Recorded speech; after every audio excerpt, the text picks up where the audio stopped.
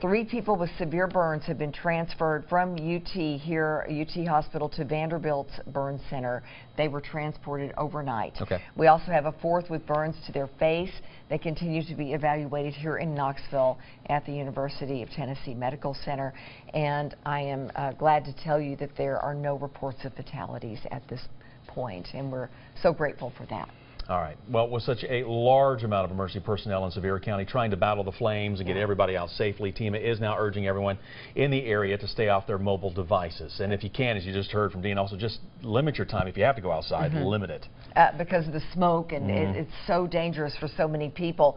Also, the State Emergency Operations Center in Nashville is working with TEMA to put out those fires. We got an update, but just to kind of encapsulate that for you, the State Fire Marshal, Department of Agriculture, Division of Forestry, THP, and more really are all on hand to get those fires out. The Department of Health also coordinating to send medical units from surrounding counties to help with any medical transports that's already put into place. TEMA asking people once again to stay off your mobile devices if you're in Sevier County. It's just so much traffic right now, and they're saying whatever you can do to stay off would be much appreciated, just taxing the mobile system, if you will. Well, the fire is coming dangerously close to Ripley's Aquarium, the Smokies in Gatlinburg. I know you were just getting us up to date a moment ago there, Lori, some reports we saw. What was it, USA Today? Or what USA Today is reporting that staff had to leave 10,000 animals behind. Take a look at these pictures from Ripley's Aquarium. They're coming to us from Ryan Desir, and he said that the staff there had to leave every single animal behind, and that is absolutely heartbreaking. We don't know the status of those animals, but we are checking just as soon as we can. As we've been saying, we've been on the air since 4 o'clock this morning, and of course we were overnight as well. We were waiting for the sun to come up. And now we're waiting. This is an extensive process to not only be able to assess everything, but get to the scene to determine what is there.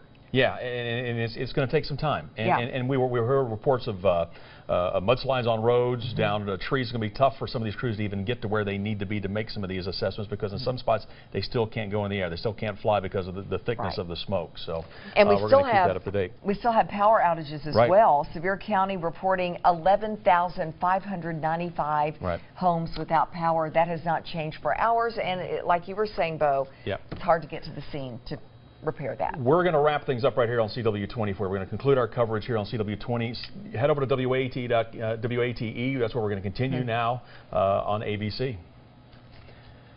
And as we continue on, we want to keep you up to date on what exactly is going on right now. We've been talking with TEMA officials. If you're just joining us, we want to let you know that we just got the report in a few moments ago. We did. Let me bring you up to date here. 3 people with severe burns were transferred from UT Medical Center here in Knoxville to Vanderbilt Medical Center overnight.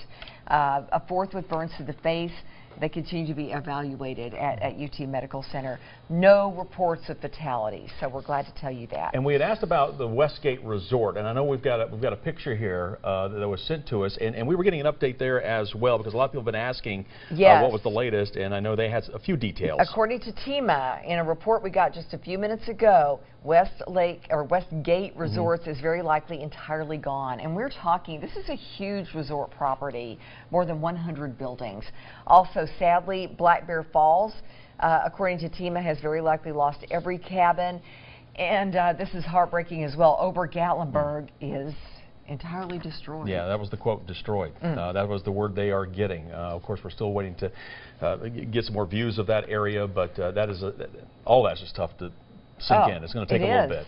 Because so I had a lump in my throat for a second. Well, your kids grow up going there. You know, we all have stories to tell about our time in the mountains in East Tennessee, and it's just heart-wrenching. Well, evacuees have a lot of stories to tell as well. They do, and we want to show you some video that we've gotten of the heavy fire along the roadways there. Take a look at some of this reported video that was sent to us, and again, you can see as some of those folks are trying to make their way out of the Gatlinburg area, off the mountains. You can see the fire there just along the shoulder of the road, some closer than others. Here you can see almost right up to the road there. And here is another reported video from Gatlinburg, and it's also showing some intense flames that are very close. Kelly Ogle-Wolf showing us the flames as she was evacuating, saying it was such an incredibly terrifying situation.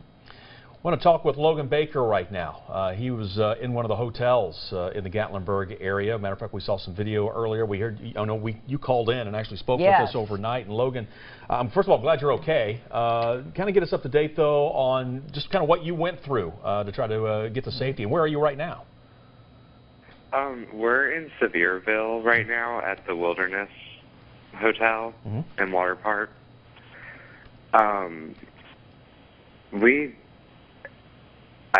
I don't know, it's just crazy because they told us that they were going to evacuate us, and they had to clear the road, and they would bring a trolley up.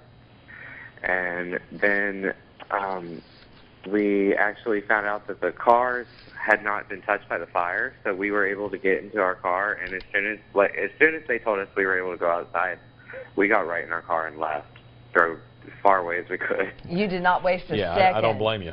Okay, so you're vacationing here. So were you at the Park Vista Hotel? Yes. Okay.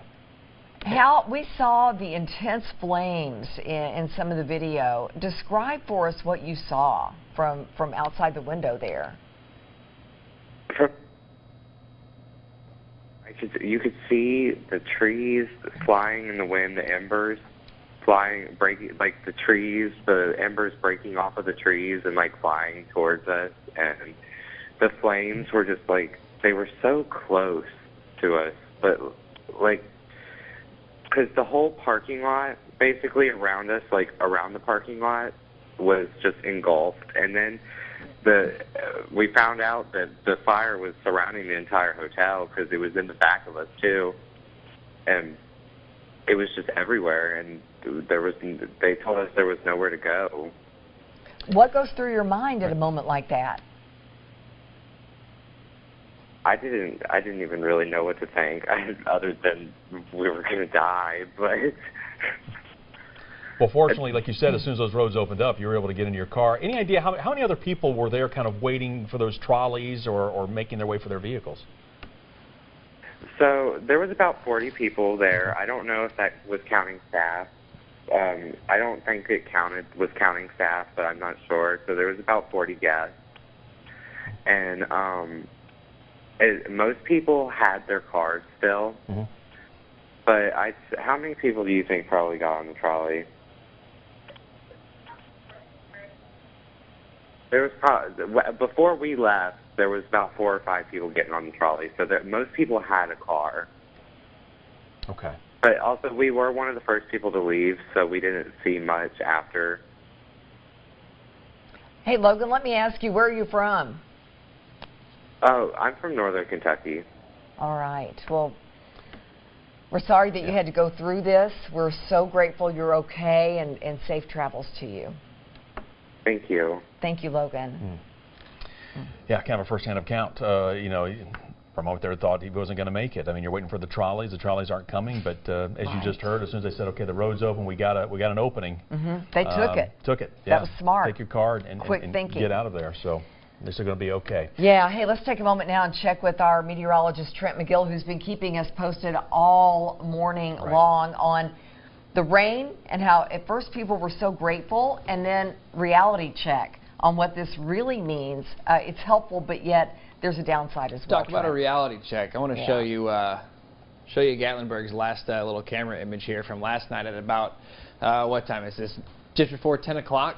Hearing that it's gone it's tough. It's absolutely tough. Again, we're going to keep an eye on the weather conditions, but I think things are really going to be improving over the next several hours. The rain is pulling on out of here. Over Gatlinburg, the folks up there actually turned the camera around so we could see the rest of the fires, and then power goes out and we lose that shot. But again, the weather forecast is really getting better. That's the good news. Yes, the rain is getting out of here. We're talking about trees down from all the wind yesterday, mudslides and things like that from the rain we're getting this morning. The rain is pulling out of here. We'll get some time to for that mud to dry up a little bit. We got enough rain to at least slow the spread down. That does kind of put a put a blanket, kind of put a damper on the smoke and things like that. It keeps it around, visibility, air quality wise, and things like that. Once we clear this out, which we will clear this out eventually through the day today, we will get these clouds out of here. It will start to improve it. This is what we're seeing right here. And if we put this into motion really quickly, that may be the smoke actually starting to. We're going to watch this. After the rain gets out of here, we'll see those plumes again popping up on our radar, which we've been watching for the past 12 to 18 hours, watching those smoke plumes kind of roll north. The rain gets out of here. We'll keep an eye on that, but I think we're dry the rest of the day, or at least rain-free for the rest of the daytime hours. Once we get closer to the evening, we're going to notice those storms coming right back in here. We've got another round overnight tonight. So wind speeds right now, not bad by 4 o'clock in the afternoon. Breezy, absolutely.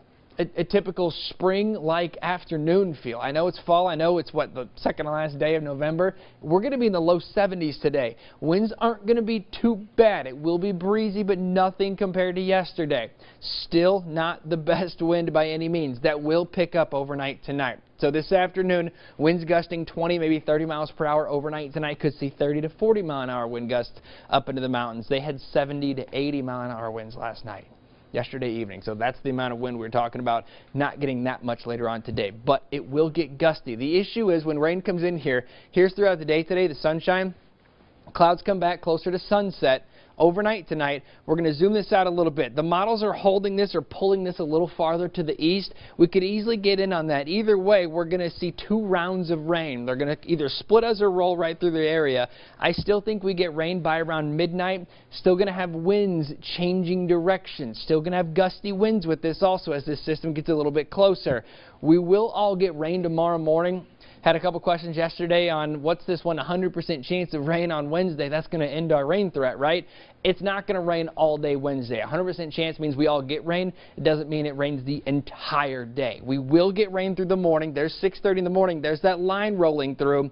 That will come with gusty winds. It could easily come with thunder and lightning as well. So another downside to those storms rolling through. But it's good rain. We need the rain. As that gets out of here, we dry out, and it looks like December takes over once December rolls in here on Thursday. Things are actually going to look much nicer as we head into that 7-day forecast. 50s, cooler, calmer. We're going to have some good time in here before our next round of rain to really start to get a hold of some of these fires. But these next 2 days, we do have that weather where they continuing. As far as the rest of today, the daylight hours, Bo, I think the weather aware day, I think we're going to get rid of that.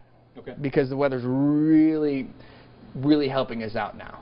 But it's going to come right back this evening. All right. I know you and the entire Storm team will be here to keep us up to date on it. Very much watching it closely. We appreciate it, Trent. Let's get you updated on what's happening right now as far as roads in that Gatlinburg area that are going to be closed and affected by the fires, by those crews trying to work those roadways to get to those fires. Cherokee Orchard Road still closed right now between 441 the Parkway and Roaring Fork Road. We've heard a lot about the fire in the Roaring Fork area. That's one of those areas that we're watching out for. And kind of give you an idea, this is Rainbow Falls Bullhead parking. They've got Ogle Place parking here, so just a couple of spots to give you some landmarks, know exactly where we're talking about. Pull back out here for a moment. Here's 441, really all the way from the state line, Tennessee, North Carolina line, kind of winds its way through the mountains, all the way past Gatlinburg. So coming back into Gatlinburg, it is closed, but all through here, neither direction. You're not going anywhere. That road is closed. We'll zoom in on Gatlinburg for a moment. And again, 71, 441, the road closed between 321 and Ski Mountain Road. Ski Mountain Road, none of those areas. There were several areas we were watching some pockets of some intense fires, and that's one of those spots where they were saying that they were having to watch closely. And I kind of wanted to pan over here.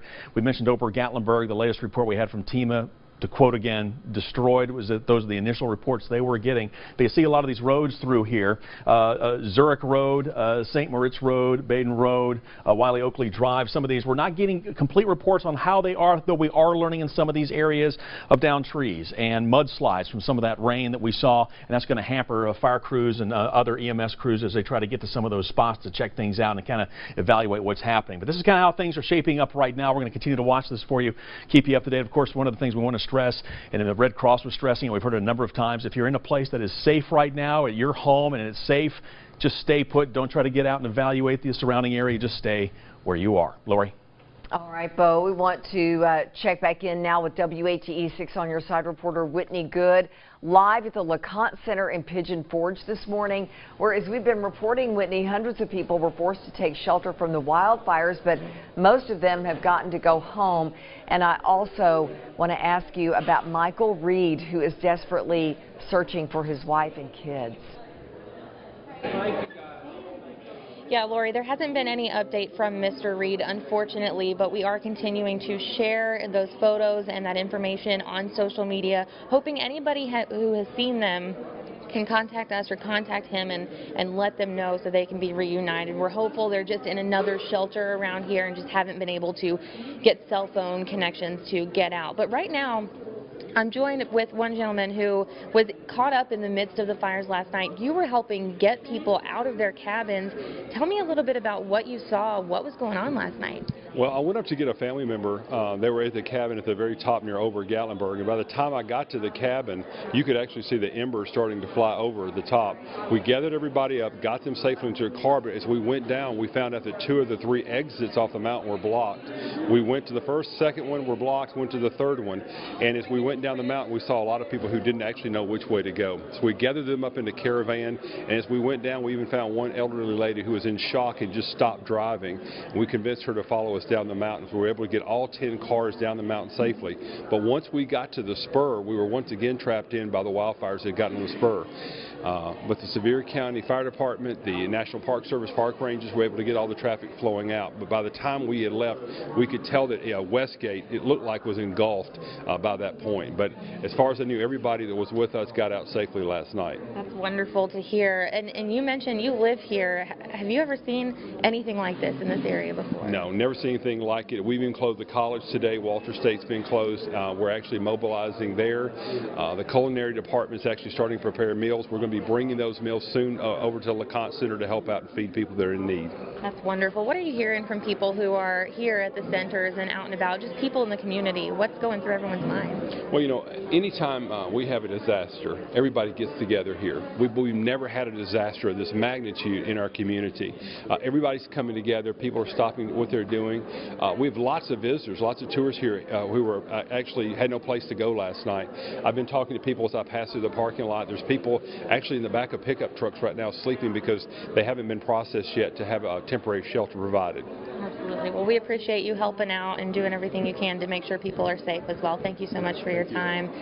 So just lots of stories that are just unbelievable. I mean, as he mentioned, nothing like this has ever happened in this area, so it's just really hard to comprehend that this has even happened now. But he mentioned Westgate, and we have heard that Westgate Resorts was completely destroyed by this fire, so just absolute devastation. And mentioning Mr. Reed again, we will hopefully have an update soon. We're hoping for his wife Constance and his daughters Chloe and Lily. Again, those pictures are on Facebook page and my Twitter, so please share those, help reunite this family. And for now, we'll send it back to you guys, Bo and Lori. All right, Whitney, thank you so much. And we were able to get those pictures on the air just now and on our live stream to show people to take a really good look at Michael Reed's family, his wife Constance, and his daughters Chloe and Lily. Just to take a really close look there. He is desperately hoping to hear from them. The last time he saw them, I believe he said their home was on fire. Right. And he told his wife, call 911. Call 911. He said across the street. I guess it was the home across the street. She was telling him that it had caught fire. And so we're going to keep our fingers crossed and, and keep good thoughts and prayers going for sure. We want to bring you up to date too on the latest flash report we've gotten from TEMA. TEMA has been very good in keeping us up to date on what they're learning, but the news is not good. This is what they have conducted so far in terms of a preliminary survey. As Whitney mentioned, Westgate Resorts is entirely gone. We're talking more than 100 buildings. Black Bear Falls has very likely lost every cabin. And this is tough to talk about as well. Over Gatlinburg destroyed. Yeah, I mean that was a quote. Emotional. As far as injuries right now, if there's some good news, it's a very small number. Yes. From what we're learning, but what we're hearing right now, 3 persons with severe burns transferred from UT Medical to Vanderbilt Medical Center in Nashville. This happened overnight. A 4th person with burns to their face continues to be evaluated at UT Medical Center at this moment. there are no fatalities being reported Thank at this goodness. time. Yeah. So we're really happy about that. And also hundreds of firefighters and local and state personnel directly responding to the wildfire situation. We have firefighters. We talked to our own Captain DJ Corcoran with the Knoxville Fire Department earlier, and he said that we have about 15 firefighters from our agency here who are there to relieve firefighters who've been working overnight. That's going to continue as needed, and that's probably going to very likely be the next few days. Yeah, he said as long as they need us, we'll keep rotating fire crews in and out of there. We should also note power outages still holding at about 12,000 for those in Sevier County right now. And that's been overnight. Yeah. Through now. Let's go ahead and check back in with our 6 on Your Side anchor, Kristen Farley, who is live in Gatlinburg at really the command center of what is going on. Kristen, it's been a little bit since we've talked to you. Bring us up to date on what you've learned. Well, you guys have been talking really all morning about how people had to flee, some 1,300 that we know of just in the shelters alone at one point overnight. Most people literally with just the clothes on their back. We saw people who may have grabbed a blanket not knowing how long they would be in a shelter. Or so many people unfortunately may be here for days, weeks, and they couldn't get along without the help from so many people, including the Red Cross, who has set up the shelter here behind me. And joining us now, we have Joy Gensummer from the Knoxville area. And Joy, tell us a little bit about, you guys just pulled up with a disaster relief truck. What's inside there?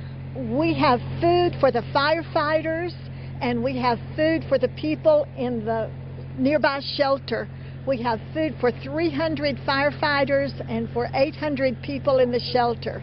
And that food will go such a long way. I was down there overnight, and there was coffee and a little bit of hot chocolate, but there were only about 100 cots. And as I said, there was about 1,000 people inside. There wasn't much food. People were laying on the floor, so a hot meal will go a long way. Who prepared all of this? Because someone was busy overnight. The wonderful people from the First Baptist Church in Sevierville worked all night. About 40 different people came in there to help prepare the food. Now, have you been in the shelter yet down there? Because I know as a Red Cross volunteer, you're aware of some of the emotional traumas that so many of these people will be going through. And I always hear from Red Cross workers, often you find yourselves just being a shoulder to cry on. That is true. We have not been to the shelter yet. We just got here from picking up the food, and then we're about to go to the shelter. All right, Joy, we appreciate all your hard work. And for people back in Knoxville or watching anywhere right now, what can they do to help the most? Well, you can always donate money to the American Red Cross. That helps so much. And I think listen to the TV stations for suggestions. All right, we appreciate you, Joy. Thank you so much. I know you're busy. Thank you so much. Be safe. Again, Joy Gensummer with the American Red Cross just dropping off a massive donation of food that will be so appreciated by all of the people in the shelter behind me. Again, this is one of the largest shelters set up. At one point, more than 1,000 people down here. Again, we are getting a little bit closer to that news conference that's expected to happen here around 11 o'clock. We have been seeing emergency officials behind us here come and go from this scene. Even getting a small glimpse of sun here in the Gatlinburg area as crews get out to assess the damage. Again, and as Bo and Lori have reported, such destruction now confirmed with Ober Gatlinburg and Black Bear Falls and Westgate Resorts. And we talked earlier to someone who was at Westgate Resorts, and she told us that she thought she was going to die, that there was no way out. She was blocked by downed trees. We heard from her earlier. Hopefully we can bring that interview back again just to kind of paint a picture of what was going on up there. But Bo and Lori, we're going to continue to talk to people here and share their stories as we get a better understanding of the devastation really all across our region. All right, Kristen, thank you so much. And as we've been mentioning, this is obviously a fluid situation. Let me tell you, the TEMA flash report that we got within the last half hour indicated some preliminary surveys of damaged areas, saying that Ober Gatlinburg reportedly is entirely destroyed. That's a quote from TEMA. But now on social media, on Twitter from Ober Gatlinburg's official site, they said at 9:10, some 10 minutes ago, that their property is okay. So that's good news. Right. Please keep Sevier County in your thoughts and prayers. So I wanted to share that with you. I'm retweeting it now to get this out there. But that's what we know so far. Now, we don't know which parts of the property have been damaged. Right. And I want to, one of our producers was just talking to us a moment ago. You said they're going to be closed today and tomorrow. Is that what I just heard? Okay, yes, that is correct. So as far as over, that's what they're saying right now. So today and tomorrow, they're hoping that they'll be able to reopen back up here. We hope so in the next too. few days. That'd be a bright spot. That'd be huge. That's good news. We like that. Thank you, Oprah, for getting in touch with us. Yes, definitely. We were also hearing from the Red Cross there with Kristen just a moment ago and talking about the big donations for firefighters to help support them when they're out in the fields. We want to remind you, if you weren't with us earlier, Sacred Heart Cathedral here in Knoxville, just off of North Shore, they're also taking donations for fire crews as well. They're talking about any beverages, water, Powerade, Gatorades, things like that can help them out in the field. They're going to need it. Yeah, also high-calorie food. We're talking, minimal packaging, things like those Cliff Bars that you see or the Lara bars, candy, things like that. Would be really nice. Also, there's a possibility they may need gloves and lip balm, good quality wool socks, just things that they're going to need. Now, here's what you need to do. There's a white box truck in front of the parish offices at Sacred Heart there at 711 North Shore. You need to act quickly because they are going to be making those donations today. Yeah, so if you can, go over there and help them out. But yeah, they're trying to collect as much as they can for those crews. They're going to be, those fire crews are going to be busy, obviously, for the next several days, several weeks. So whatever you can do to help out.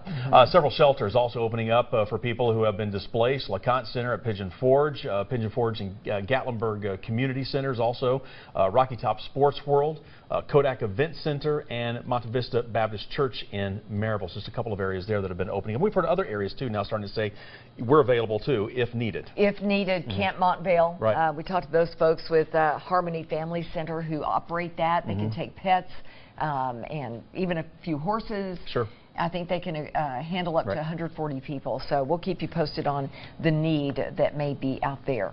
All right, WAT 6 on your side reporter Jennifer Webb has been out in Pigeon Forge monitoring conditions all morning long. As she gets us up to speed on what she's seeing at this hour. Hey guys, I am still out here in Pigeon Forge, where should be a pretty recognizable spot for most of you. That's kind of why I picked it. But right now it's pretty unrecognizable. I'm going to step out of the way just a little bit. Right behind me, what you're looking at is the Dollywood parking lot. This is parking lot D and E, and then F is right back there. That sign is not very visible right now. And these are some of the tram lines.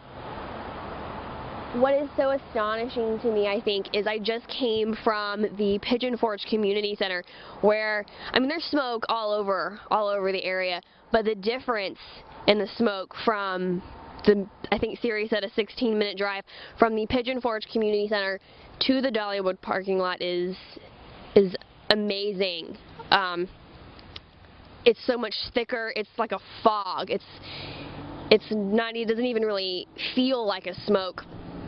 I did go back back towards this mountain where I was last night, back towards Hidden Springs Resort, just to kind of see how that was going. That mountain was on fire last night. This mountain right here was on fire last night, about 2 o'clock when I was here. As of right now, it doesn't seem to be on fire. I don't see any flames like I was last night, but I'm only seeing kind of this part of the mountain. But there is obviously still a lot of smoke. And kind of going back to the community center where I just came from, I just really want to stress that there are a lot of people in these evacuation centers who are looking for loved ones who were evacuated and don't know where their loved ones are, or even their pets, and they're really scared and they're really stressed out. So they could really use your support and your prayers, really just to lift them up during this time. I'm going to keep driving around. I've been kind of driving around all morning. I had to make a pit stop at LeConte for some cell service. There's EMA was sending out, we got emergency alerts. I think we reported this of, don't use your cell phones, because there's so many emergency officials who are trying to get a hold of each other, trying to get a hold of other people trying to get a hold of their families. That cell service is so scarce right now. These people are begging, they're going from shelter to shelter looking for these loved ones. So they really really just need to be in our thoughts and prayers. I'm going to keep you guys updated. I'm going to kind of drive around. I'm going to try to head towards the Gatlinburg area. The last time I was over there, they were still not letting anybody in. It went from light 8 to light 10, I believe, the last time I was down there. But I'm going to go check that out, and I will keep you updated here, Facebook, Twitter. But for now, I'm going to send it back to you all in the studio. Jennifer Webb, WATE 6 on your side. All right, Jennifer, thank you so much. And as always, stay safe out there. Well, as usual, East Tennessee is coming together with the volunteer spirit. We have another drop-off location to tell you about in case you're in the Blount County area and you have some things you'd like to drop off. Really all kinds of things. Right, any type of supplies. Blount Partnership, which is just off of Washington Street there in Maryville. Also, the Townsend Visitor Center off East Lamar Alexander Parkway, a couple of areas. And they're saying they'll even take, they're taking pet food too. Pet food. Yeah. Yeah, they're thinking about any needs you might have if this happened to you, unfortunately. So that's what they're taking, and you can go by there starting now. In the meantime, the Aramont School of Arts and Crafts was one of many buildings that was damaged by the wildfires. Executive Director Billy May posting this picture online. He said the fire approached from the hillside above the campus, and he said while 2 dorms are gone and the Red Barn was surrounded by fire, the building goes on. The gallery, actually, we talked to him live on the phone. The gallery is okay. They don't know about any smoke damage right now, but they say they're there, and they will go on. That's right. Just 3 buildings were damaged. Yeah, as you mentioned, the 2 dorms and a maintenance building. Building. So there was some good news to pull out of that. We like that. Yeah, even though they did sustain some damage. Well, take a look at this reported photo from Nick McKinney showing us the flames. This is in downtown Gatlinburg. You just see there, you see the Space Needle just behind the Space Needle there, along that ridge. You can see the fire there along, that's Mountain Ridge by the Space Needle there. So again, just how close, as it was coming in last night toward the Gatlinburg downtown area. And I just got this email from Dean Fleener sent to the media. He's with TEMA, and he has further clarification on the Ober-Gatlinburg situation. So let me share that with you. He said a video posted on Ober-Gatlinburg appears to show the facility is okay this morning. We received on-the-ground reports last night and early this morning indicating the facility was destroyed. We are relieved to know this important Tennessee destination is still there. So that's just further confirmation that Ober-Gatlinburg is doing okay. All right. Matter of fact, I understand Kate Barido with Ober-Gatlinburg is on the phone right now. Kate Bardo joins us right now. Kate, hi, Kate. Yeah, we just heard from TEMA, kind of clarifying everything. We know you guys have sent out some tweets as well. Get us up to date on how it's looking up there at Ober. Well, I haven't been up there, but we did have a video that was posted from this morning. One gentleman that is actually a shop owner on the mountain to evacuate and basically got stuck on Ski Mountain Road because of all the fires down low. He went back up, and our first lot there on the top is actually a safe zone where they staged fire trucks and whatnot, and had some evacuees actually stay the night in the mall. Our structure is safe, and we have plenty of space around the trees, to keep us safe, and a lot of the structure is made of steel, so that really set us up to be okay. We're just really thankful for all the people out there working right now. It's just crazy. Yeah, I can imagine, and it's great to hear that everything appears to be in good shape for the most part up there in Ober. So many people, Lori and I were talking. I mean, so many people growing up, their kids have learned to ski, ice that's skate. where my kids learned to ski. Yeah, it was an emotional time to tell everybody when we got the initial reports that perhaps it was no more. So we are so thrilled that this very important part of the country is there for us to still enjoy. And that gives us hope. We do know that the structure downtown is standing. We don't know about anything else, I guess. We're just waiting for people to be able to go on Gatlinburg and see. So we're just really sitting and waiting. Have they given you any indication when you might be able to get in there and find out? I'm not sure about that information. I know I actually live on the spur, and we evacuated last night at 7 p.m. And it was absolute chaos as far as getting off the, in the traffic, and it was basically wild. I mean, I don't know really what else to say, but we had so many emergency people out there from different counties really working hard to help us out here. It's really amazing how people come together in these horrible situations. Yeah, it really is. Kate, curious, how long did it take you to get out of that area? We actually, I live on Flat Branch Road. We actually were sent north, into Gatlinburg to evacuate that way. When we got towards the Welcome Center, they turned us back around. We were stopped 3 times for the fire trucks to remove trees, you know, and all the traffic, and it was a lot of people. Like, we just didn't really know what to do, you know. So we just stayed calm and just got our families out of there. So I was going to say, everybody okay? Oh, our family's, everything's great. We're at a friend's house, and we're trying to just wait to hear about the condition of our house. Oh, goodness. All right. Well, I hope everything is okay, and thank you so much for getting in touch with us and clearing this up, and we're very happy to hear this good news about Ober Gatlinburg. Yes, thank you. And if you know, just we'll keep you posted, okay? All right. Thank you. Good. We'll keep up with you on Twitter. All right, Kate, thank you so much. All right. Yeah, that was good to see the video there. Boy, what a relief. I mean, like you said, I think it does give people some hope now. It does. You know, I mean, because we first heard that, it was devastating. Oh, absolutely. And unfortunately, others will not be able to report that kind of good news. No. We have heard of some other areas that they're really going to have some serious damage, but at least Ober appears to be okay. We'll take some good news and we can get Yes, it we will. on this dark day. All right, we'll take a look at these reported videos that we've been getting in, showing just how close the wildfires were coming to some of the cabins, some of the lodges in the area. State Representative Jason Zachary sharing this video on Twitter of some of the flames, and you can see good-sized flames just right over the ridge there on the other side of those cabins that was seen from Airport Road by Sidney James Lodge.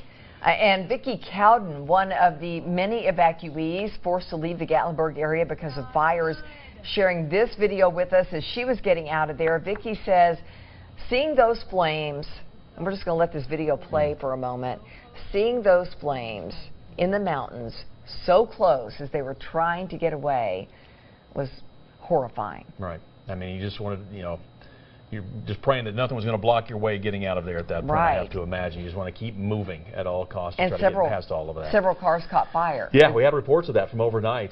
You know, here's another look of some of the wildfires up close. Now, this reported video is from Kevin Boone, and he says he was actually taking this along Walker Trail, and you can kind of see as he starts to kind of pan his way up the side of the ridge there, and you see the fire and then see some of the flames. But again, a number of videos and pictures, and we appreciate all of you sharing those with us. The main thing just obviously as the day goes on, just make sure take your safety first into account. Yes. Before heading out there. And they really don't want anybody going back up in there, or, you know, a lot of this was taken as people were trying to get off the mountain. So. Right.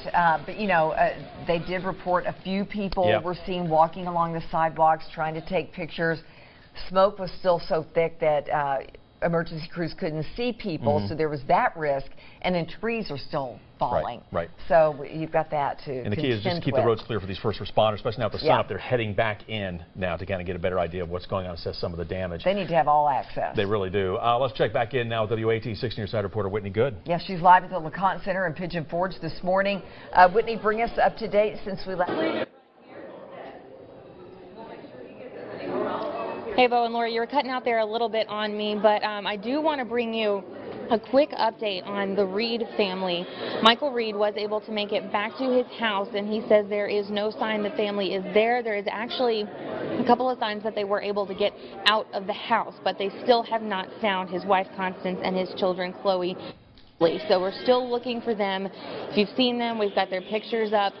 We've been showing them on air. We've got them on social media. So keep an eye out for them, and hopefully we can help reunite them. And I don't know, I'm sure there are some other families that are looking for family members as well. The Red Cross still recommending their website to help check in and make sure that you can let your family members know where you are. But they're also having some communication issues between shelters here. I just learned within the past 5 minutes that the shelter here at LeConte Center is trying to get supplies over to the shelter in Gatlinburg at the Rocky Top Sports Center, but they can't get through because all the roads are still closed. They're still trying to find a way over to them, and they actually don't really know what supplies are needed at this time because they have no phone connections with them. They aren't able to really get through. Cell phone service is really spotty right now, and all the landlines are down. So a lot of miscommunication here, and no communication really, and it's making things a little bit more difficult for all of these volunteers and people staying at these shelters. So they're trying to figure that out. They're still trying to get those supplies around to Gatlinburg.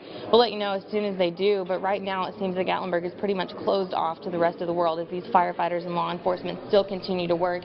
Really tough situation out here, and we'll continue to follow Michael Reed's story and hopefully help help him find his family. And we'll let you know if we hear anything else. Bo and Lori. All right, Whitney, I had a feeling that nothing was going to deter Michael Reed from trying to get back to his house. Well, it's your family. You will do whatever you need to do. And just again, to reiterate, in case you missed it there, he was able to get back to his house, but his family was not there. And signs indicate that they were able to make it out. But now he's just trying to figure out where they are. Right, and as Whitney brought up, there have been communication issues between shelters because of the phone situation and some other communications problems that are out of anybody's control. So we're just going to keep those good thoughts going, and we'll make sure we let you know as the morning progresses what we find out. All right, let's check in with Trent McGill on the all-important forecast, because this rain is a real blessing, but it's going to change too. Yeah, we're going to get a little dry time for the daytime hours, and then storms come right back later on this evening. But wind is the key thing here. Wind and, again, mud issues for sure, but wind not bad right now. I think we've got a pretty good day today. That's why we got rid of the weather aware day. It's not going to be a rough day. It will be breezy up into the mountains. Don't get me wrong. It's always a little breezy. It's going to be a little gusty. Gusts 25, 30, 35 miles an hour, definitely possible. Already seeing in Tellico Plains a 20-mile-an-hour gust. It'll be gusty up into the mountains. It kind of always is. It will be like that again today, but I think it's going to pick up even more later on this evening. Check this out. Here's your timeline. 9:30 this morning, not bad, right? Well, by 1:30, we're still getting those typical gusts, 10, 15, maybe 20 miles per hour. Check out what happens closer to the evening hours. There's 10 o'clock. We've got a line of storms coming our way. That line of storms will kick up the winds across the mountains first, so notice that. Higher elevations gusting to 30, maybe 35 miles an hour. Look what happens once you get closer to around the morning. That's a little more widespread. So I think we're going to get in on some pretty windy conditions again overnight tonight. Then we're going to add those storms in there. And instead of it being a consistent flow out of the south, when those storms get a little bit closer, you get some mixing essentially. Rain, cooled air, plus the fires being warmth and cool kind of mixing together. So that creates its own wind, just trying to create that kind of a equilibrium. So you got to watch that around those fires. That is always a concern. And then check out your Wednesday afternoon and evening. That's great. Much less wind tomorrow after the rain gets out of here. Much less wind Thursday, Friday, Saturday looks pretty nice also. Our next shot at rain and active weather doesn't come in here until probably Sunday, if not into Monday.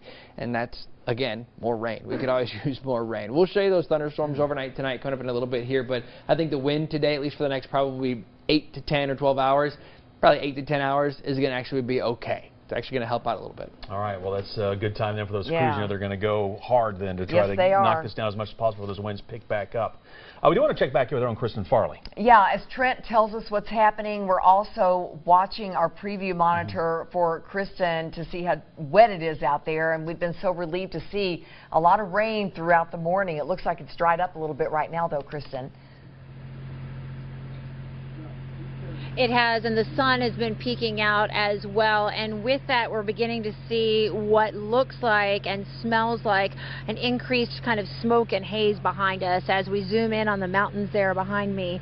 You know, and just beyond that, on the other side of those mountains, you find that large evacuation shelter that we've been telling you about, the Rocky Top Sports World, and that is where so many people took refuge last night, especially when downtown Gatlinburg and the surrounding area was forced to evacuate. You know, we were there at the shelter last night around 1 o'clock, or overnight around 1 o'clock this morning, and talking with families who were fleeing. So many of them vacationers, obviously coming here and doing what this area is known for, relaxing and enjoying themselves. And we caught up with the Crosby family, a family of 6. They're from North Carolina. They just had started their vacation when they were woken up by a sheriff's deputy at the door, knocking on the door, telling them they had to evacuate. Listen to what their 8-year-old daughter had to say. Yes, I got scared a little bit, and then I just started talking, and I just felt scared once I saw the lights and the flashing. I got scared. I didn't know what to do.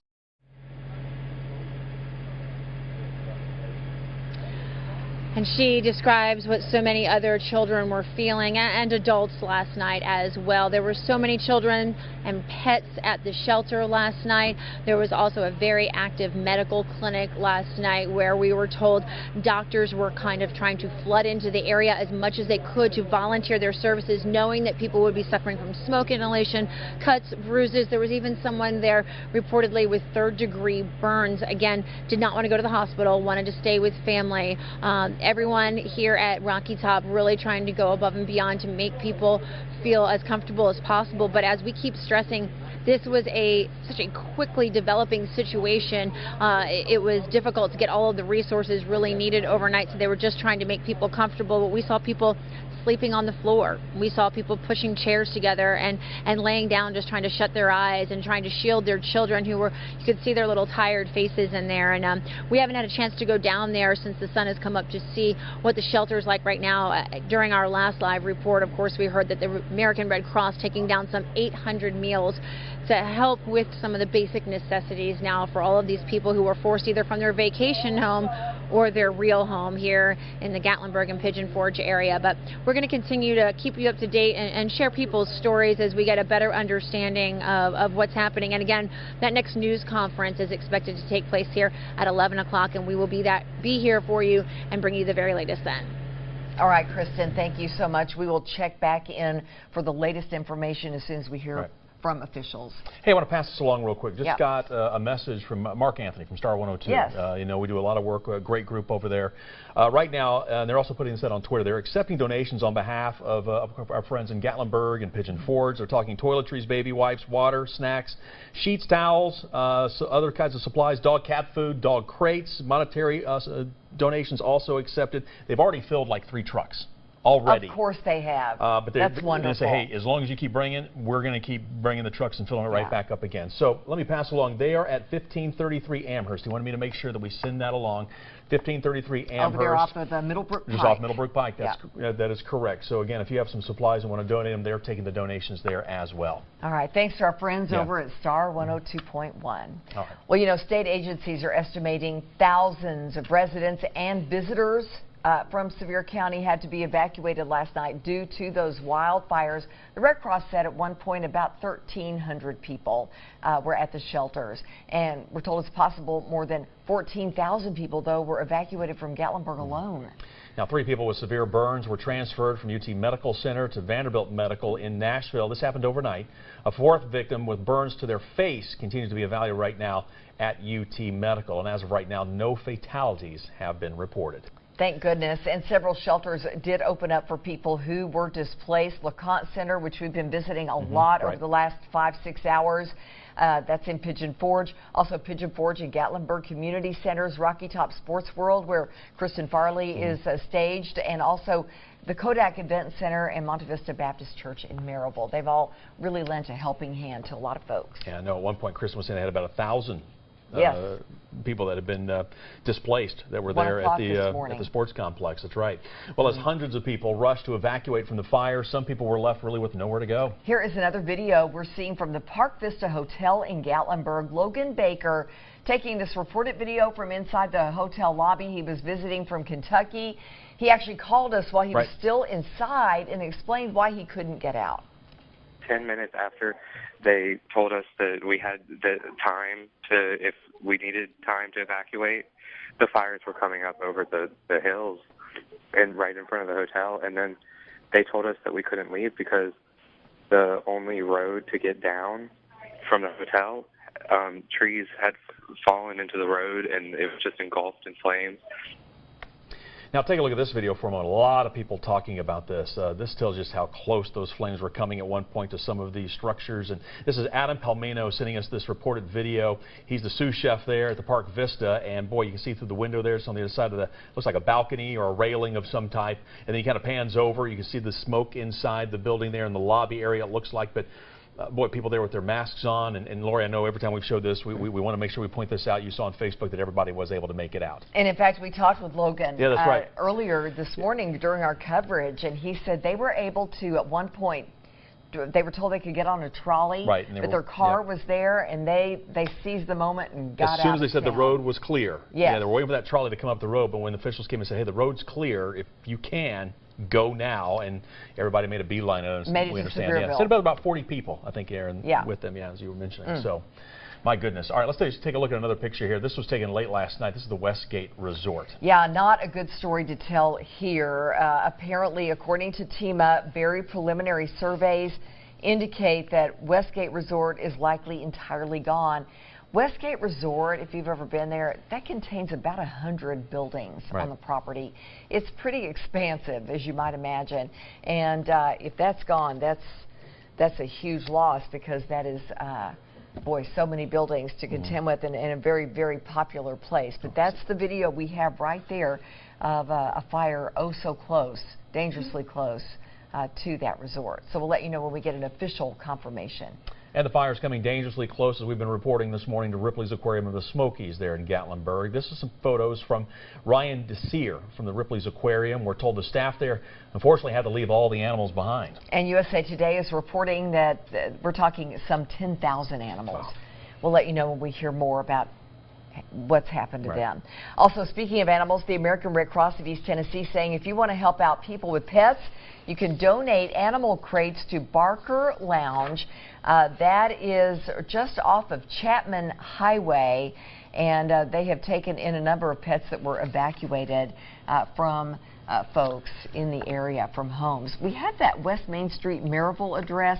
I'd like to confirm with our producer that that's correct, because the Barker Lounge that we're familiar with is on Chapman Highway, and Whitney Good has been talking about that Barker Lounge as well. Yeah, American Red Cross again, kind of reiterating that's where you need to, if you can't make a donation, drop off some crates. Your pets may be there. One place to check. They need that. Speaking of animals, though, let's go ahead and mention again. It was very interesting. Al Cesari joined us earlier with the American Eagle Foundation, and they were able to go into the Dollywood area there and transport, all told, I mean, it took 50 out overnight, got them into crates, found a place for them, and they were back in this morning trying to get the other, I think, about 30 birds. About 30 eagles, and actually Al went on the property when the fires were pretty intense, he could see all the flames around on the ridge Dollywood. tops around Dollywood, Yes, and he was so concerned about the eagles, and he had a flashlight and he checked, and they seemed okay, but then he started worrying about smoke inhalation. Right, and he said the fires, it looks like when he went back in the morning, it were gone. It had been put out, but there was so much smoke, and that's why they wanted to come back and get those other birds and get them out of there. We'll keep you posted on how that goes.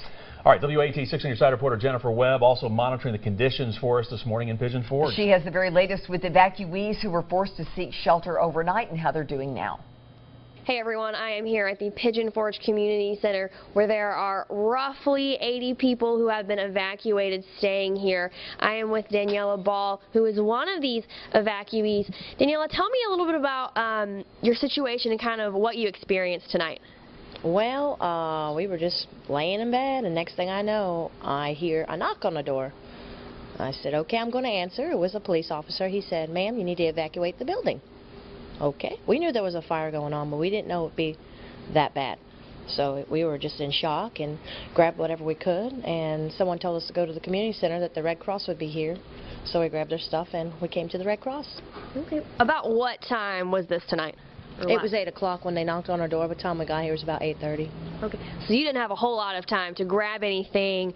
What were you able to take anything with you? No. Just the kids. They said, oh, Mom, we got to go. So they grabbed whatever they could, which was 2 or 3 blankets and a pillow.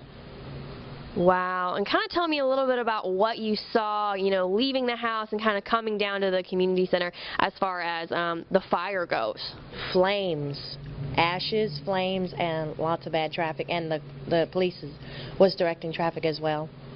Wow. I'm assuming that was probably a pretty scary experience. Oh, yes, I've never been through that. I've been through a hurricane, but never an evacuation like that. Have you had any word about maybe when you can go back to your home, or any word on the condition of your home? Not yet. So I don't know anything right now at the moment, but I'm sure we'll find out soon. What part of the area was your home in? In Pigeon Forge, in the beginning of town, beside the pilot. Alrighty. Well, we are in Pigeon Forge for now. Jennifer Webb, WATE 6 on your side.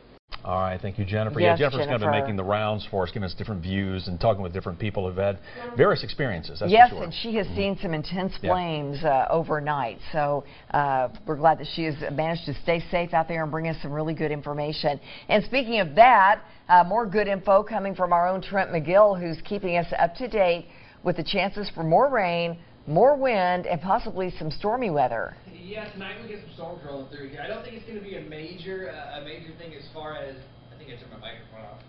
Yep, bear with me. We'll get it back. There you go. There you go. Anyway, So, yes, we've got some dry time today. I think the biggest issue is going to be overnight tonight before the storms roll in here. That's when we'll likely get the strongest winds coming out of the south again, and then those thunderstorms, and with thunderstorms comes lightning, of course. If there's thunder, there's lightning, and lightning doesn't necessarily strike straight down like rain falls. It can go outside of those rain shafts, so you got to be careful with that. But right now we're drying things out. It's actually going to be a pretty nice day for most of the areas. We're going to watch the mountains, watch where those fires are. We're rain-free right now, drying things out, which will help road conditions, which will help mud conditions, things like that, help dry things out a little bit and let them kind of take care of stuff as we go throughout the day today. I don't expect a whole lot of wind, but it will still be a little on the gusty side, so it's not going to be a stagnant day. The issue is, as we go throughout the afternoon, it will be a bit breezy just because it's essentially always breezy up in the mountains for the most part. Higher elevations are always a little bit breezier. We get into that stronger wind overnight tonight. As those storms get a little bit closer, we'll get those south winds, especially in the higher elevations, 30, maybe even 40 miles an hour. Now, yesterday they had 76-mile-an-hour wind gusts, I think is what I saw. 70 to 80 miles per hour, which is incredible. Well, hurricane-force winds sustained are 74, 75, right around there. We had that in gusts yesterday up into the mountains, so that's what knocks trees down, power lines, sparks fires, and spreads fires, things like that. I don't think we're going to have that much wind tonight, but it is definitely enough to spread fires. It's definitely enough to blow sticks around, leaves around, debris, stuff like that. It's not enough to knock any more trees down, but it is enough to spread things around, so you got to be careful with that before it all backs off tomorrow afternoon. Not looking for a whole lot of wind the second half of the work week. That's just kind of a next 24 to 36 hour type of event.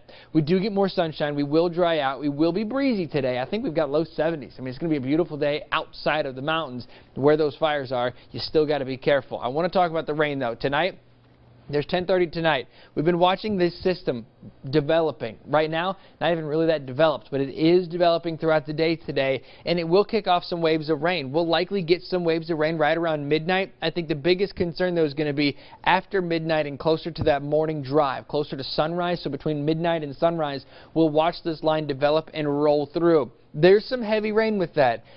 Leading up to that, winds get gusty. I showed you that a little bit ago with all the purple colors and some even darker purples. That's going to be gusty out ahead of that line. Once that line rolls through, the wind direction shifts, the rain comes in there, you get warm air from all those fires, you get cold air from the rain, and that mixes and adds more wind to those individual spots. So we've got to be careful tomorrow morning. Looks like it's out of here by tomorrow afternoon, which is great news. So it's not a weather aware day. It is tonight and tomorrow morning. We're going to bring that weather aware day back as those winds pick up and as those storms try to roll through here, and that's going to cause a whole other kind of issue as far as fighting fires is concerned. After that, looks like December. December starts Thursday. We've got highs in the low 50s, upper 40s. Morning's frosty again, a little more conducive to fighting fires. Not a whole lot of wind. And there's another shot of rain on the 7th day, which is always great news. Yes, it is. All right, Trent, thank you so much. Hey, we can't stress enough that Gatlinburg is okay. We were also upset to have to report to you that we were getting initial reports from TEMA that it wasn't, that it had been destroyed, but that's not the case. Let's take a look at some video new this morning from the scene. Yeah, this was posted earlier, and take a look. You can see for yourself. So this is, I think, Laura, you put it best. This gives hope to a lot of people. It doesn't mean it's going to be like this everywhere, but but for Ober, those folks breathing a little bit better this morning.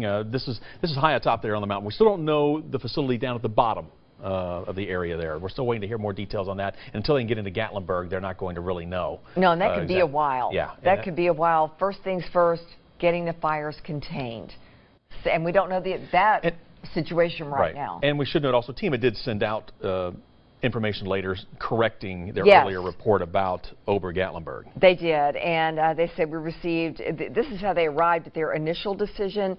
They said they received on-the-ground reports last night and early this morning indicating the facility had been destroyed. But like all of us, TEMA says we're relieved to know this important Tennessee destination is still there. So just in case you're just joining us and you're hearing conflicting information, Gatlinburg is okay, at least the main structure up there on the mountain. All right, we want to let you know of some ways that you can help out. Christ the Rock Church of God on Washington Pike in Knoxville is collecting cases of water from 6 p.m. until 9, we understand. Yeah, they'll make the delivery first thing tomorrow morning. Also, La Follette Church of God in Campbell County is launching a drive for emergency supplies to be delivered to the affected areas of Sevier County. They're looking for bottled water, Gatorade, lip balm, granola bars, you name it. Also, our friends at Star 102. And actually, I've got an update on this for you, so I'm going to read this to you real quick. Mark Anthony just sending me this. All the stations are coming together over there. So you're talking Hot 104, 93.1, Q100, Big Star group. 102.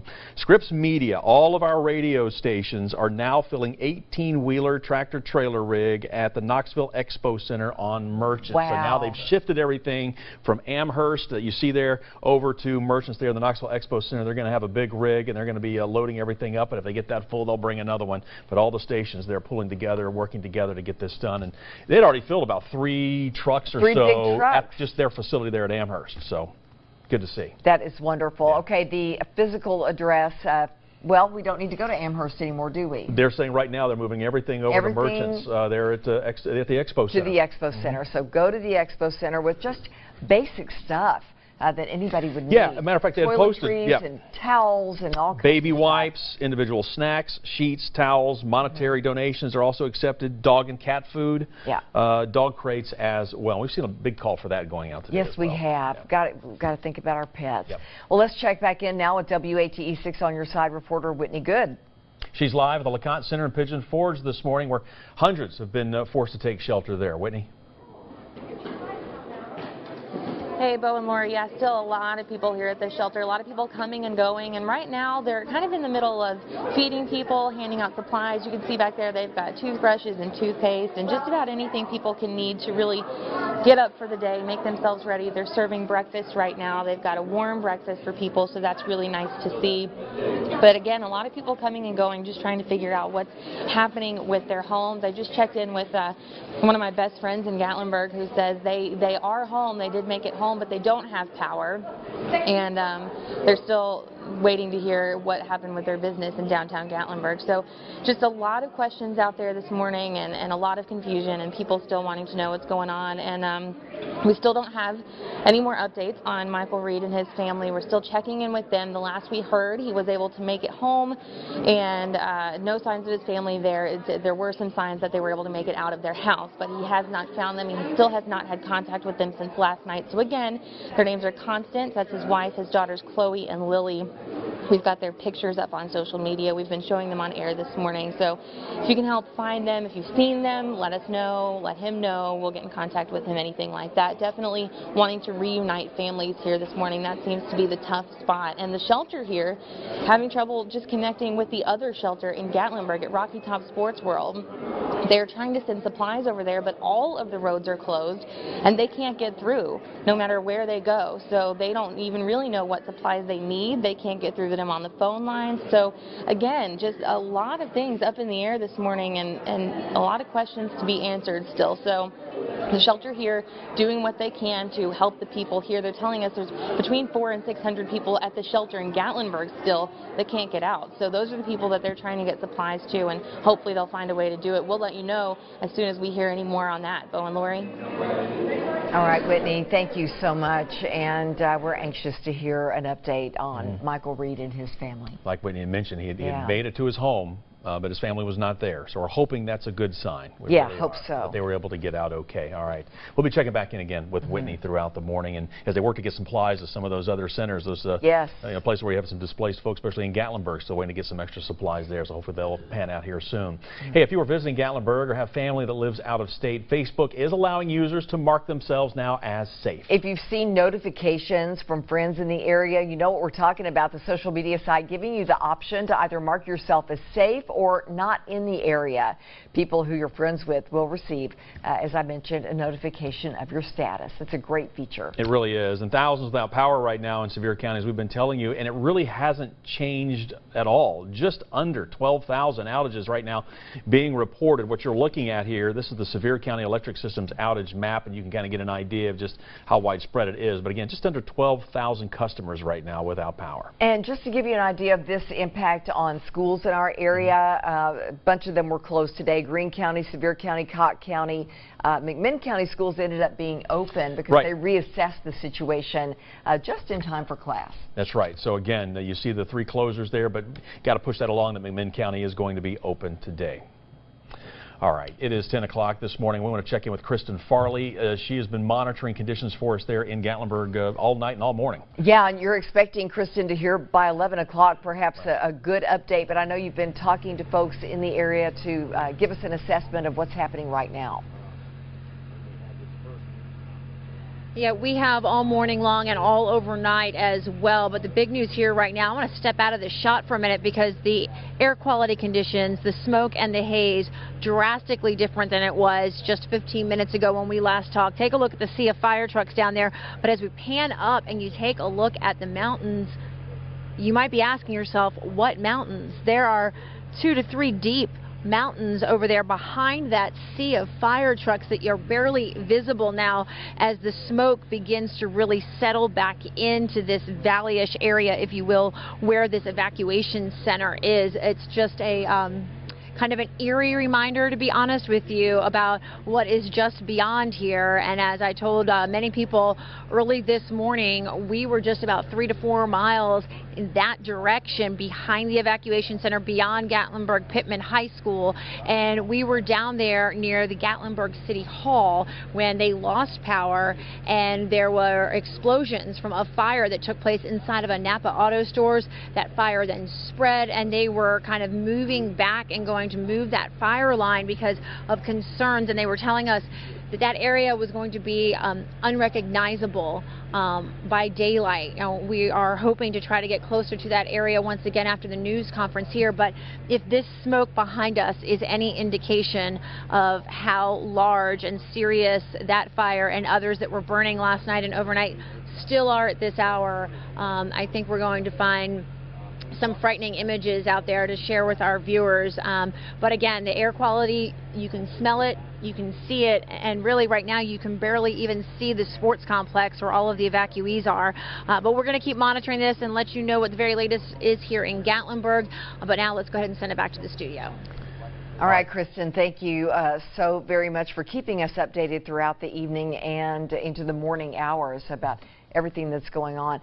We just learned we have some new pictures now of the Aramont School of Arts and Crafts and what it looks like this morning. Yeah, remember we showed you some pictures from overnight of the flames, but again, what was it, 3 buildings, I believe, yes, that were damaged, 2 dorms and a maintenance building, right. And then a number of the other facilities, as you can see, are still standing. Now here is some of the damage, obviously, to one of the 3 buildings there that were destroyed, really. I mean, again, 2 dorms, a maintenance building.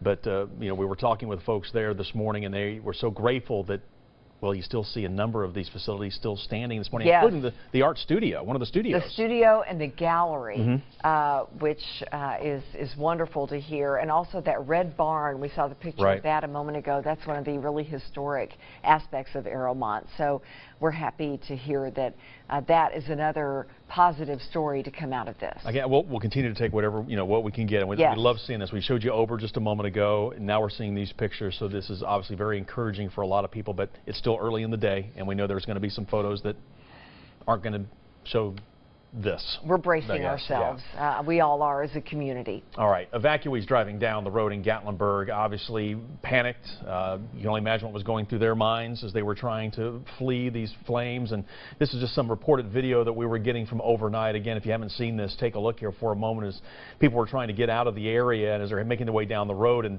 this is what they were having to deal with. This is what was right alongside of the road coming all the way up to their vehicles at some points. This is what it was like when you got that knock on the door from police saying you need to get out and get out now. And many people have been emailing us and messaging us on Facebook saying we had maybe 5 minutes to get out. And many people, a couple of my friends I talked with, thank goodness they're okay as well, who said we just left with the clothes on our backs. We did not have time to do anything else. All right. We even heard Jennifer Webb a little while ago was interviewing a woman who had made her way to one of the Red Cross shelters, but said, yeah, they knocked on the door and said, you got to go. Yeah. They just grabbed everything that they could and took off. So, but they're okay, and that's the main thing. Yes, it is.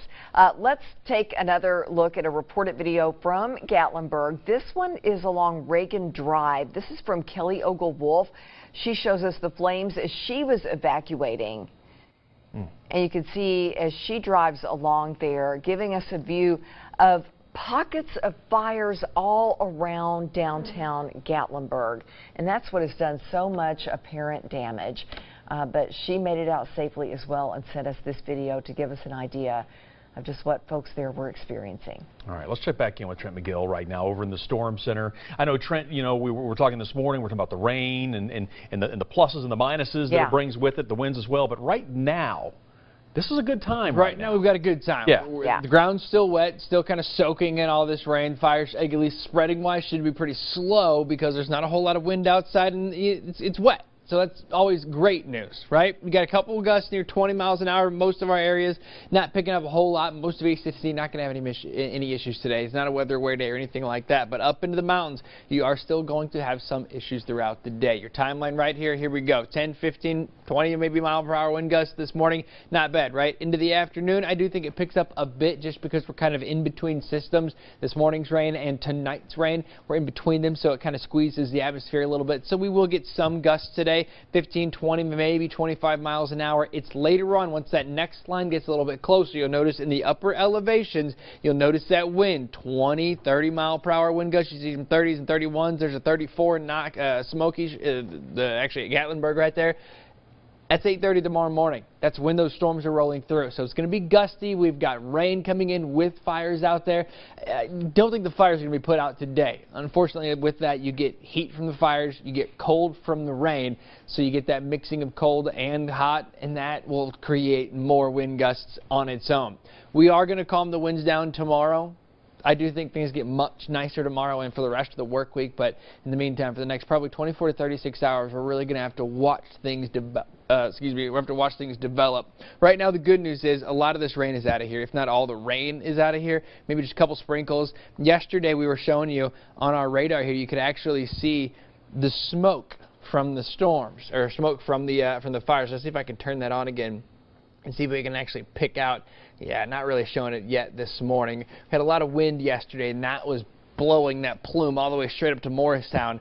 Not enough wind out there right now to pick that up on the radar, but we're going to keep watching that throughout the day today. Just know that we're rain-free right now. We're drying things out. Wind hasn't picked up too much yet, but it eventually will pick up as we go. So not a weather-aware day today. It is tonight and tomorrow. Elevated fire danger, though, still kind of breezy. We're going to really get more wind in here, like I just showed you on the timeline, and then we're going to add another round of those storms in here. And when there's storms in the forecast and there's storms rolling through, if you can hear those rumbles, you know there's lightning out there somewhere. And lightning, again, doesn't follow rain. Doesn't go straight down. Lightning can go outside of those rain shafts. So that could be the source of a couple more little pop-up little fires later on today, or later on this evening and overnight, I should say. But the daylight hours, the good news is I think things are cooperating. Mother Nature is helping out a little bit. Good. We need all the cooperation we can get right now. That's for all those fire crews. Yeah. Hey, we have right here the latest flash report from TEMA, and this is what they're telling us. They say, and for those of you who are asking, how did this fire originally begin? We've been reporting it, but for those of you just joining us, the chimney top fire, which began in the Great Smoky Mountains, spread really, really rapidly yesterday evening as high winds pushed flames onto private property. So from there, it became a firestorm and a windstorm. Quickly. Yes, just so quickly. A temporary flight restriction is still in place to prevent aircraft from complicating the response, but on the flip side, this is also preventing any aerial views that would be so helpful for firefighters and other officials to assess the damage. Yeah, I know we were talking with TEMA officials earlier, and they were saying that was the one thing that, because of the thickness of the smoke, they're just not able to get up there and get a good bird's eye view, if you will, of the situation right now. We should note, when they released their report, they said that there were 3 people with severe burns that were transported from UT Medical to Vanderbilt in Nashville. A 4th had burns to their face. They continue to be evaluated here in Knoxville at this time. Currently, though, and this is the good news, there are no fatalities being reported at this moment. Thank goodness. And you see there at the top of your screen, 14,000 plus residents were evacuated from Gatlinburg alone. So as we've been talking with the different facilities, the different shelters, and we hear 1,000 here, 1,000 there, that number could, well, be way higher than we originally thought, because communication issues abound with cell phone issues, and cell phones being jammed. People couldn't call 911 overnight, all kinds of different things that are hampering efforts to get information. And that's why they're saying, I mean, badly as you want to get on your cell phone and make calls, they're really asking everybody to stay off their phones right now because if you're in Sevier County. If you're in Sevier County, that's right, because of the high traffic right now. They were also saying the Tennessee Department of Health is coordinating hospitals, medical services with some local partners there. Also, the Tennessee National Guard activating 100 soldiers to assist with movement of first responders, light debris removal, as well as doing some wellness checks. We heard that earlier. They were going door to door, knocking on doors, making sure everybody's okay. And you mentioned all the firefighters. There are local and state personnel directly responding to this situation or coordinating with TEMA and FEMA. And Governor Haslam had also asked for National Guard to come out and help as well.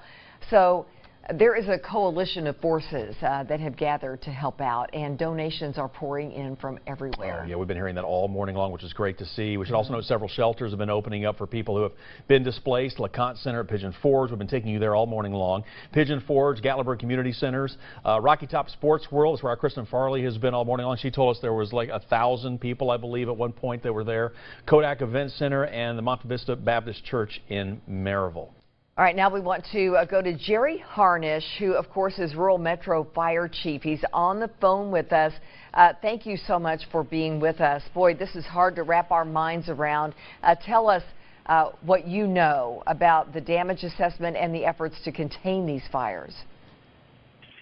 Well, I'm operating out of Knoxville, so I don't know too much about what progress has been made in damage assessment. What I can tell you is that all the resources that have gone to Sevier County in the last 12 hours are still on the line.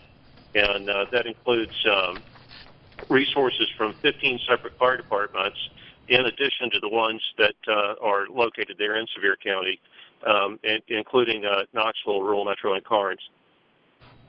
So as far as you said, Knoxville and Karnes area, how many crews do we have, or have you all sent, or deployed, I should say, I guess, from the Knoxville Karnes area? I know that Knoxville Fire has 4 separate ones, at least, and there may be a couple that are just further down on my resource list. There's an engine company from Karnes, 2 from Rural Metro, with the 3rd going up to relieve some of the guys that are already there. Okay. Jerry, tell us, if you will, in your experience with fighting fires and having your crews out there, how many hours does one firefighter typically spend before it's just a must that they have to be relieved in fighting a wildfire like this?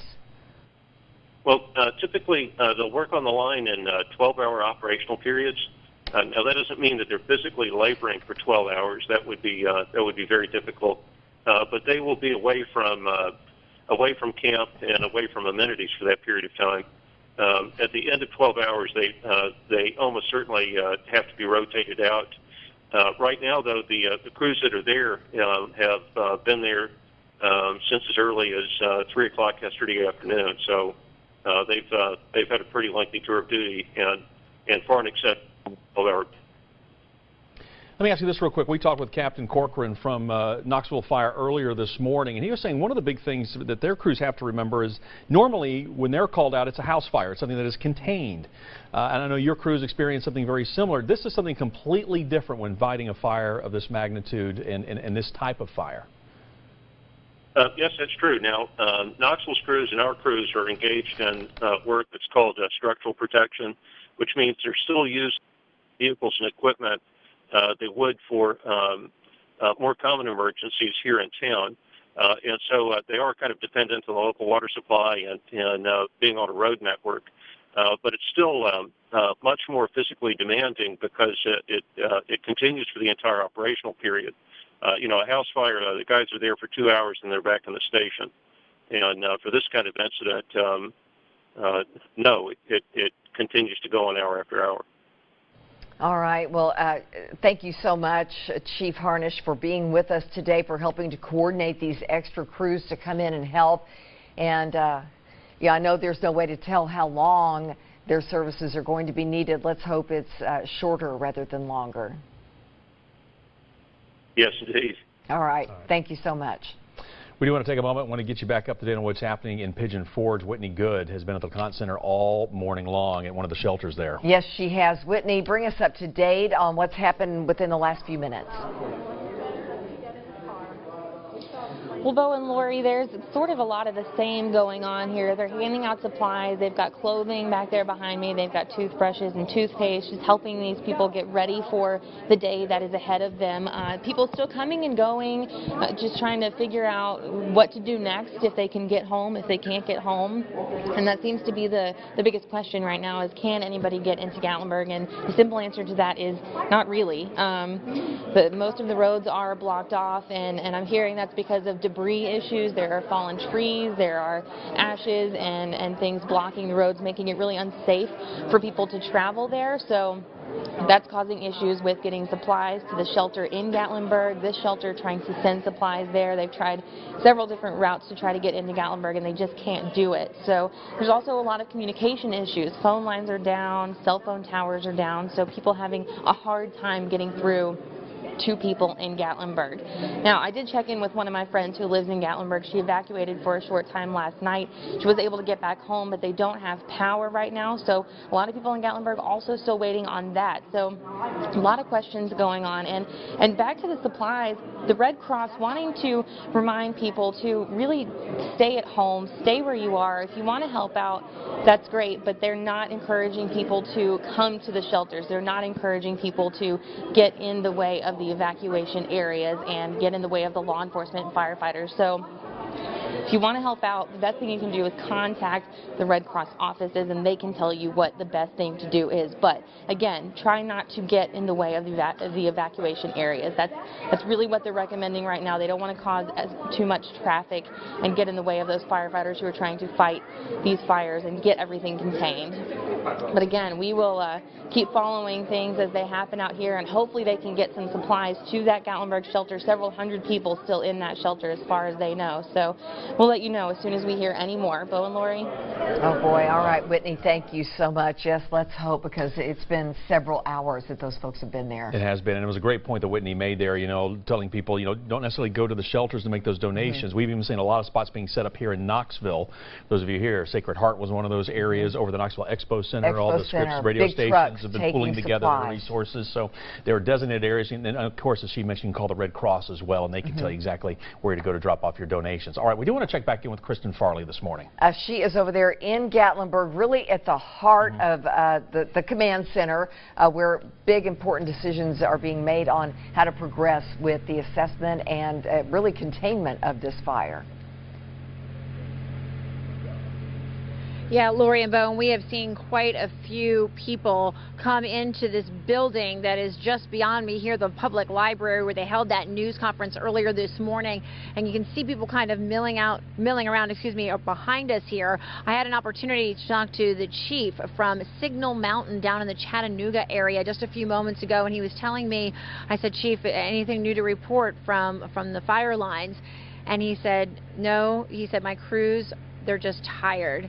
He said, we battled fires in our area for 2 weeks, but when we heard what was happening here, we just knew we had to be here. And he said, just praying everyone is safe.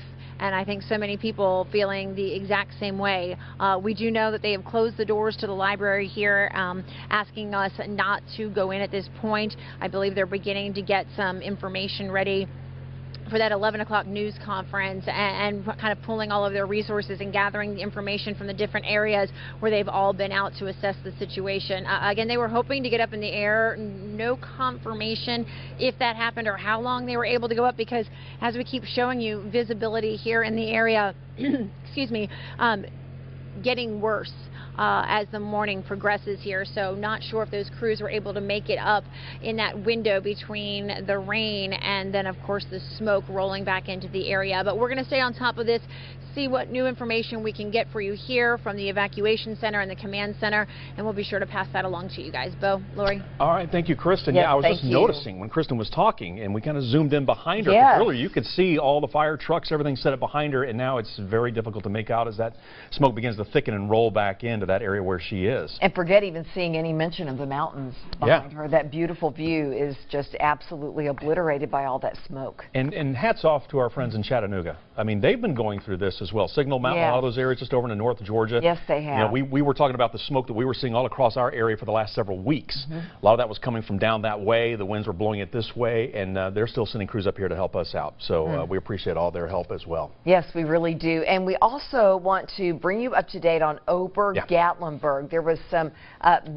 well, confusion, I guess is the best way to call it, earlier today when TEMA sent out a notice in its flash report that really preliminary reports indicated that Gatlinburg was very likely destroyed.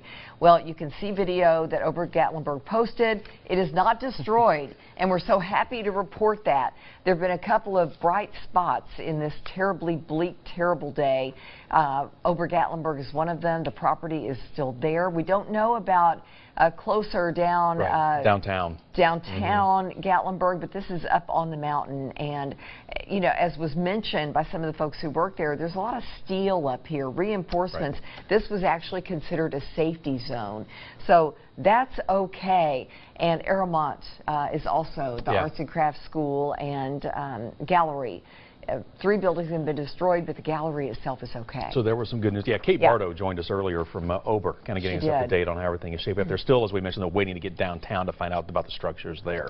Yeah, because we're not hearing good news about downtown Gatlinburg, to be sure. We did not hear good news about Westgate Resort. I know TEMA had in their last report some details. Yes, they did, and let me read you those. Again, preliminary survey of damaged areas and estimates.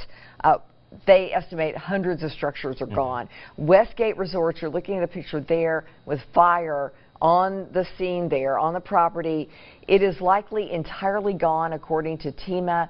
More than 100 buildings sit on that property, and so it's likely destroyed. But we will keep you up to date because that could change. Right. Once crews are able to get up there and get a better look at some things. So. But that's the early preliminary report we have right now.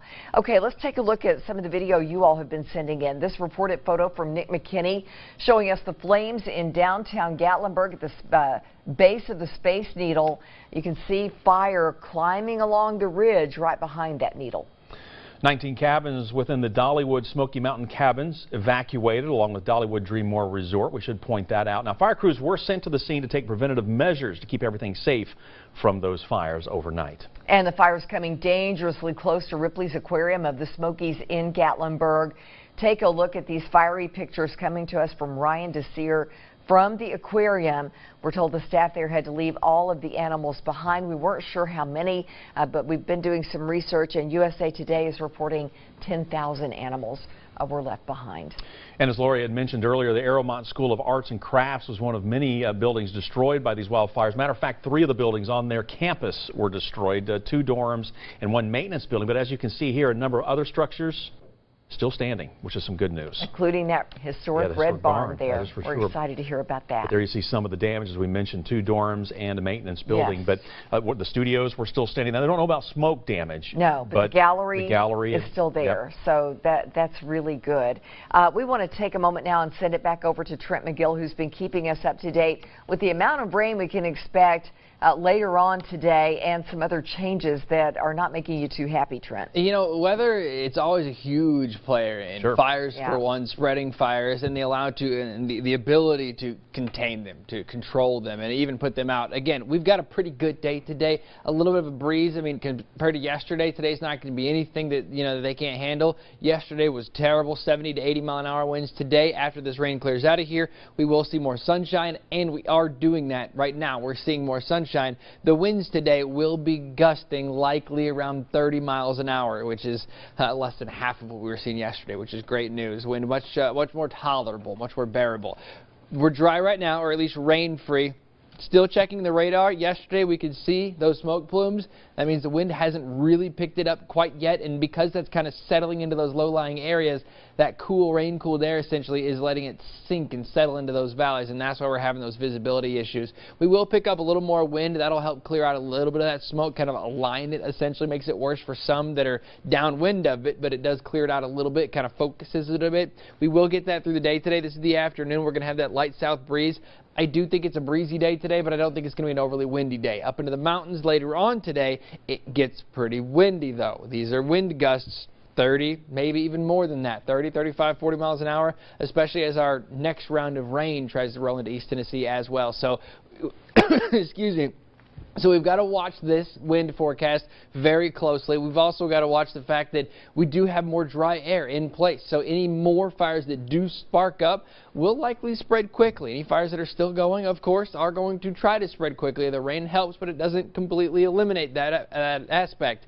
As we go through tonight, this is 10:30 tonight, check out this yellow and green you're seeing right here. There's another round of rain coming our way. I do think we get in on some storms overnight tonight. I do not think it's a major thing overnight tonight other than we get the rain showers scattered around. So that's going to mess with the wind flow essentially. The big widespread storm activity that I think will be an issue is early tomorrow morning. So between midnight and probably sunrise. Sunrise is at about 7:30. That's when we'll see this line rolling through. You can bet winds are going to be gusty out of the south. Plus, when this rain rolls through, it kind of shifts that wind direction a little bit and really messes with the fire direction, the burning flow, and stuff like that. So we got to watch that for tomorrow morning. Absolutely. The rest of today, though, I think things are really going to be improving. We do have that weather aware day coming back tonight into tomorrow. But after that, after these next probably 24, 36 hours, December starts, and it looks great. We've got 50s, cooler mornings, frost again, 50s into the afternoon. Bo, next shot at rain comes in here this weekend, probably late Sunday into Monday, which we could always use more rain here in East Tennessee for sure. Definitely. I mean, even with the rain we've had, has not made a huge dent. Half inch to an inch. That's about all we got last night. All right. Thank you, Trent. Let's talk more about the roads right now in and around the Gatlinburg area. I've had a number of closures through there. I've also had reports of downed trees, mudslides as well. One of the things Trent's been talking about this morning with those mudslides, the potential for them, it could really slow down those fire crews trying to get to the spots they need to get to. But again, we kind of zoom in for a moment. You see 441. This is the Tennessee, North Carolina line here toward the bottom, and we kind of work our way all the way up. You see wherever it's purple, that means the road is closed all the way through Gatlinburg, all the way up toward Pigeon Forge. You can get out of Gatlinburg using 441, but not coming back in. As a matter of fact, we'll zoom in on a couple of these areas coming closer to downtown here for just a moment. 71, the road closed between 321 and Ski Mountain Road. A lot of people have been talking about Ski Mountain Road. That was one of those areas they were really trying to focus on. It was one of those hot spots that they've really been having to battle some flames for, trying to get people out of that area. And then we'll kind of come back wide again to kind of give you an idea of where we're talking. Again, here's Mount LeConte for you. You've got Gatlinburg Pittman High School, Gatlinburg, Ober Gatlinburg right here. I'm going to zoom in right here for just a second as well, kind of take you back up into the mountains a little bit more. Cherokee Orchard Road still closed. Originally, they were hoping to have it open pretty soon, but I don't think that's going to be the case. Still going to be closed for a time. This is over near Ogle Place parking. Some of the other places as well. Some of these parking spots you can pull off, take a look at some of the scenery. But again, Cherokee Orchard Road right there between US 441, the Parkway, and Roaring Fork Road, another area we've heard a lot about as far as flames from reports from people trying to get out of that area. So again, that's kind of how things are shaping up. Really, 441 closed from Gatlinburg to the Tennessee North Carolina line, and then also coming into Gatlinburg. It is open heading out for those people that were trying to get out of town. Lori. All right, thank you, Bo. You know, if you were visiting Gatlinburg or have family that lives out of state, a Facebook app now allows users to mark themselves safe. The social media site giving you the option to either mark yourself as safe or not in the area. People who you're friends with will receive a notification of your status. And let me show you this really quickly because I have friends in different parts of the country who don't know if I'm on the scene covering this or at the anchor desk. And so I have been remiss and have not checked in yet. So I'm going to do that right now and say I am safe. And there's also an app, a little tab you can go to where you can ask if your friends are safe as well. So this is really good to have. And as you just so very easy to do, takes 2 seconds. 2 clicks. Right, and you can let everybody know that you're okay. Yeah. Very important. Hey, we want to let you know of some ways that you can help out. A lot of people have been contacting us on Facebook, Twitter, just calling the newsroom saying there are ways we can go to make a donation to help out these folks. So even the fire crews right there on the front lines. And Christ the Rock Church of God on Washington Pike in Knoxville, they're going to be collecting cases of water from 6 until 9 tonight. So if you grab a couple cases of water, maybe go to the grocery store today. Pick up a couple extra cases. You can drop them off there. They'll make that delivery, we understand, first thing tomorrow morning. And La Follette Church of God in Campbell County is launching a drive for emergency supplies to be delivered to the affected areas of Sevier County. So what they're looking for are things like bottled water, Gatorade, granola bars, gloves, socks, things like that. Right. And also our friends over with Scripps Radio. We're talking Star 102, Q100, 93.1, Hot 104. They've all pulled their resources together right there, and they've got these big rigs set up right now at the Knoxville Expo Center. Now, originally they were taking donations right there at their studios off Amherst. They filled up like 3 trucks and they were shocked. No time. Yeah, right. Well, not really shocked because Right. our community always gives, but this is really blossomed. But they've got the big rig now over at the Expo Center off Merchant, so make your way there and help them out, and you can make the donations. And they're taking everything from toiletries, the dog and cat food, sheets, towels, water, snacks, baby wipes, anything someone may need, toothbrushes, you know, anything like that. So if you can, get over there and help them out as well. Yeah, thanks so much to our friends over there at Star 102.1 and really everybody else who has stepped up to help. I understand we have Pete Owens with Dollywood on the phone with us now. Pete, can you hear us? I'm not sure if Pete can hear us. Can you hear me? Yes, you hear me? we can. Yes, Pete, it's so good to hear your voice. Tell us what the property of Dollywood is like right now. We were concerned about Dreammore Resort and some of the other beautiful aspects of that property there. Well, the good news for us is that we did an assessment this morning of the Dollywood theme park proper, and there is no damage at Dollywood. The work that the firefighters did last night with our crew protected the structure of all of the buildings here on the park. Dollywood's Dreammore Resort is fine as well. Dollywood is closed today and was scheduled to be closed today. Will be closed again tomorrow, as well as the city continues to assess the damage in the Pigeon Forge area. And we will make an assessment tomorrow as to when we will reopen as a theme park. Dollywood's Dreammore Resort will be open today for the guests that are registered and for those in need in the area. If you want to contact them, you can call 1-800-Dollywood, and they can help you with that.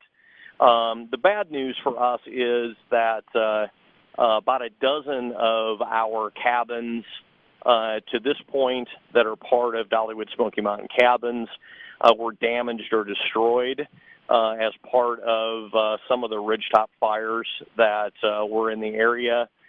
We have cabins, not only the ones that overlook the park, but in various areas of the county. And the widespread wildfires and brush fires caused the damage and the destruction to those cabins. That business will remain closed today as well as we continue to assess the damage and to accommodate guests that we had that were registered to stay with us this week. All right, well, Pete, that's good news, and a lot of people were concerned about Dollywood. We had heard some different reports. We know some folks had actually gone back in to get a lot of the birds, the eagles, out of there, and they were reporting at one point they could see the flames. After that, it was just more of a concern about smoke for some of those birds they were trying to get out. Correct, and we are still in process of moving some of the birds that were in the sanctuary out to our off-site facility. That work's ongoing just because there is still quite a lot of smoke in the air, and that will provide them a little better environment until we can return them to the sanctuary. Pete, has there been any way, I know communications has been so spotty, phones were jammed, overnight, but have you been able through any process to keep up with your employees to see how they're doing? We are doing our best that we can to keep in contact with our employees, and we have our leadership in each one of the divisions reaching out to their employees to assess their situation. We have a mechanism in place to be able to assist them if they've had damage or they've had their home destroyed. Obviously, we are worried a great deal about what their status is. We're a family here and are very concerned with those team members that we've not been in contact with yet. But it's an ongoing process, and hopefully through the day we'll be able to contact all 3,500 of our employees. Well, we hope so too, Pete. Yeah. We appreciate you taking time to talk with us, and we're sorry to hear about some of the cabins, and we hope you make contact with some of those you're still trying to reach out to, but I know you did have some good news there as far as the park itself and Dreammore as well. There was a lot of concern overnight, but it was nice to hear that everything looks like it's going to be okay.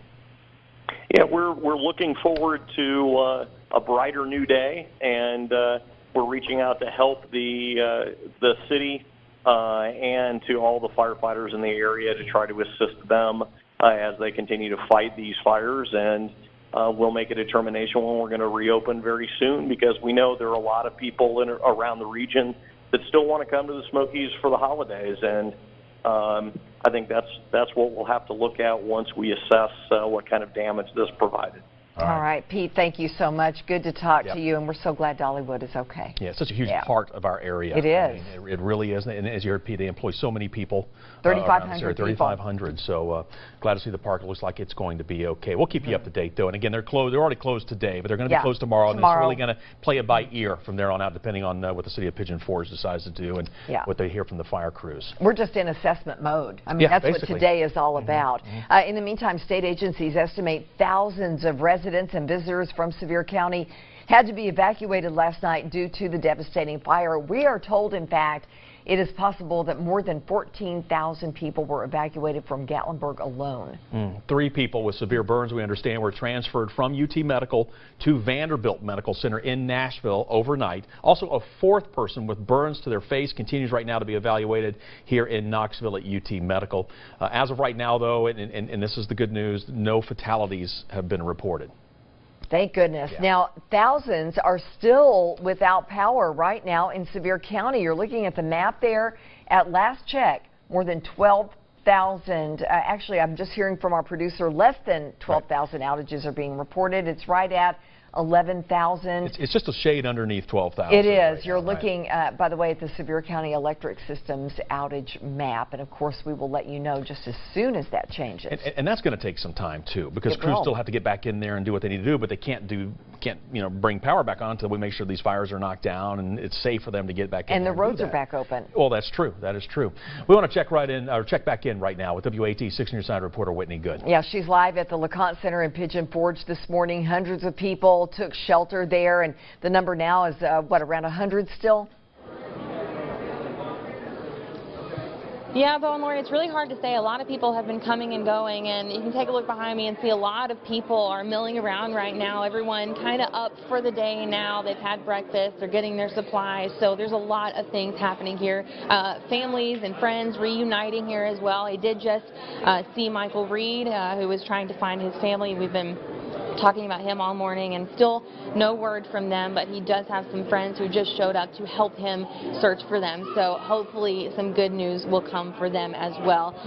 But yeah, just a lot of things going on here. A lot of people still wondering what to do and wondering when or if they will be able to go home. That is the question. I was just talking with a gentleman who's been here since 7 o'clock last night, hasn't slept a bit, but you know, hoping that sooner or later they'll find out something. It's just all a waiting game right now. We've been talking about the communication issues between shelters. That's still going on. Still really no way for them to get those supplies over to that other shelter. So hoping they have what they need and can function for the morning. A lot of supplies have been coming in here. A lot of people bringing in Gatorade and water. We've seen a lot of warm food come in. Several boxes of bagels just walked by a few minutes ago. So these people here are being taken care of. The Red Cross is doing what they can to make them as comfortable as possible. But it's been a long night and now a long morning for these people.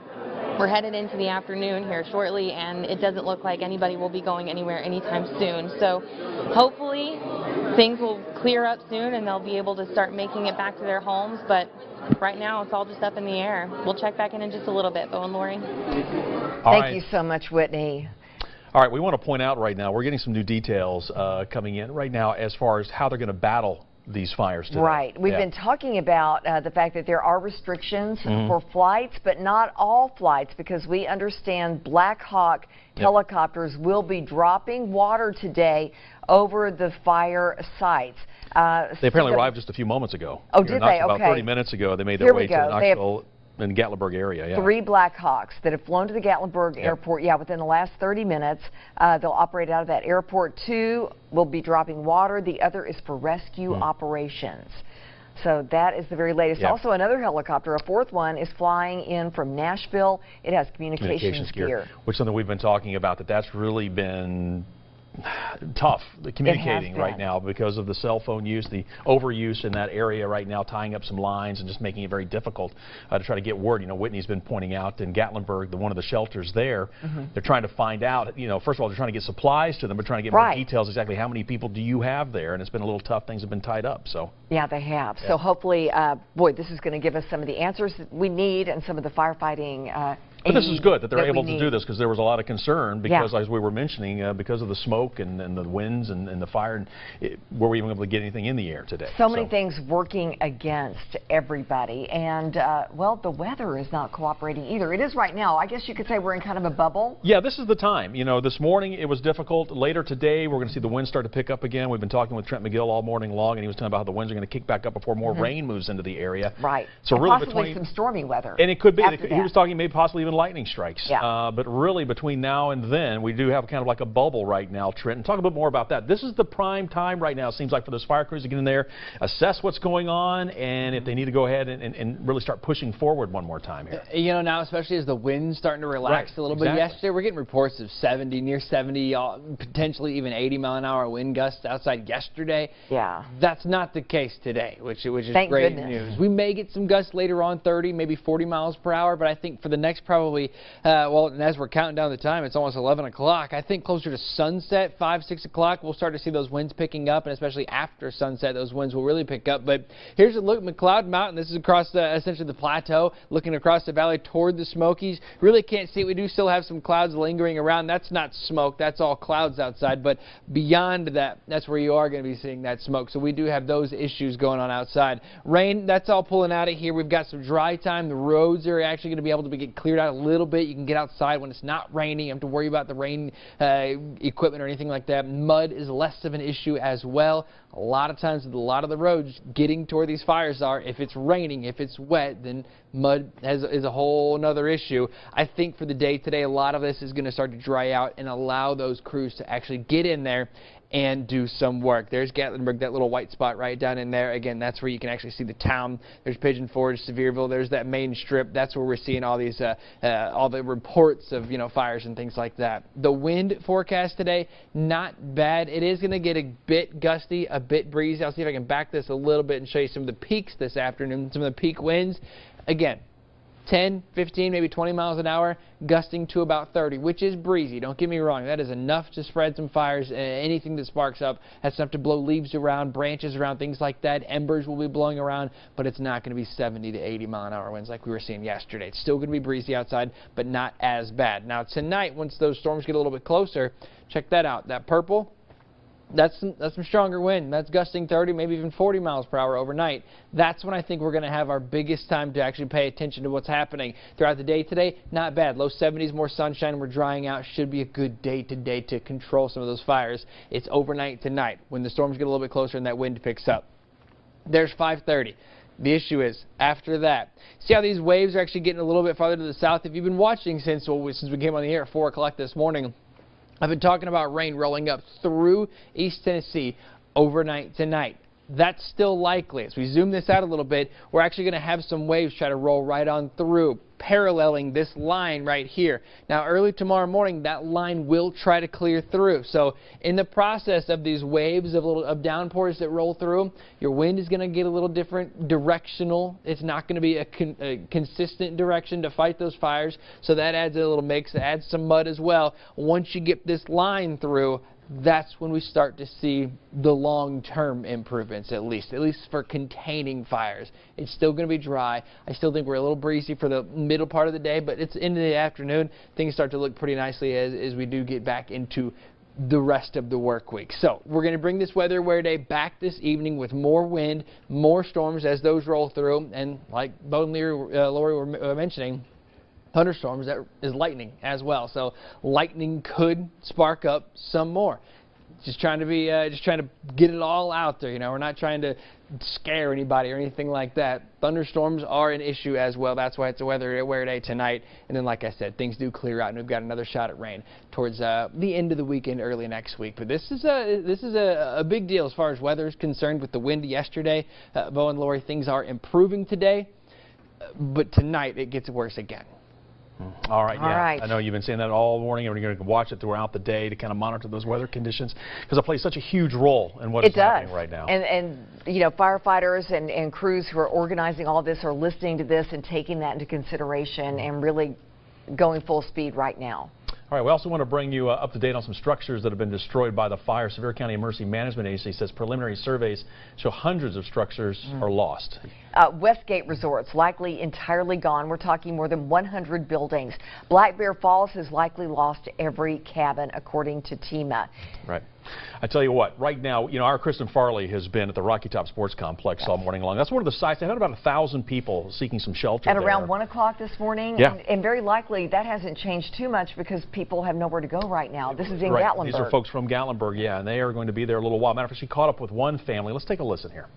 When we pulled out of the driveway, we turned right and started going that way, and you could definitely see several different structures on fire. And I was kind of stopped trying to find some flag down the cop or something, and we've seen flames shoot across the road. At that point, I made a quick U-turn and headed back this way. Yes, I got scared a little bit, and then I just started talking, and I just felt scared once I saw the lights and the flashing. I got scared. I didn't know what to do. Quite the moment for the entire family. Yes. You know. Oh, my goodness. But Dad made that quick made the U-turn. Judgment, got out of there. Absolutely. We also want to check in with our Jennifer Webb, who's been in and around the area all morning since 4 o'clock this morning, really bringing us great information on different spots in Sevier County. So let's go to her now on the phone. Jennifer, where are you and what are you seeing at this point? Right now I am in right where the road is closed going into Gatlinburg from Pigeon Forge. I can see the Wild Bear Pancake House sign. So, you know, for the last few minutes I've kind of been watching the park rangers direct traffic. A lot of people have been trying to go in and out. They did kind of recently open a road to the side so those people are able to get home. I had a woman stop me here a few minutes ago and said, I just saw your coverage. I knew the road was open. Thank you so much. I get to go home. So it was really good to see some of these people are kind of getting to go home and check on the things that they've been wanting to check on for the last few hours.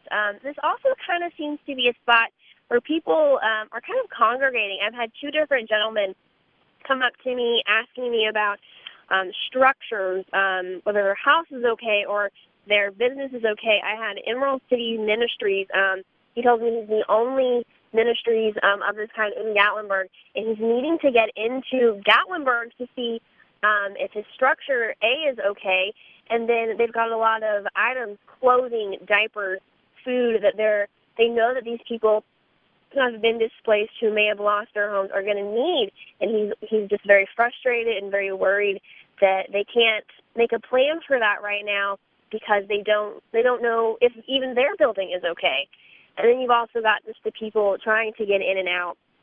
I witnessed a truck from where I was standing, what looked like basically barreling through the barricade, and park rangers yelling at him, trying to flag him down. He did not stop. Park rangers got in their car, raced after him, and a bulldozer actually went after him too. I've never seen a bulldozer go that fast before. I did not see them come back, but I kind of have been in and out of my car. And then one of the last things I've seen a few minutes ago, I did see a lot of emergency vehicles come through the area, go towards Gatlinburg. I didn't see a fire truck, but I saw fire department vehicles, police, sheriff, park rangers. So I'm not sure if something else may be going on in that area that happened more immediately. But other than that, really, on a good note, I've noticed that the smoke seems to be clearing up a little bit compared to, you know, just since I've been here in the last 30 minutes. It seems to be clearing up immensely, nowhere near gone, but it seems to be improving, and I'm hoping that means maybe things are getting a little better, and hopefully give some of these people some hope that they'll be able to kind of figure out what's going on very soon. Let's hope so. All right, Jennifer Yes. Webb reporting for us just on the edge there of Gatlinburg, really between Gatlinburg and Pigeon Forge, reporting for us right now. We're happy to hear just from her gauge that things seem to be lightening up a little bit. Yeah, as far as That's the smoke, good. and it sounded like maybe a few people are able to kind of get back to their homes. Some Yeah. areas maybe starting to open back up. We'll continue to try to follow that for you and get you Very some more good. details. Yeah. In the meantime, we have some new video to show you. We're seeing another view of the wildfires in Gatlinburg from the sky now, thanks to Jeff Starnes. He is a pilot for United Airlines. He sent us this reported video of the smoke and fire from 36,000 feet above. Wow. Take a look at that. You see some of the clearing spots, but then you see that great dense gathering of smoke that hovers over the mountain, the valley. Wow, and you can see it right there's a great shot there along that ridge. You can see the smoke. Well, this is really our first look today of how things are shaping up as far as what they're dealing with. Trent is really shaking his head right now. Explain to us from your scientific point of view what we're seeing. So a lot of times with rain, it gets kind of turbulent at the surface, that mixing of temperatures, warm and cool air. So a lot of times you'll get a lot of mixing, but you can see right there that's clearing out. You can see the haze just from like fog, the Smoky Mountains. That's how they get their name, not from smoke, from fog. So the smoke you can see is clear in there, and even that haze with all that. There are some clouds mixed in there. You can see some of the brighter whites are actually clouds in there. But there's a lot of smoke mixed in there, especially that shot on the ridge when he zooms in. That is. I think we're going to show it again it's going to come up here in just a moment. Just on the left, or actually the center of the screen right there when he zooms in. Just incredible shot right there. So Ryan Beasley actually just said, I think he's actually going to take a little aerial tour once it's allowed. So make sure you're staying up to date with us later on today. Hopefully he can, they get the clearance to do that and he can actually get some shots. But I think as the day goes on today, when things do clear out, because the sun will take over eventually, we're going to get a real good look at everything that happened overnight last night. All right, Trent, thank you so much. And speaking of staying with us, in about 9 minutes or so, we are expected to get another briefing, and we're expected to get even more information now that the sun's been up for about 4 hours. That's given crews 4 hours to try to get as much assessment in as they can. Yeah, the sun rose around 7:30. They were hoping to have crews headed out the door around 7, 8 o'clock to try to get out there and get a better feel for what's going on. And again, they've been telling us this morning around 11 o'clock. We're supposed to get another update, so keep it tuned right here. We're going to let you know what they have to say. Yeah, in the meantime, Ober-Gatlinburg is closed right now because of the situation in the mountains. Earlier this morning, late last night, TEMA had reports that there was so much damage there that there might be out-and-out destruction. That was included in the agency's morning update, but the ski resort sharing this video today saying the property is okay, the wildlife there is safe. As a matter of fact, that area you're looking at right now is considered a safety zone. Yeah, Kay Bardo joined us earlier. She was talking with us from Ober-Gatlinburg. She's with Ober-Gatlinburg, and she was telling us how they had the steel structures in that area, and so that's definitely working to their advantage. Now, there's still some question marks as far as the facilities at the bottom of the mountain, back into Gatlinburg, and we won't know that maybe for a little bit longer here, but at least on top of the mountain there, where a lot of us have gone, a lot of you have gone tubing, learned to ski, checked out the animals, ice skating. Looks like everything there pretty good shape. One of the first places we visited as a family when we got here. Yeah. Yeah. It was upsetting originally when we heard the original reports this morning. Oh my goodness. A little bit of relief, and as you've been mentioning, Lori, and we can't stress enough, a little bit of hope too for a lot of people to see that. We like that. Now, not such good news for Westgate Resort. Look at this picture. It is surrounded by flames, and according to TEMA, we're talking more than 100 buildings. TEMA said its early reports indicate it is very likely gone. Yeah, and that's something I wanted to stress, that these were early preliminary reports. So once they get up there, they may change that a little bit, but at least what they were hearing at that time, and we have not heard anything otherwise. No, but we would welcome that. Yes, obviously, all of us would welcome any good news that would come out of this, and we are seeing some bright spots over Gatlinburg, Arrowmont, Dollywood. Dollywood, right. Dreammore Resort. Yes. Fires coming dangerously close to Ripley's Aquarium in the Smokies in Gatlinburg. Take a look at these pictures coming to us from Ryan Desir from Ripley's. We're told the staff there had to leave all the animals behind. I know, Lori, you saw an article on USA Today, I believe, where there was a reporter saying that at least 10,000 animals. That's what they were reporting. That's what they're reporting, so we're attributing that to them. USA Today reporting 10,000. And so We don't know the status. Yeah, we again, just don't know right now. Hopefully we'll find out more possibly here at the top of the hour. Aeromont School of Arts and Crafts was one of many buildings and one of many campuses that were affected by these wildfires. We're getting some new pictures, though, as you see here from the school. Now, overnight we showed you the flames. We had there is some pictures here of 2 buildings that were or 3 buildings that were destroyed. But as you can see, including the red barn, still standing right now. So that's some good news for you. But 2 dorms and 1 maintenance building were destroyed. Bill May even joining us earlier to kind of walk us through what he was seeing this morning. Right, but the gallery is once again okay. All right, many of you have been asking us, how did this fire get out of control so fast? How did it spread? Well, we want to give you a timeline now of what happened. Over the weekend, we told you about how a fire erupted in the Smoky Mountains National Park. Then the strong gust from last night pushed those flames from the chimney top fire onto private property. Right. Yeah, even with the rain that is currently falling, the fires continue to burn, and structures remain engulfed with little hope of that rainfall that's going to bring immediate relief. We were talking to some folks earlier, and they said the way this rain helped was the fact those areas that had not burned wetted them down, for lack of a better description, and so it kept the fire from progressing. Got a little protection. Got a little protection. So that's how the rain helped from overnight. It wasn't like a hard downpour or anything like that. And not enough rain, according to Trent McGill. Not enough. We still need a lot more, that is for sure. Right. There are still some air restrictions, but we do have Black Hawk helicopters right now who have arrived in Gatlinburg to help dump some water and also provide some air surveillance. A lot of people asking, how can they help out? All right. This is the Volunteer Street. We're always volunteering, helping out any way that we possibly can. Christ the Rock Church of God on Washington Pike in Knoxville. They're going to be collecting cases of water. So if you're out at the grocery store today, maybe grab an extra case, drop it off from 6 until 9 tonight. They're going to make that delivery first thing tomorrow morning. And then La Follette Church of God in Campbell County is launching a drive for emergency supplies to be delivered to all the affected areas of Sevier County. So they need a lot. We're talking bottled water, Gatorade, even stuff like lip balm and granola bars, things you might not normally think about. Also, our friends over at Star 102, Q100, Hot 104.5, 93.1. All coming together. They've got a big rig set up over the Knoxville Expo Center. They were originally taking donations right there at their studios off of Amherst, not far from Middlebrook. They filled 3 trucks, so they said, you know what, we need something a little bit bigger. And so they've moved everything over to the Expo Center there off of Merchant. They've got a big rig. You can make your donations there. They're talking everything from toiletries to water to dog and cat food. Even monetary donations are being accepted. And you talked about pet food. Don't forget the pets. And speaking of the animals, the American Red Cross of East Tennessee saying if you want to help out people with pets, you can donate dog beds and cleaning supplies to Barker Lounge. They were previously requesting animal crates, but they say, thanks to you, they have all they need right now.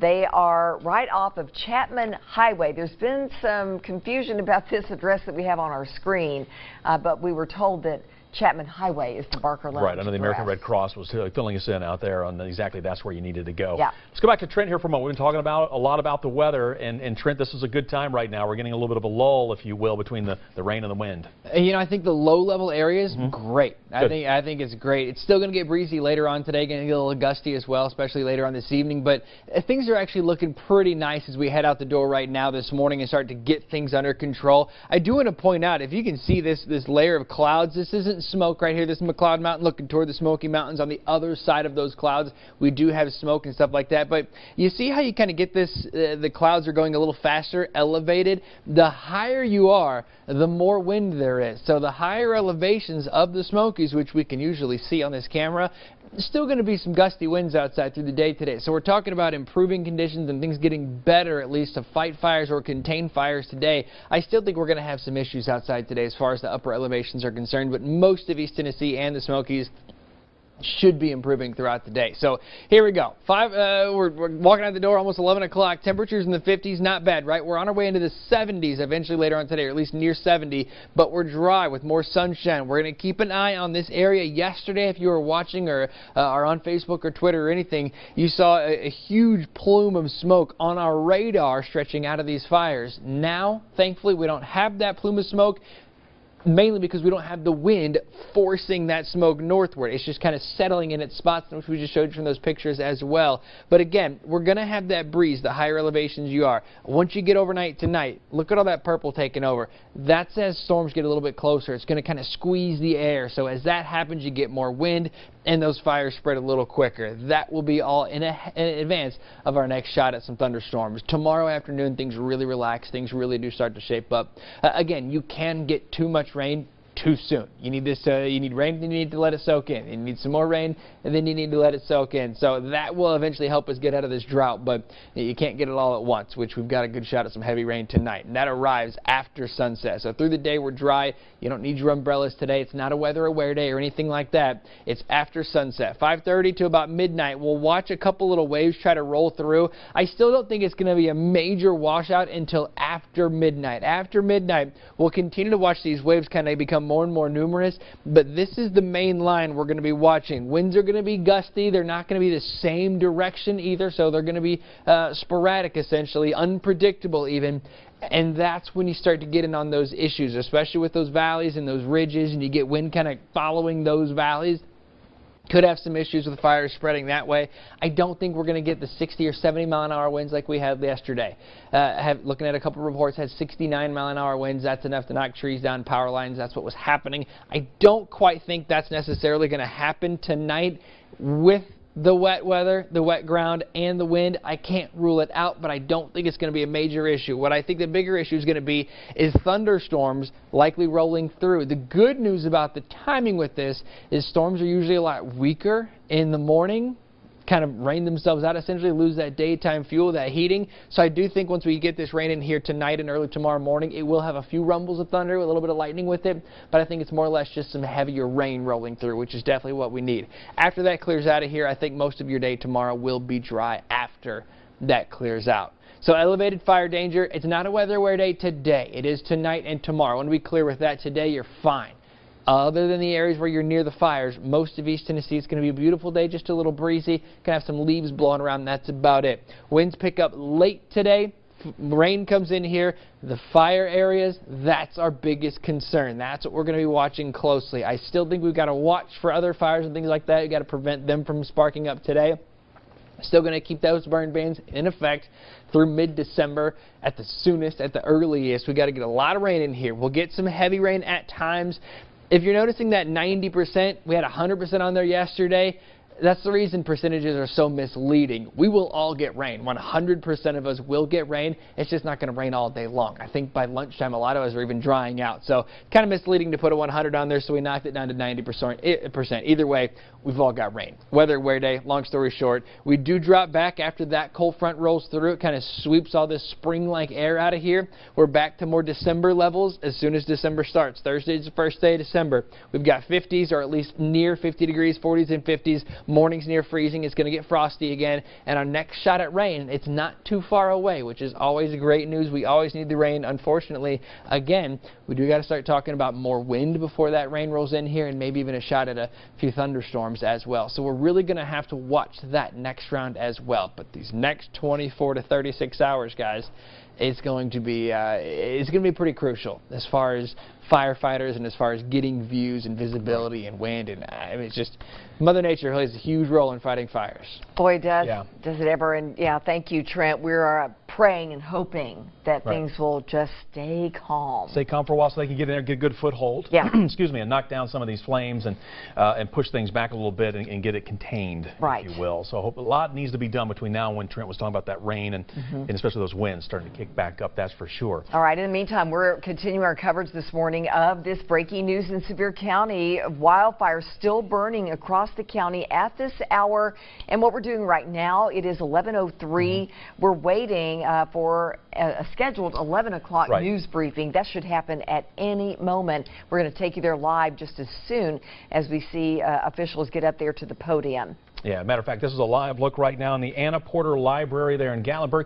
You see people starting to congregate in the back. We're still waiting for things to start up, but it should be shortly. And of course, we're going to take you there live as soon as it begins. Our Kristen Farley, matter of fact, has been there all morning long, kind of monitoring things. This is near the command center, if you will.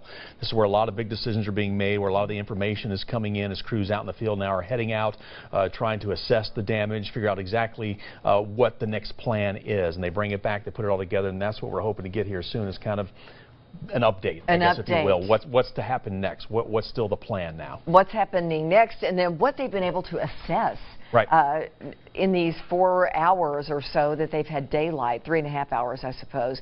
But hopefully they'll be able to give us a better picture of what we can expect to have to deal with and what they're dealing with and what our residents in that area are dealing with as well. Yeah, as a matter of fact, the last time we heard from them, Sevier County was at a level 3 state of emergency.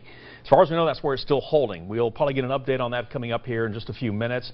Excuse me, last time we checked, there were more than 100 firefighters that have been mobilized to battle several blazes.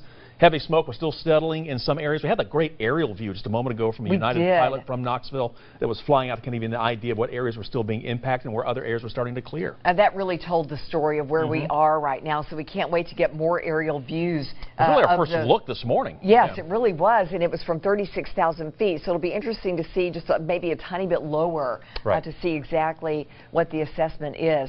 Let's continue to take a look here at what we know so far. State Highway 441 into Gatlinburg remains closed right now. The highway leaving Gatlinburg is open to evacuating traffic. You're looking there on the screen, 100 homes impacted in Sevier County. That's going to be a lot more. You've got to think that number is going to change. You've got to think that number is going to change. Also, nearly 12,000, actually a little bit under, 12,000 power outages remain right now. We've been explaining what we've heard is the reason for that. Obviously, it's hard for crews to get to the scene. Communications are down. And so fighting the fire, giving crews access to the roads, firefighting crews is the #1 priority. But they also have the priority to get that power back on for people because they need it obviously as well. And it's going to take some time for some of those folks. Also, you may have noticed when we were showing you that board there for just a moment ago, 3 people were transported from UT Medical Center to Vanderbilt overnight for treatment. There was another individual that had burns to their face. That person, though, is latest we had heard was still being treated here in Knoxville. Right, and we also have a report of minor injuries after an accident involving a fire truck. We don't know any more than that. Hopefully we'll get more information coming up in about a minute or so. We understand with the latest news. No fatalities. We need to stress that too. Thank goodness. That is the best news because, you know, property can be replaced. This is a huge undertaking. It's going to take years from what we understand from all the officials out there, but it's beyond our scope of understanding. It's so big. But TEMA telling us they're working with FEMA to try to get to the source of that fire, the Chimney Top Mountain fire that caused the wildfire outbreak in Sevier County. They're trying to get a grant for that to begin the process of rebuilding. Got to start planning now that process. Many of you asking how you can help out the victims. A number of organizations collecting a number of items for you. But right now the Red Cross telling us the best way to help is through monetary donations. That way these families can be helped in the long term. Here's a few ways you can donate. You can call the number you see right here, 1-800-RED-CROSS. You can also text Red Cross to 90999 to make a $10 donation. And then you can also donate online. We have that link for you on our website. You can go to WATE.com. So several ways, but they say that way they can take the money and then they can disperse it where it's needed. So maybe there's one thing they don't need, but another area they're sorely lacking. Maybe they need more bottled water or they need other types of supplies. They can put it there to get that or help these folks. Maybe they need to, you know, some type of temporary housing or something to help them out, hotels, something like that. Something that will actually go to the specific need. So they ask that you please not make donations. If you can make it to a shelter, don't just show up with a bunch of different donations, although so we have a lot of areas around, a lot of places around town, and we should know it. I mean, and a lot of these donations too are going to be going to some of the fire crews too. Exactly. So and they're separate around town. Like Sacred Heart, we were telling you about, was doing some. Obviously, the Scripps radio station. And they're listing toiletries, you know, bottled water, new items, things like that. So call the Red Cross before you decide to bring out any donations. Okay, here is something else that we learned within the last hour. The 1-230th Assault Helicopter Battalion at McGee Tyson Air Base is flying missions as we speak for the wildfires. They have 3 Black Hawks that have flown to the Gatlinburg airport. They're operating out of that airport. Yeah, they're going to operate, as Lori mentioned, out of that area. 2 helicopters configured really to drop water. The others configured to do rescue operations. They have a hoist that is attached. They can go in, help those that weren't able to get out, still may be trapped. Another helicopter, we also understand, flying in from Nashville. It is going to be equipped with communications gear. So that's something they desperately need as well, because communications has been a little bit of an issue. Right, and that would be used for search operations as well. Right, so we're so happy to have their support. All right, a lot of people have been asking, how did this all come about as far as the timeline? How did we get here? Because yesterday, it's like in a 24-hour span. It just exploded, if you will, for lack of a better description. It was a firestorm, and some really might call it a windstorm. A windstorm, the winds really and we've heard all those descriptions this morning. And matter of fact, some officials saying, you know, we were just snake bit. The conditions, unfortunately, were just prime for this to happen. Unfortunately so. So the strong gusts from last night, at one point hurricane force winds pushed the flames from the chimney top fire onto private property, and then it really escalated from there. Yeah, it really did. You can see some of the pictures. As a matter of fact, that photo right there gives you a great view of just how bad it was. It was making its way, it looks like, down toward Gatlinburg in that spot there. We've been seeing all kinds of views of the wildfires from the sky. As a matter of fact, we showed you some aerial shots earlier. Take a look, see if we got them for you here. This is from a pilot, Jeff Starnes. He's a pilot with United Airlines. He sent us this reported video of the smoke. This is from 36,000 feet. And we want to let you know, as we look at those amazing shots, it's time to go to the news briefing. It's getting started right now. Let's take you there live. You know, as daylight has come to Gatlinburg and Sevier County, we're just now beginning to assess the loss of structures and the general conditions throughout the area. I can tell you that we've all been overwhelmed at the scene of destruction in the county and primarily in the city of Gatlinburg. However, I can also equally tell you that we remain overwhelmed by the incredible response of this community, region, and state, which we think is indicative in how we will move forward together as we help those in need and as we help to rebuild this county and these cities in this county.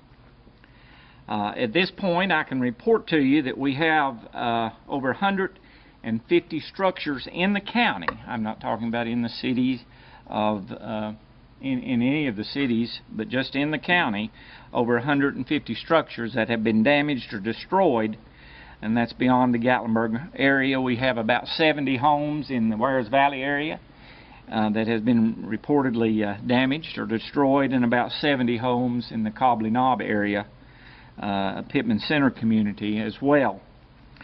We continue to have resources and support offered from the state, neighboring counties in the region. I just received a call from our Congressman Phil Rowe, who is working with FEMA to make sure that we have those additional resources and that additional federal support.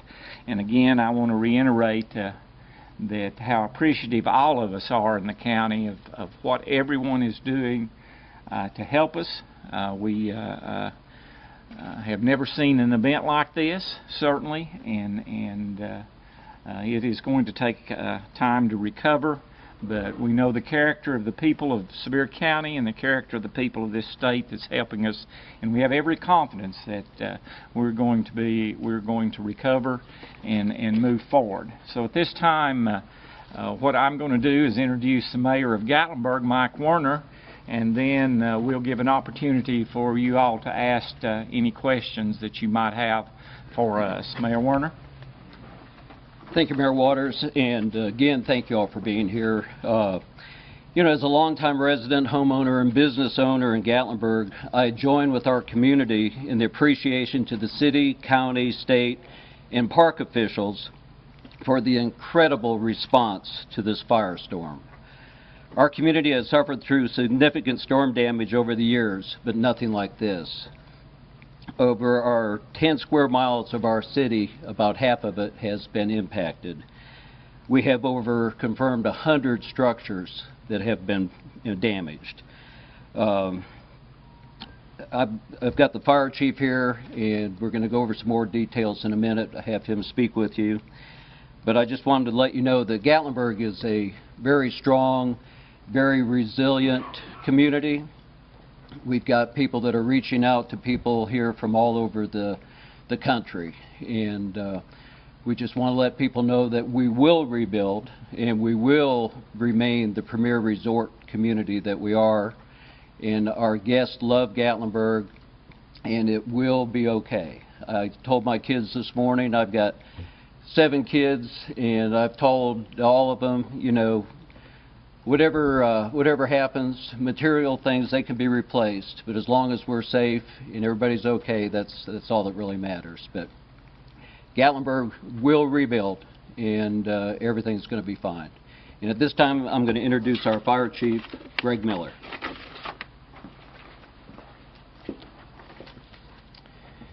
Good morning. What a difficult 24 hours that our community has faced. And we did so with amazing support from our county, from our region, and from our state.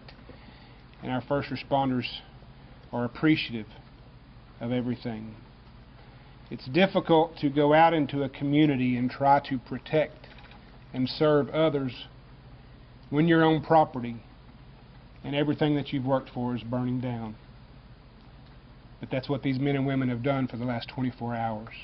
And I want to express my gratitude to them and to our support that we get, both in the city and the county and beyond. We had over 2,000 people checked into our Red Cross shelter across the way here at Rocky Top Sports World and in Pigeon Forge. These are going to remain open as long as necessary and provide medical support, meals, and cots that are available. At this time, I can report that during this firestorm event, we transported approximately 12 patients from the Gatlinburg area, and most of those were exhibiting non-life-threatening injuries. As the Mayor Werner said, we began with daybreak this morning the process of looking at the destruction. And the number thus far is greater than 100. But we're still actively fighting fire. So we're not just out doing damage assessments. We've still got work to do. And in saying that, we ask that you help us be able to do our job. Part of that is keeping these roadways clear for emergency vehicles. As you can imagine, the visibility is very poor because of the smoke and the particulate in the air. Therefore, there are areas that are too smoky that we can't see yet. We don't know what's there. But I can promise you that we are not going to stop until we visit each and every property and be able to attach an assessment to that. We are grateful, as Mayor Werner said, that the downtown area has largely remained intact. And with that, I also want to encourage people to do one simple thing that's going to help us, and it's oftentimes overlooked. But the same devices you use, your Wi-Fi connection, your cell phones, some of those tablets and handheld devices that you're using is what we are also using in our command post. And that's how we have to communicate with one another. And our systems get bogged down, and we can potentially miss vital communications. So if it's something that can wait, if you want to download that tune later, we encourage you to do that. Just think of us so we can do our jobs to help mitigate this situation. Thank you.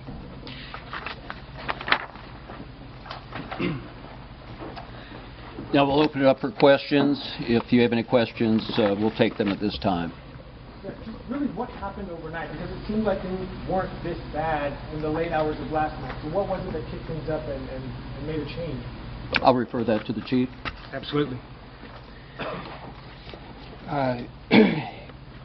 We did a press release yesterday afternoon, and as we had already discussed, what got us to this situation was a fire to chimney tops in the national park.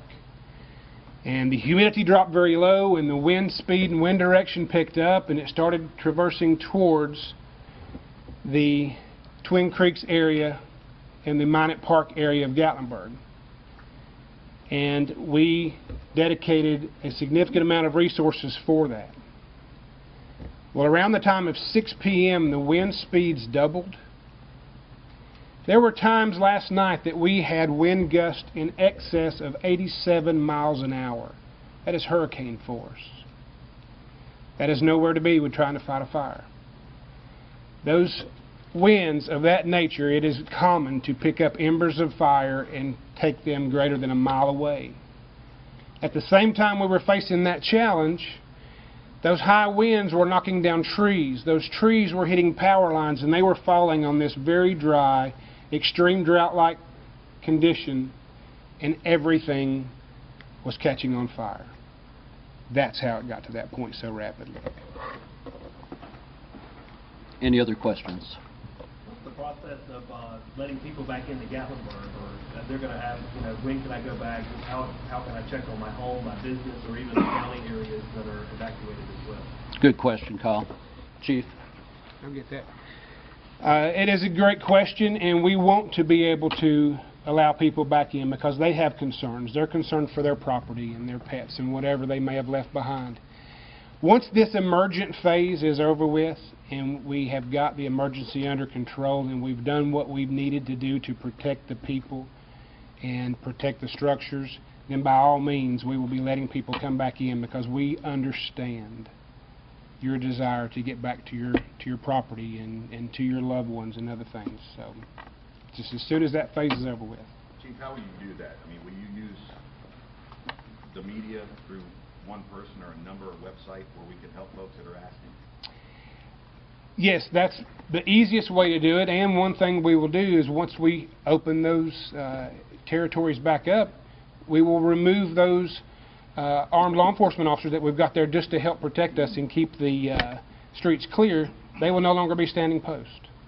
Chief, I know it was a long night at 4:20 this morning. The sun had not come up. No reports of fatalities at that point. Is there a concern at all that there may be some now that the sun has come up? There's always going to be a concern.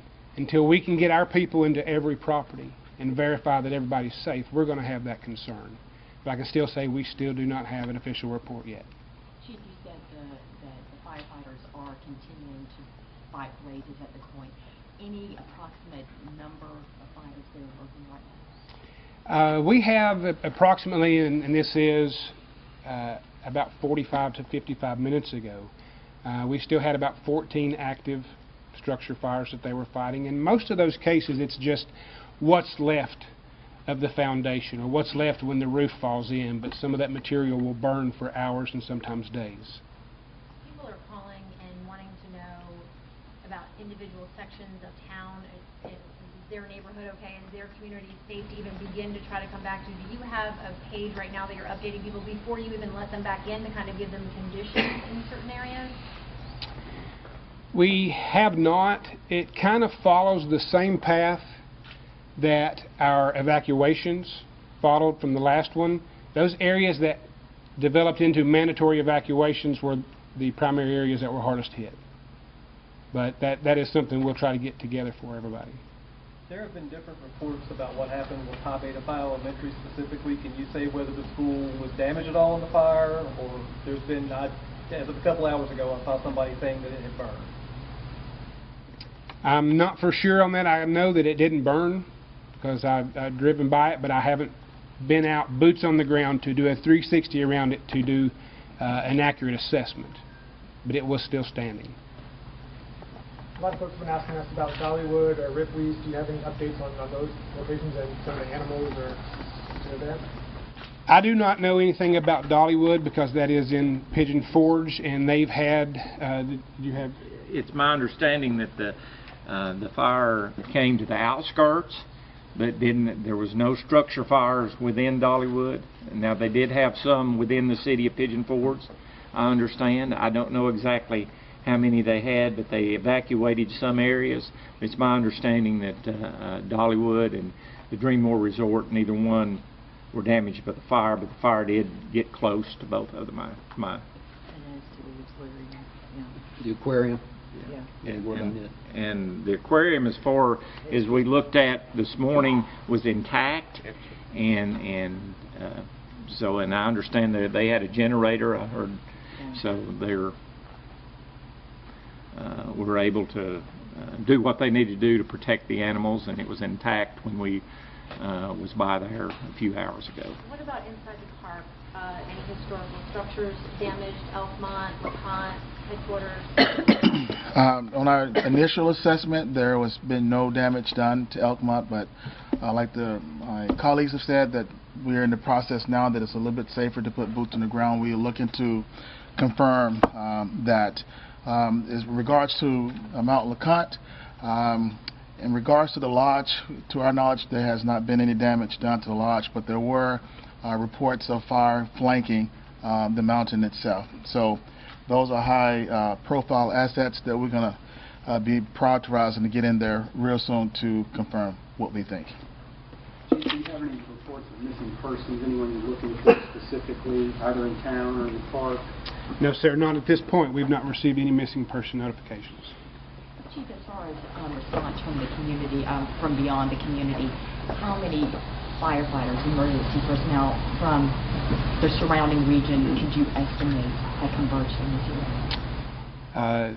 Throughout the evening and overnight, we had over 200 firefighters from throughout the region, from as far away as Murfreesboro all the way up to Johnson City. And then when those resources had to be released this morning, a second wave was brought in through the mutual aid, through the Tennessee Fire Chiefs Association, and we had requested an additional 212 to come in for this wave, just to help us with making access and getting these spot fires and whatever else has to come. Chief, can you give us an update on Ober, Gatlinburg? Any damage there to Ober? Not that I'm aware of. I didn't make it all the way to the property of Ober. I made it just to the gate, and the gate was locked, and there was some vehicles in the way. But everything around it and leading up to that point was untouched by fire. So that's a good sign. Looking ahead as the day goes on, and I know the wind is not supposed to be certainly what it was yesterday, but how are you preparing, knowing that it is going to be a little windier? I mean, what's the plan now in that regard? I know you've got the boots on the ground, but is there any way you can prepare knowing that more wind is coming? Well, I can tell you this, whatever we deal with today is not going to be anything like what we dealt with last night. So the worst? The worst is definitely over with. We're dealing with 15-mile-an-hour winds today, where we were dealing with 87-mile-an-hour winds last night. And the fires were growing, and they were much larger, and there were more of them. So our focus today, in addition to suppressing what fires we still have burning, is to make access to all these roads, to all these areas, get all these trees cut. We're working with TDOT. We're working with the electric system.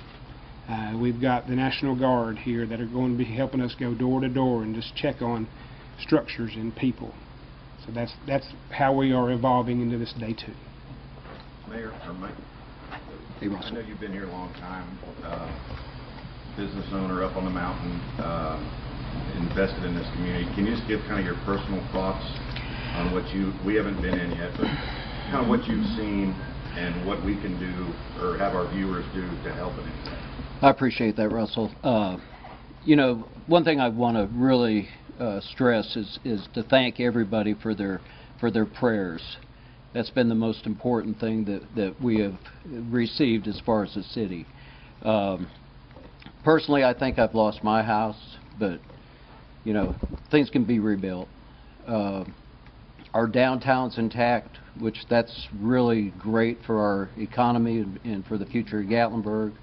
You know, a house fire is devastating, but when you get a city fire, that many people impacted, anything that anybody wants to reach out to help Gatlinburg, we're more than willing to accept it. Nashville has reached out, people, like I said earlier, from all over the country.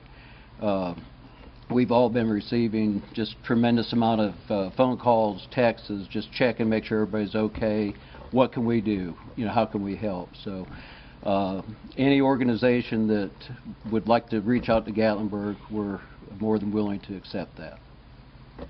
Okay, question, sir. I'm a resident of Ski Mountain Road, okay, up at Isle of Wildfire, right below Gatlinburg.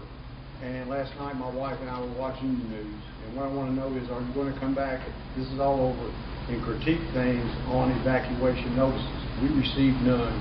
At 7:30, we both loaded some stuff in a bag, some of our neighbors, and as we drove down Ski Mountain Road, there was car on both sides of the road all the way down. But yet we haven't received anything on evacuation notice. Is that going to be something that's thought about? Chief. As we discussed yesterday, we had several predictive models that we were looking at.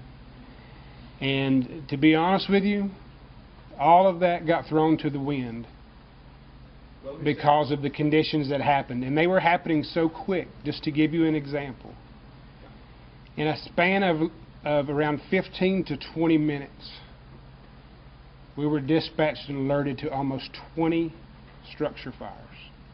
Yes, sir. I realize that. I'm a retired police officer. Let me say I give all my appreciation and thanks for your department and for the police department of Gatlinburg. It's an outstanding job. I know them are extremely worn out this morning. And I ran into one of your trucks at Wiley Oakville trying to get off the mountain, and he said it's the only way out. And I appreciate somebody being there. I'm just saying, in future, would you think about contacting the news media on an earlier basis for people that are way up on the mountain? Yes, and that was never part of the area that was threatened. It wasn't until the winds more than doubled and the fire began to grow, and it was the power lines that started causing a lot of these others. And I'll tell you what, this is a fire for the history books because it is unlike anything most have ever seen. And this is something that, yes, we'll be definitely glad to take and learn from. Thanks, sir. Mayor, just for you, are we living up here? Yeah. I was going to say, for you, I mean, you talked about your city and folks in downtown, but I can only imagine what you guys are going through. How are you doing it? Well, that's the wonderful thing about Gatlinburg and Sevier County. I mean, probably some of the best people in the world, and as I did mention, very strong, very resilient, a lot of support. If you didn't have the support, it'd be unimaginable. But we're all lifting each other up, and we're going to continue to do that. We're going to rebuild our town, and we're going to do whatever we can for our citizens. It's just a time you just have to rely on each other. And I think that's my perspective, and we're getting a lot of support. Claire. I think it's a really great time to remind people to take responsibility for their own safety. So while we very much depend on folks who are in authority and how to run our city and our fire departments and everything, you got to look out the window. You got to know what's going on in your own neighborhood. It doesn't count just for a fire. Like Chief said, this thing was out of control so fast, and we witnessed that at our house. Within a period of 15 minutes, it was roaring, and we didn't even expect it, but there it was, and we dealt with it. And we knew that fire was there, and nobody was going to come and put it out because they were already all on the other things trying to keep that going. So we evacuated. We took our lives, and we went. And I so urge people, take responsibility for your own house.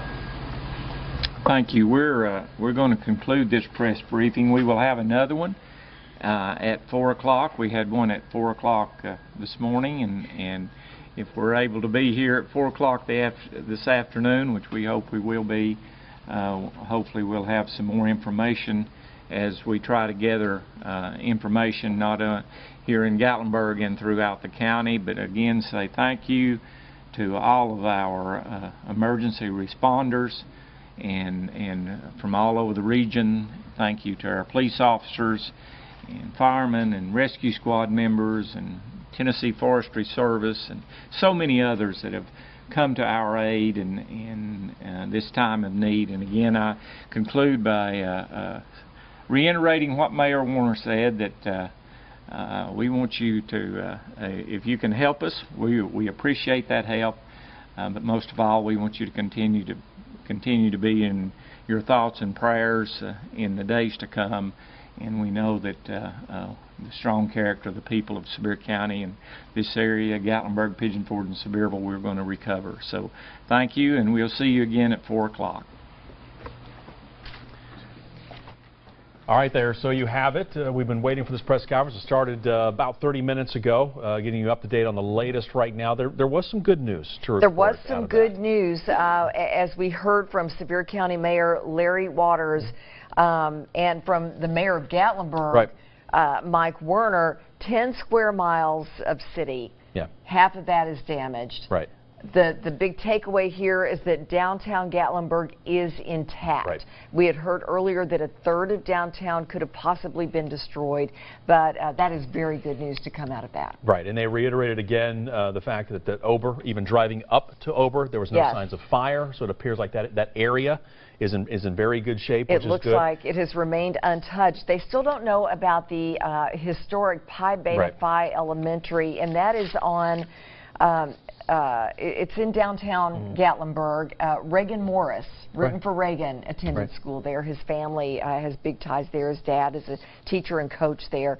And we still don't know. We still don't know. We understand the structure is standing, but we don't know the extent of damage there. Still need to get back up in there. Also, the aquarium, you know, we've been talking about the aquarium all morning long. They had to leave the animals in the aquarium, but right now it appears to be intact, was the latest they had said, which was definitely good news. And a generator, so some good news for those of you wondering there. And then also Elkmont, we heard from officials with the Park Service, and they were saying that it looks like Elkmont, at least initially, it looks like it's okay. And that's good. It's like all of the major places that people like to go seem to have emerged for the most part. And the lodge at Mount LeConte as well, as of right now. As of right now, however, the park superintendent did say there's no damage to the lodge, but the fire in the area is, as he put it, flanking the mountain. Right. So there's still concern there. And before we go to our anchor, Kristen Farley, who's at the news conference asking a lot of good, important questions, 14 active structure fires going on right now. So they're fighting fires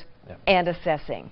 All right, let's check in with Kristen now. She was there at the conference. She's been actually in Gatlinburg all morning long for us. Kristen. Hey guys, I have some extra information that came out right before that news conference and a little bit after that I want to share with you real quickly. We have gotten word that here at the evacuation center, they now have some 700 cots here to be able to accommodate people who will be staying here for a duration of time or who need a place to rest. I was talking to the general manager from Rocky Top Sports World, and she was telling me that they are seeing an influx, and as you heard, some 2,000 people have checked into the 2 shelters in the last 24 hours, and what we're being told is some people are coming in and staying for a couple hours, getting a hot meal, maybe trying to get a little bit of sleep or rest for their children, and then going back out. But they say that the influx of people has not stopped throughout the day. One of the biggest needs is medical concerns as well as food, and we have found out that they are keeping all of their concessions and food up and running for all of the evacuees at the shelter behind us here. You know, we're asking because so many of our viewers wanted to know, I live in this section of Gatlinburg, what is it like there? Is that road still there? Is that building still standing? They don't have a central phone number or website for people to go to at this point. They're hoping that as they begin to assess more of the seriously damaged areas, that they'll be able to get that information out, probably most likely through the media first of all.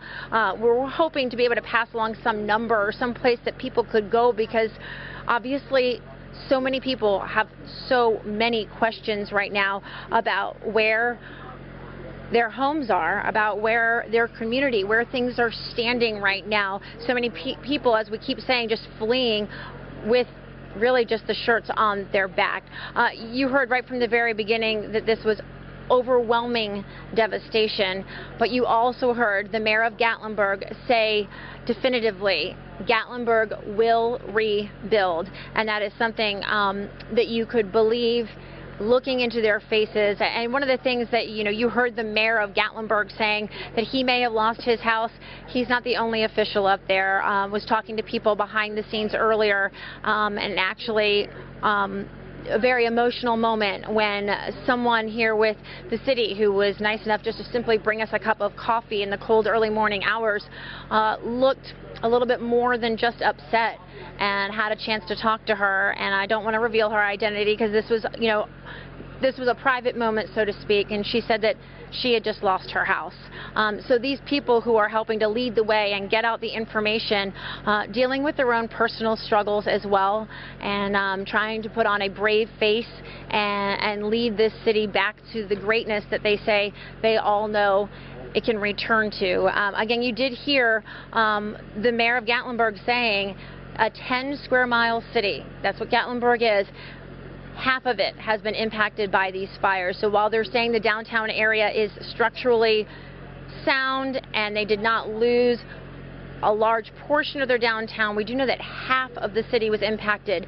So we're still waiting to get a visual on what things look like. And with that said, we have been talking with some coordinators about possibly getting cameras into the area so we can bring you some of our own images, because we do know there's unfortunately some misinformation.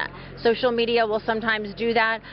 People think they have seen or heard something and they pass that along. So we're hoping to get some of our own cameras into Gatlinburg to be able to bring you images and let you see for yourself. But we're going to stay out here. We know that there's going to be another news conference around 4 o'clock today. Again, as Lori was just saying, and as you heard in the news conference, 14 structure fires still exist. Air quality a little bit better than it was when we went in for this news conference, but you can still see the smoke and the haze behind me here. But Bo and Lori, we're going to go ahead and send it back to you. Stay in touch with officials here, get updates, talk to people in the evacuation shelters, and see what information we can pass along to you throughout the afternoon.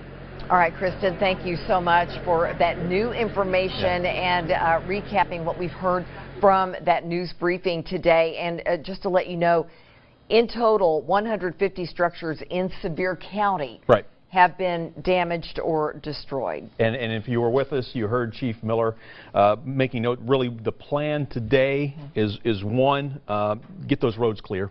Also, get a lot of the trees that have been down, cut out of the way, and then obviously go door to door and find out if there's anybody still up there that needs some medical attention. Right, so important. And he reiterated anyone in Sevier County to please limit your use of your mobile devices. Right. Your laptops, your mobile phones, because they are trying to keep all lines clear so that they can keep communications open. If someone is trying to reach them and they need to be helped, they need to be able to get to those As he folks. said, if you can put off downloading that tune, iTunes. Yeah, just put it off a little bit longer. Yeah. Hey, we should know TVA Credit Union is accepting donations. Mayor O'Hara is saying Knoxville residents wanting to help can call the city's 211 line. Yeah, it makes it very easy. Simply 211. Now, to help the Red Cross, monetary donations. That is always what the Red Cross needs, because they are out there on the ground. They are assessing the needs. All you have to do to make a donation right now is to call 1-800-RED-CROSS or text Red Cross to 90999 to automatically make a $10 donation. And then you can also donate online, and we have made that easy for you as well. We have a link for you on our website, WATE.com. And we also want to tell you about the 1-230th Assault Helicopter Battalion out of McGee-Tyson. They are flying missions today to battle these wildfires. They have 3 Black Hawks that have now flown to the Gatlinburg airport really within the last, I don't know, 30, 40 minutes. They've been up there. They're operating out of that airport. 2 of the helicopters, we understand, are configured to drop water, so they're helping in the firefighting efforts. The other one is set up for rescue operations with a hoist. And there is yet a 4th helicopter, this one out of Nashville, and it's equipped with communications gear and what is called forward-looking infrared, and that is also to aid in search operations. All right. And they kind of went over the timeline during the press conference. We want to touch on that for you again as far as how this spread. Over the weekend, we told you about how a fire erupted in the Great Smoky Mountains National Park. Then there's strong gusts from last night really pushing those flames from the chimney top fire onto private property. As you heard the chief say, it happened so quick. He did. He said, you know, there was fire there, humidity dropped, wind picked up, and there you go. Yep, that was it. We're also seeing another view of the wildfires in Gatlinburg from the sky, 36,000 feet up, thanks to Jeff Starnes. He's a pilot for United Airlines, sending us this reported video of the smoke and fire, which really does help tell the story. You can see the density, and then what we're happy to see are some clearing areas as well. Right. This was really our first view today of how things were looking in an aerial view and a grade shot. And we had Trent commenting on this earlier, but you can see there is some clouds mixed in there as well. But a couple of areas there you could see the fire there just along the ridge line. But very impressive this morning. We appreciate him sharing that with us. Yeah, we thank you for that. Ober-Gatlinburg closed right now because of the situation in the mountains. But we're happy to say we learned from that news briefing that Ober-Gatlinburg appears to be unscathed. What you're looking at is from the mountaintop, and that's considered a safety zone. There's so much steel and reinforcement up there. But earlier today, TEMA had reports that there was a lot of damage there, possibly even outright destruction. But they were able to get more information today, and then the ski resort sharing video pretty much right at sunrise, saying the property is okay, the wildlife there is safe. So we were so happy to be able to reverse that report because that was absolutely devastating. And the chief, and we mentioned this earlier too, but the chief had said, you know, he drove up there and made it all the way up to the gate. Now the gate was locked, obviously. Yes. But he said did not see any problems, so it looks like everything's okay. And for those little areas right around Ober as well, that's some good news. So far, so good. So far, so good. All right, as we've been telling you, all the facilities in the Smokies closed right now due to the dangerous situation obviously going on in the national park. Not only the wildfire, but also a number of downed trees in the area. Park rangers sharing this picture with us, showing crews working to clear debris right now, just to try to get that tinder, if you will, out of the way and clear a path so they can get to people and, again, reduce that fire risk. Well, that's the key. They got to get those roads back open. As we've been telling you, hundreds of firefighters from across the state in Gatlinburg right now, hoping to provide some relief. Sammy Solomon from the Newmarket Volunteer Fire Department sharing these photos from some of his crews that were out and about. And this is kind of what they were facing during those overnight hours. Look at those intense flames. And we also have pictures of flames looming near Pigeon Forge. Bruce McCamish sending these pictures of the fires. You can see flames over the ridge behind Pigeon Forge overnight. And if, you know, so many of us have been in cabins. We've spent so much time in Pigeon Forge. Look at that. Yeah, that's an amazing picture right there. You see Pigeon Forge down below, and yet look at the sky as well. Just absolutely amazing. But so close to those cabins. Wow, look at some of those hotels right along, you know, down along Pigeon Forge. I don't know if that's Teaster through there. We're looking at Teaster Lane, but again, just unbearably close. Amazing. Well, TDOT crews also on site in Gatlinburg right now. They're trying to help assist in the cleanup and the clearing debris off those roadways. This just in the last 5 minutes, as we understand as well, FEMA has now authorized federal funds to help battle the wildfire. This authorization makes FEMA grant funding available, and what this would do is reimburse 75% of the eligible firefighting costs. So we're talking about labor, and most firefighters, as we understand, as we heard earlier, are on the clock for 12 hours at a time. That doesn't mean they're actively laboring, fighting the fire, but they're away from the base. So that includes labor costs, equipment, emergency work such as evacuations, shelters, police barricading. All that is going on right now, traffic control. In fact, we have a number of KPD officers who are helping with traffic control right now. Everybody in our region jumping in to help. Yeah, now we should know we haven't heard an exact count as far as the local agencies about how much this fire has destroyed. I mean, we've got a pretty good idea from this last briefing that we heard. But FEMA says that it's grown to more than 500 acres, and that number could grow. Of course, we'll continue to keep you up to date on that. Another press conference set for 4 o'clock today. Yes, and we'll be sure to take you to that. I do want to mention, because this is different than what we, this is an update from what we reported earlier. There were 3 people with severe burns that we've been reporting all day that were transported from UT Medical Center to Vanderbilt, the burn center there. Well, what we understand from that news briefing is that 12 patients from the Gatlinburg area have been transported, most with non-life-threatening injuries. We don't have a number on the serious versus the non-serious, but we'll keep going with that. Let's take a look at some more of the new pictures coming in. We've been talking about the destruction in Gatlinburg. Trevor Cates sending this picture of the Westgate check-in building. And this is the first time we've gotten a shot or a look at the damage there. We had shots from overnight with the flames, and you saw the resort, but this is really our first look, kind of confirming some of those earlier reports we had from TEMA. You can see right there the roof burned out, only a skeleton of a structure remaining. 100 buildings are on this property. This is a look at but 1 or 2, but that certainly does not look very promising. That building absolutely destroyed. And the Gatlinburg Fire Chief saying this is a, quote, fire for the history books. You can certainly see why. Look at that photo. Yeah, this is a reported photo from Chris Higgins, and pretty much tells the story. I mean, this is what they were up against all night long, and as you mentioned too, Lori, and as the chief mentioned, they're still battling fires right now. There are still some structure fires going on. They're still trying to put out, and the chief said it's going to take some time, may take days for these to finally be extinguished. Right. He said right now there are 14 active structure fires going on at this moment. So you have that to contend with, and the assessment to contend with, and a search for anybody who may be remaining in their homes who needs help. So this is a very, very busy, very critical day. THP releasing these photos. You can see first responders helping people displaced by the fire. The group of people walking down the road with embers, flames surrounding the group. One state trooper even pulling someone's luggage along, just trying to help them get everything, all their belongings out of there. We are hearing, and we will hear many, many more such stories of just acts of good Samaritans who are there, and first responders who leave their own burning homes to go help someone else. Yeah. Right now, I want to check in with WAT 6 News Size Whitney Good. She joins us from Pigeon Forge. That's right, Whitney. You've been at the shelter there at LeConte Center. What's going on there right now? Hey, Bo and Lori. Yeah, you're right. It has been a long, hard night and day for all of these people here in Gatlinburg. But you know, one thing that makes me feel better about this whole thing is what's happening here behind me. This stuff on all these tables has been dropped off by people in the community. People just wanting to help in any way that they can. There are clothes, there's food, there's water, there's toys, there's diapers, there's anything that anybody could need.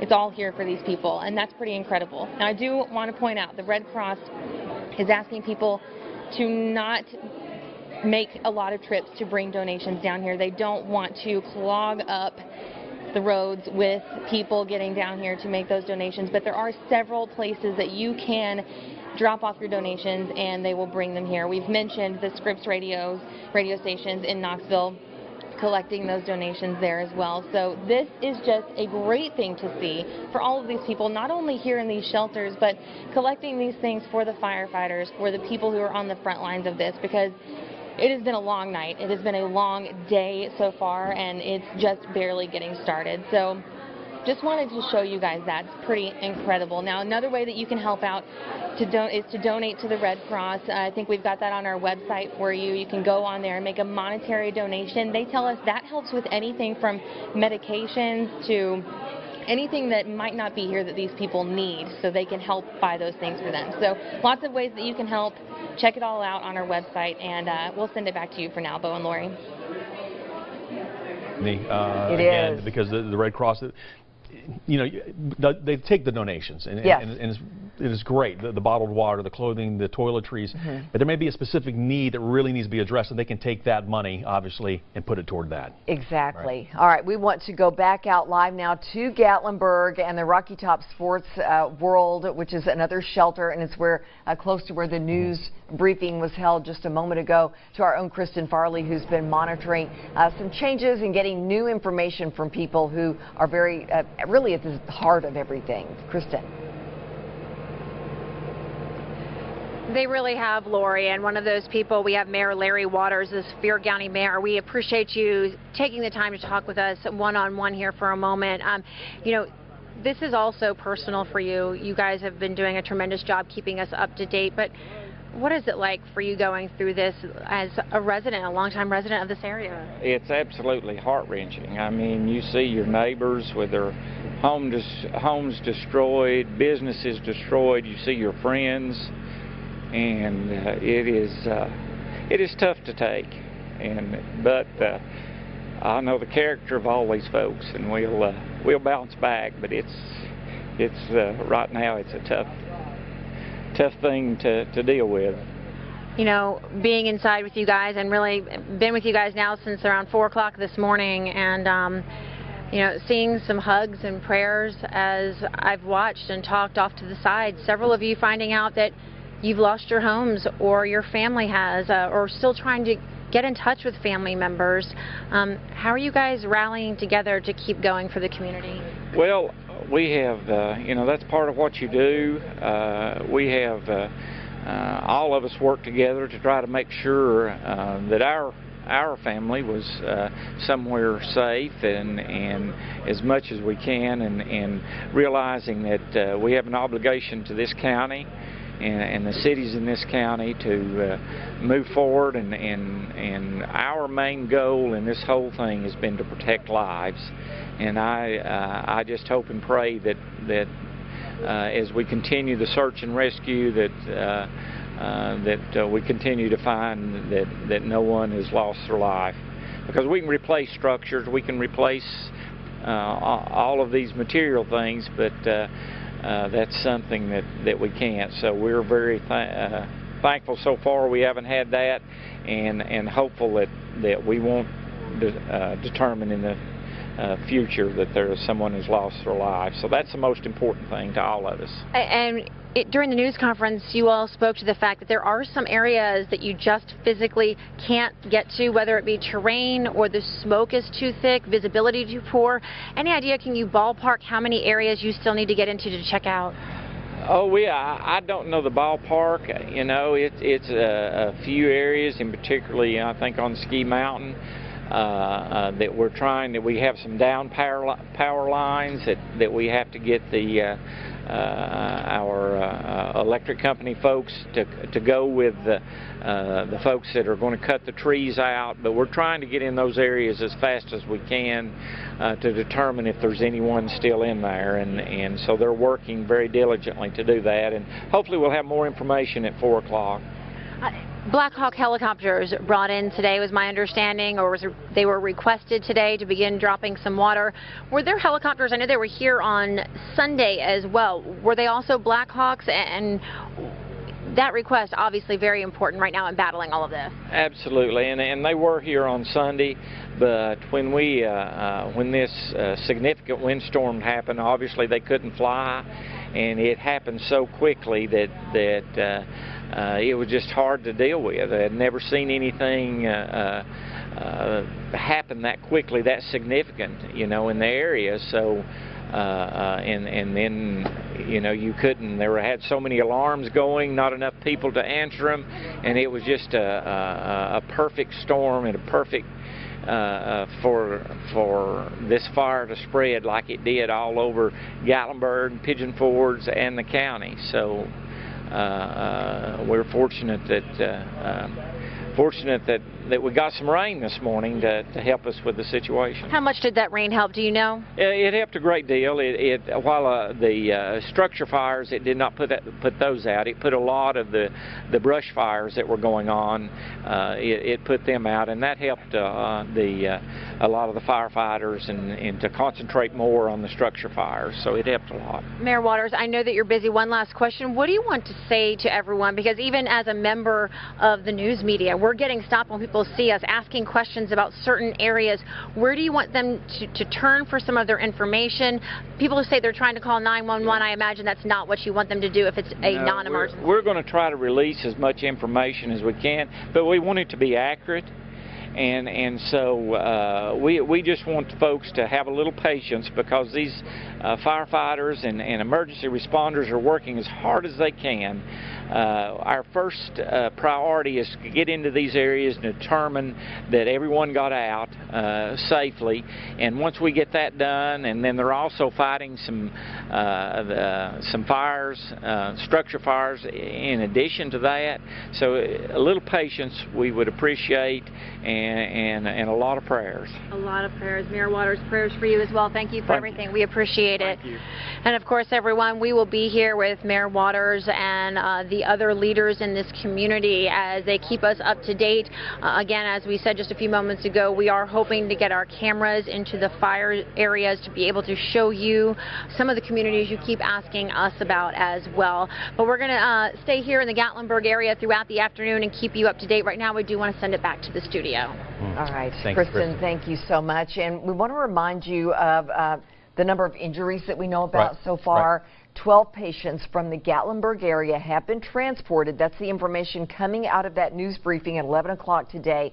Most of them, thankfully, with non-life-threatening injuries. We don't have a specific number on the extent of the more serious injuries, but we'll let you know as soon as we find out. Right, and we had mentioned earlier, we've been telling you all morning long, we'd had 3 people transported to Vandy with burns, and then one person, the last we had heard, was still being treated with burns to their face here in Knoxville at UT Medical Center. So again, as Lori mentioned, we'll continue to try to get you more details as they continue to come in, and obviously crews out right now trying to clear a lot of areas, trying to get to some of those areas they weren't able to get to overnight. And still fight fires. Still fighting fires as well, right? There are 14 structure fires that we have been made aware of that crews are concentrating their efforts on, and then they're also trying to get to people to make rescue efforts. There might still be people who are trapped in their homes. Well, we pointed out one of the helicopters coming in, one of the 3 Blackhawks coming in is going to have the hoist so they can make rescue, runs if they need to, if they do come across a situation like that. And the technology to find those people. All right, everyone, thank you so much for being with us, and we're going to be back in just a few minutes to continue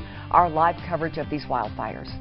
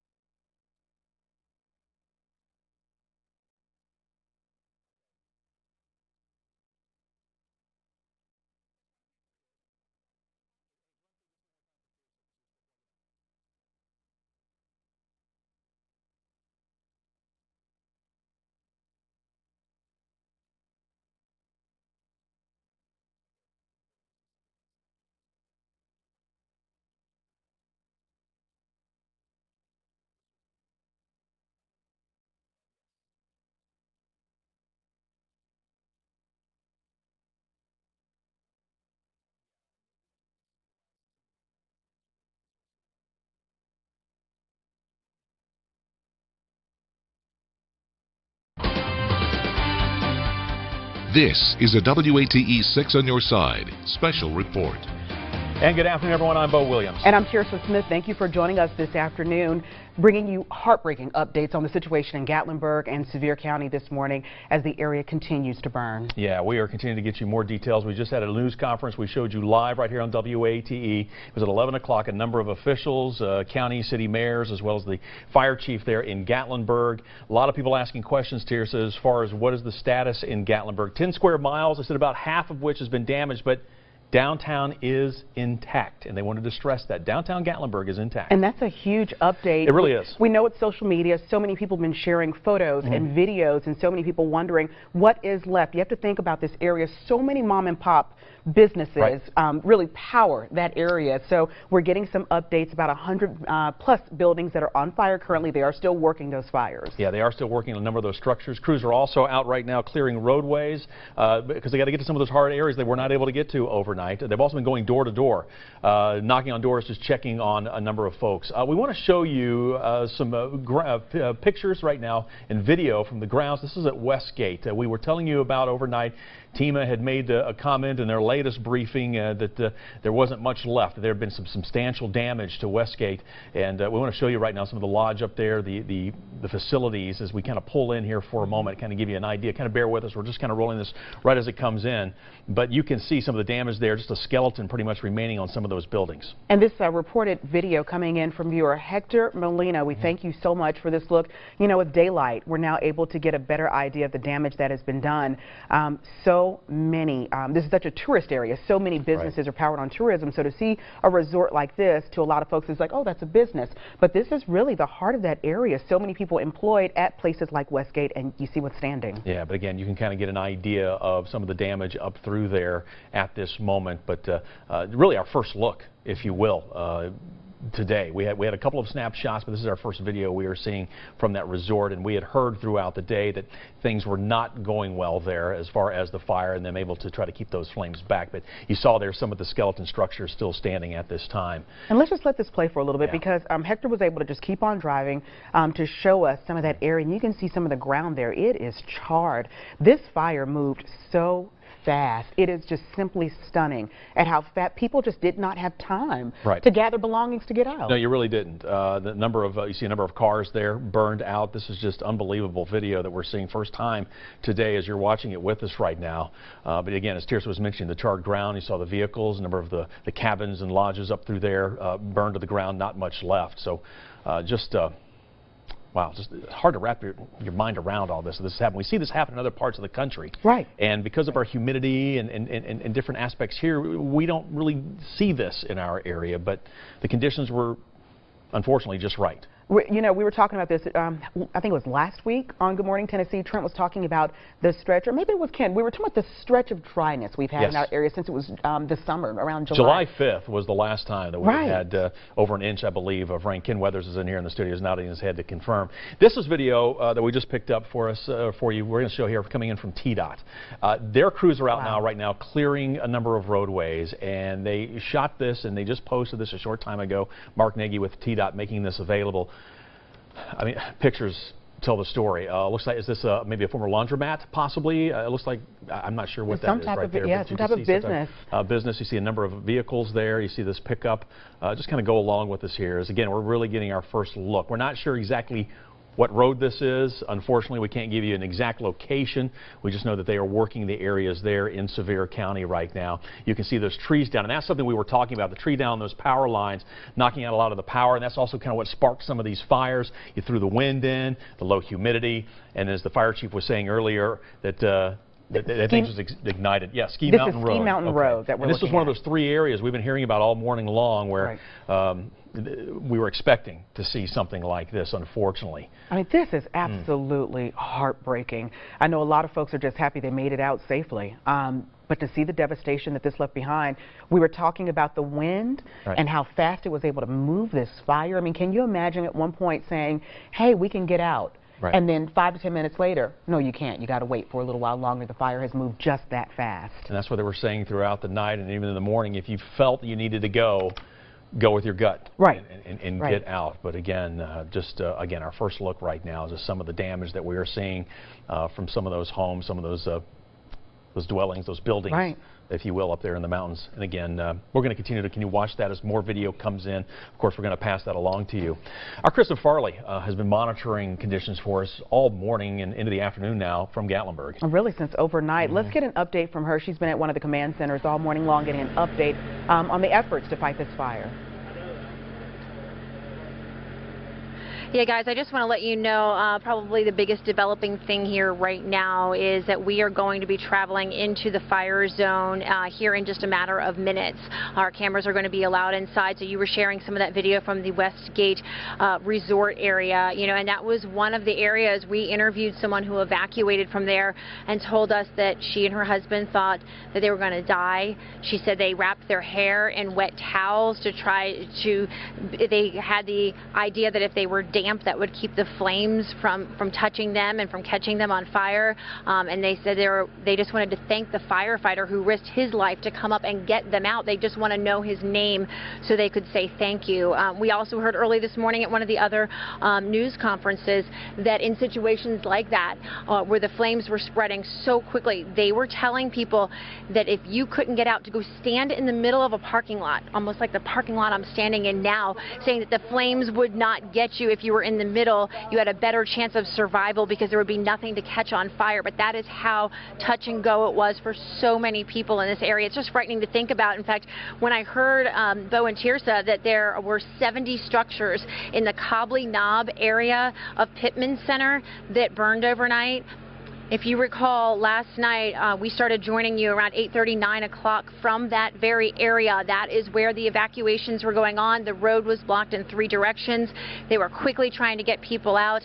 We were so close to that area where those structures were burning. So just to give you another idea, as we get some of these numbers here, 70 structures in Wears Valley, 70 in Cobley Knob, 150 structures damaged or destroyed throughout the county. So just some staggering numbers as we take all of this in, and we heard half of Gatlinburg. Half of the 10 square mile city of Gatlinburg has been impacted by this, and the next time we join you, we'll be able to share some of those images with you and our own accounts here and give you a better idea of what things look like.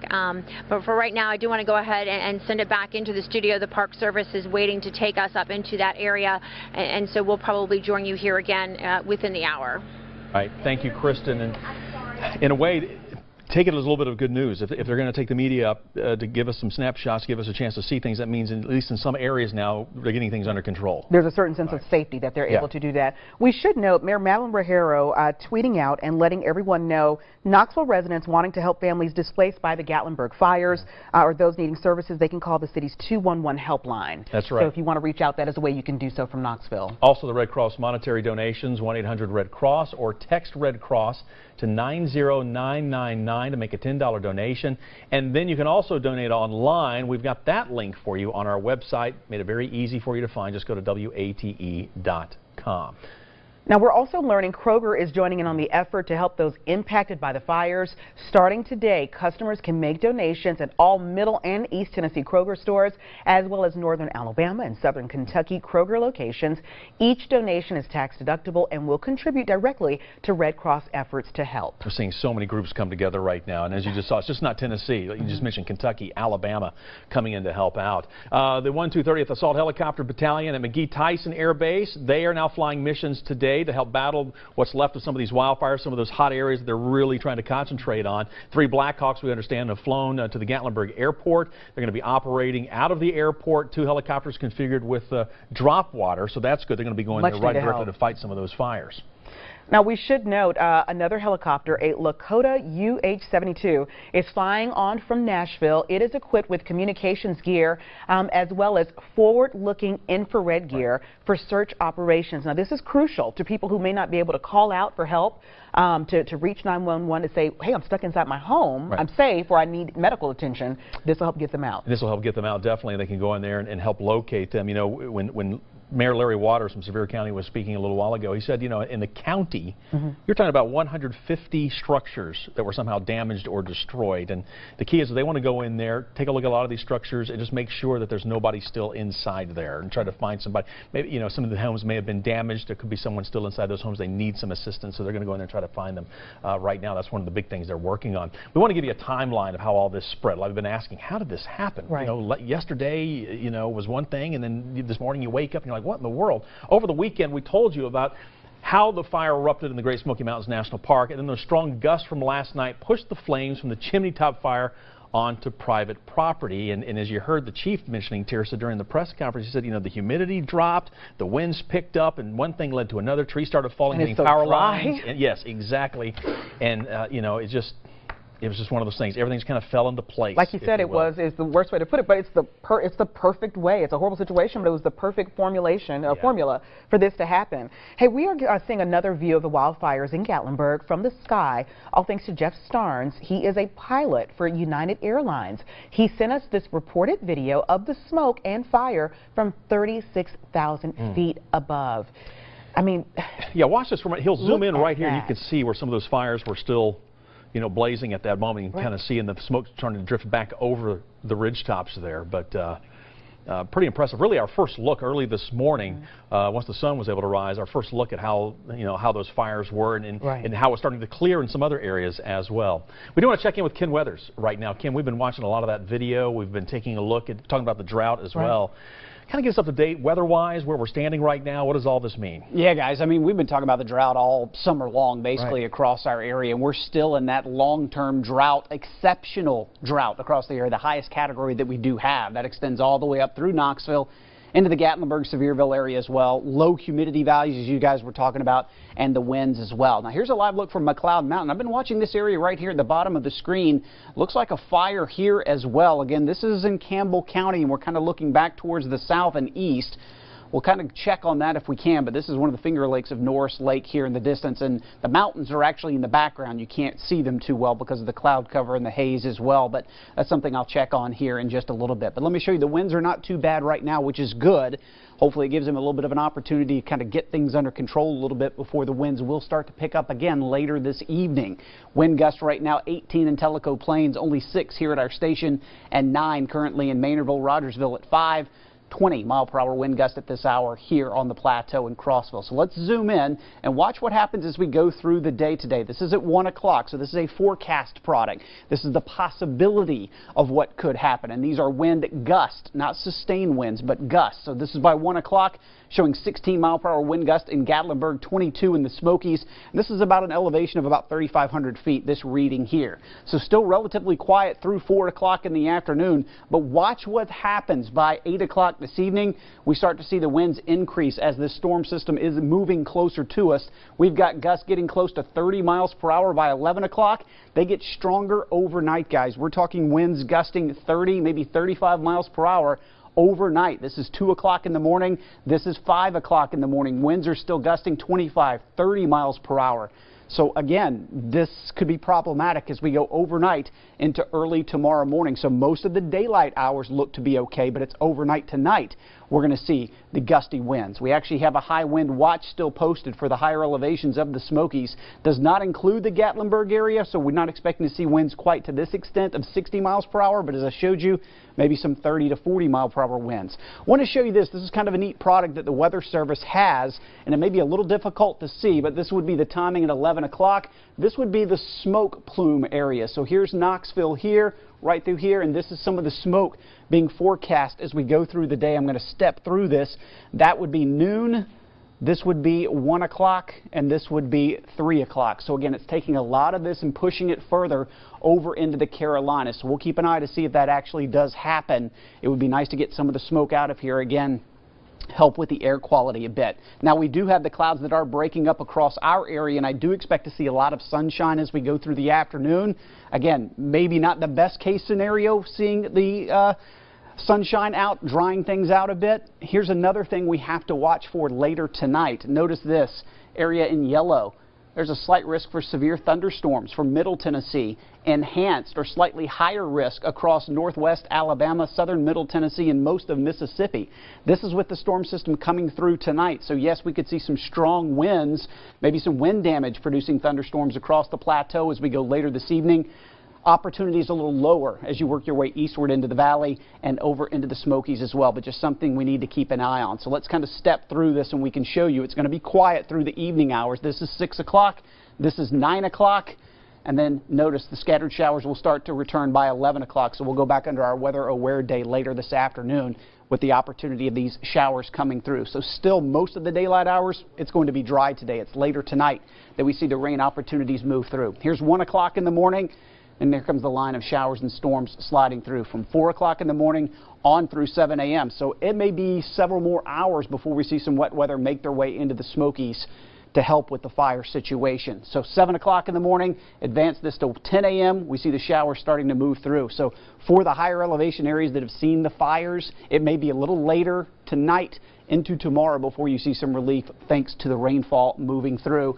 And by noon, a lot of this is starting to push off towards the east, and it should start to quiet down as we head through the afternoon hours on Wednesday. So guys, a lot we're going to have to keep an eye on. We're talking dry conditions for most of the day today with some sunshine. The winds are relatively light, but Bowen Tier says we get later into this evening and overnight, those winds could be a problem once again. Have more details on that coming up in a few minutes. Yeah, I know you're going to be watching that closely, Ken. We're kind of in a little bit of a lull, but I know as we get into the evening hours, as Ken was mentioning, we had another front getting ready to come through with some rain. We really have to keep an eye on things. That's why it's very crucial right now for these fire crews to take advantage of this moment while they can. I know a lot of you have been trying to reach us to find out the status of particular businesses that you may be curious to see how they fared. We are getting one update right now. A lot of you may have seen this business, the Mysterious Mansion. This is in Gatlinburg, or Mysterious Mansion of Gatlinburg. They have announced, quote, "We are devastated to announce that it was confirmed to us that Mysterious Mansion was lost to the Gatlinburg wildfires. We will let you know more when we do. As far as I know, they're not letting people back into Gatlinburg." This is according to the release. Really, they're saying it's been an amazing 36 years. That they have been there in town, and they say they will rebuild. They will rebuild. That's what they're saying, but this is just obviously a very tough blow to that business. Well, we've heard that even from the Gatlinburg mayor a short time ago, talking about how, you know what, it's going to be okay, is the thing that he wanted to It's going stress. to take We time. will rebuild. Yeah, it's going to take time. He says we will rebuild. It will be okay. Take a look at our video. We showed you a little while ago from the Westgate area. This is the Westgate Resorts, and this is really getting our first look at this moment, this afternoon rather, of the damage there. We had heard earlier from TEMA in one of their reports saying that the resort was likely entirely gone. These were preliminary reports, more than 100 buildings. Also, Black Bear Falls was likely lost, had lost every cabin. And some of this video now pretty much confirming a lot of the damage reports that we were hearing from those earlier moments. Again, if you look closely, you can see in this reported video just a skeleton in some areas of some of these buildings that were hit by those fires. And then as the video goes on, you'll see what's left of some of the cabins as well, and the number of cars also burned out. But just devastating for a lot of people who have stayed there, who have vacationed there. A lot of memories. To look at some of the buildings, to see some standing, to see some have been burned to the ground. I mean, it is just unbelievable how this fire moved through the area, skipped, you know, right around some businesses, and others are destroyed this morning. It's going to take some time for first responders to go through, not only do that check, go door to door, but to also check some of these businesses. You're going to have to be patient with us. A lot of folks have been asking, what about this place? What about this road? It's going to take a little time to get those details. Right. Here's more of that damaged video that we were talking about from the Westgate Resorts. And as we mentioned again, they were saying initially it was very likely that all the cabins had been lost. And you can see here, looks like maybe where some of those cabins were, you see a number of cars sitting there as well, all burned out, hollowed out there from those fires. And you can see some of the damage too, looking down the roads there, and the trees kind of leaning on another, and that's really kind of what helped spark this thing. It was just so dry. And we should note, Westgate is saying right now all existing reservations are being automatically canceled through the end of the year. So that's their timeline. They said you'll get an email notification if you planned on maybe doing something for the winter holidays there, but they've got a lot of work to do. What you're looking here is a row of burned out golf carts, we believe, as you take a look there for just a moment. So just some amazing video that we've been watching for you. Let's take a look at what TDOT has sent us now as well. They just put this up online just a few moments ago. Their crews have been out. Really one of the big jobs for TDOT is again to help clear some of these areas so those first responders can get up there and take care of some of these areas. They've got to clear these roadways. We've got down trees, power lines, but really those trees is what they're trying to get to. Yeah, for a lot of their efforts this morning, they've got to clear those trees, like you said, out of the roadway. Yeah. And so that's going to make some of that recovery effort pretty tough. This is Ski Line Mountain Road, I believe we're looking at right now. Ski Mountain Road, right. And this was one of those areas, if you've been with us all morning long, they were saying was really an area that was being impacted hard by these fires. You see the power pole, the trees also laying on those lines. And you can see the smoke from the side of the road there. You know, this is just absolutely stunning is the word I can only think of. There are no words. We're so used to East Tennessee for the most part. You know, we don't get news like this. We don't get horrible devastation. This is what we see out of California like or Arizona or some of the West Coast states and Oregon, Washington. But the conditions, as we've been telling you all morning long, were just right. The Gatlinburg Fire Chief confirming that, saying the humidity dropped. And usually, you know, the humidity is something that kind of helps us out a little bit here, kind of prevents something like this from happening. But the conditions were just right. Those fires, the winds kicked in.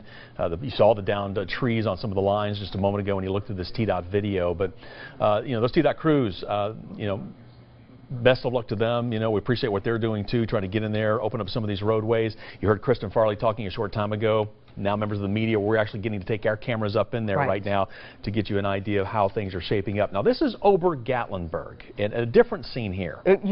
You know, there was so much concern at one point. TEMA, from their understanding, had thought that Ober was destroyed. And so, you know, if we can call it good news to report this morning, Ober, the folks there letting us know the structure is okay. And this is video confirming that. The daylight is up, and you can see they fared well. And that was a huge concern. A lot of folks have memories at Ober. I mean, that is just a staple for the area. That's right. Matter of fact, we talked to some folks from Ober earlier this morning, and you know, they said that steel structures are one of the things that really helps them up there. Right. It is a safe place to go to, and we had heard reports that they had gone up the mountain trail up to Ober, made their way up to the gates. The gates were locked. I think this was the fire chief from Gatlinburg making this comment, but he said everything looked good around, at least in that immediate area. Right. So that was some good news. And as we've been telling you all morning long, when you see something like that, it gives you a little bit of hope. You saw what TDOT was seeing, but then you see something like this, and you're thinking, okay, you know, it's going to be okay. Not every place was affected. Burnt, yeah. Anyway, at one point, looking at some of the video from overnight, I was up early this morning watching, and it just was not looking good. So, you know, hopefully with more daylight, they're able to go through, and more businesses are hopefully saved than what we can even imagine. And get a handle on this so we can knock all of this down real quick, these whatever fires are still remaining. Let's check in with Whitney Good. She's been busy all morning long. She's been one of the shelters right now, keeping us up to date over in Pigeon Forge.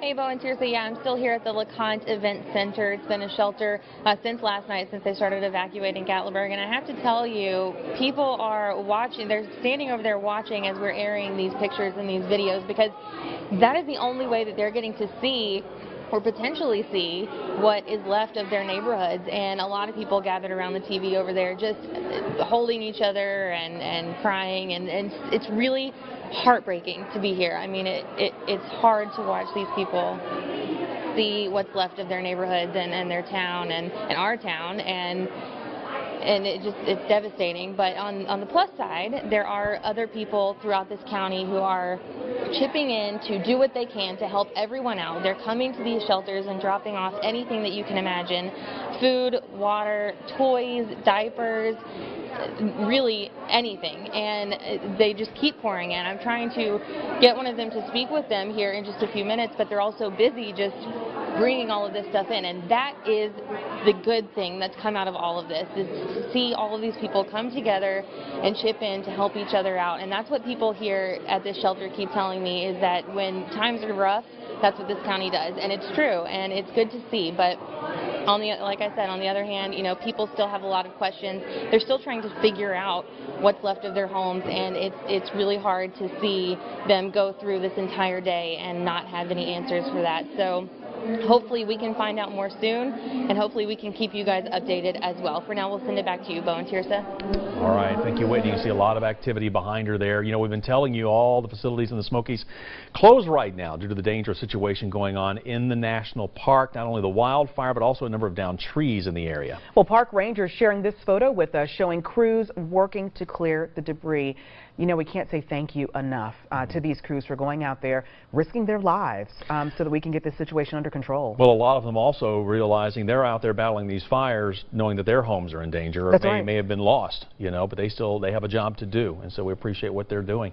As we've been telling you, hundreds of firefighters from across the state in Gatlinburg right now hoping to provide some relief. Sammy Solomon from the Newmarket Volunteer Fire Department sharing these photos with us from his crews. We've had crews from Kingsport, even Murfreesboro, making the trip from Middle Tennessee to help out. Also crews who have been busy fighting fires in North Georgia, South Tennessee, from the Chattanooga area. They're up here as well. My goodness, and what a workload they have. I mean, it's one thing to fight a fire, but to do so on the terrain of the Great Smoky Mountain Park, I mean, that is just no easy feat at all. Well, we were talking with Captain DJ Corcoran with the Knoxville Fire earlier, and he was telling us how, you know, they're used to battling usually on a day-to-day structure fires. That's right. This is something completely different that they're having to deal with. But even Knoxville and also rural Metro running crews in and out as long as needed. You know, as we look at these pictures, we do want to update you. We're getting some new information about people who have had to be treated because of the fire.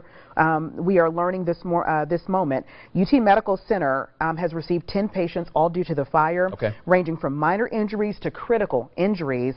They're evaluating each patient to determine the proper care. Now, we should note, UT Medical Center could not fly Lifestar. I mean, that makes sense if you think about all the smoke they've had in that area. It's just not safe.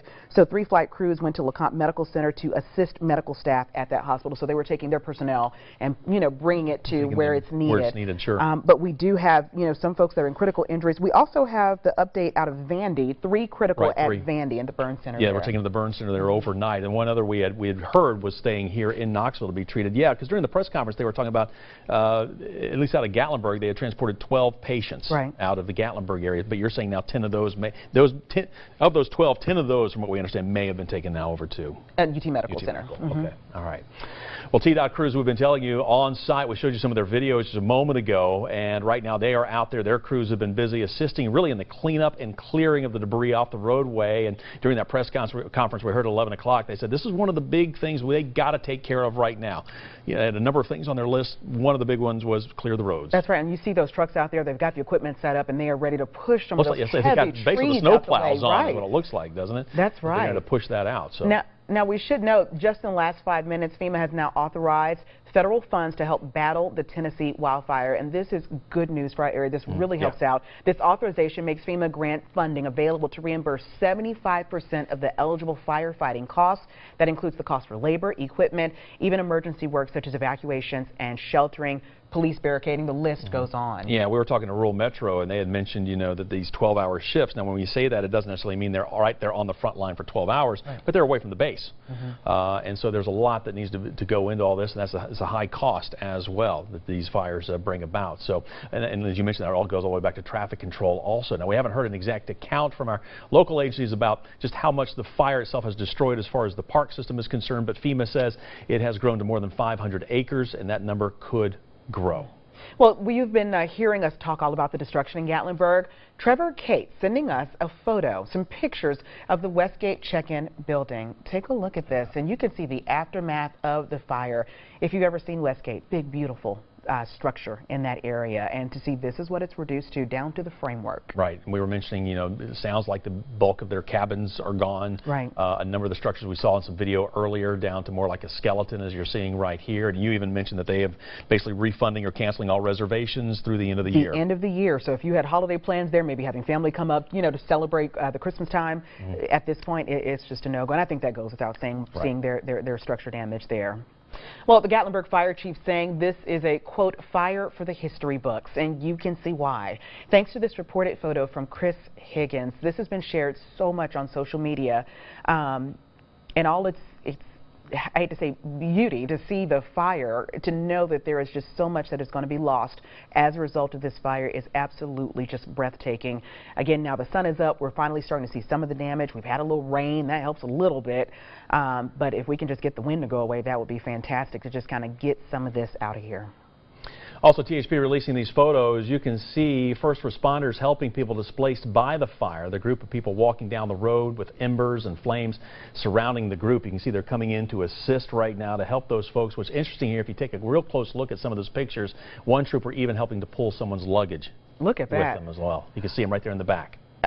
So much of this, the volunteer spirit. We have seen so many people step up. We're also learning the Hatfield and McCoy Dinner Feud in Pigeon Forge is opening their doors this afternoon to give people affected by the fire a warm meal. The business offering a free meal today from 2 until 3. The Hatfield and McCoy Dinner Feud saying making food for 1,000 people is what they do best, and they just really wish to help people in the community. And you know, when you have a situation like this, some sense of normalcy is all you need, just at some point in the day, to sit down and have a hot meal. It's a warm meal. Right. Can do wonders for you. So again, you know, we're seeing so many businesses step up right now. So many restaurants, so many different organizations. We're getting an update before we move on from Tremont Institute.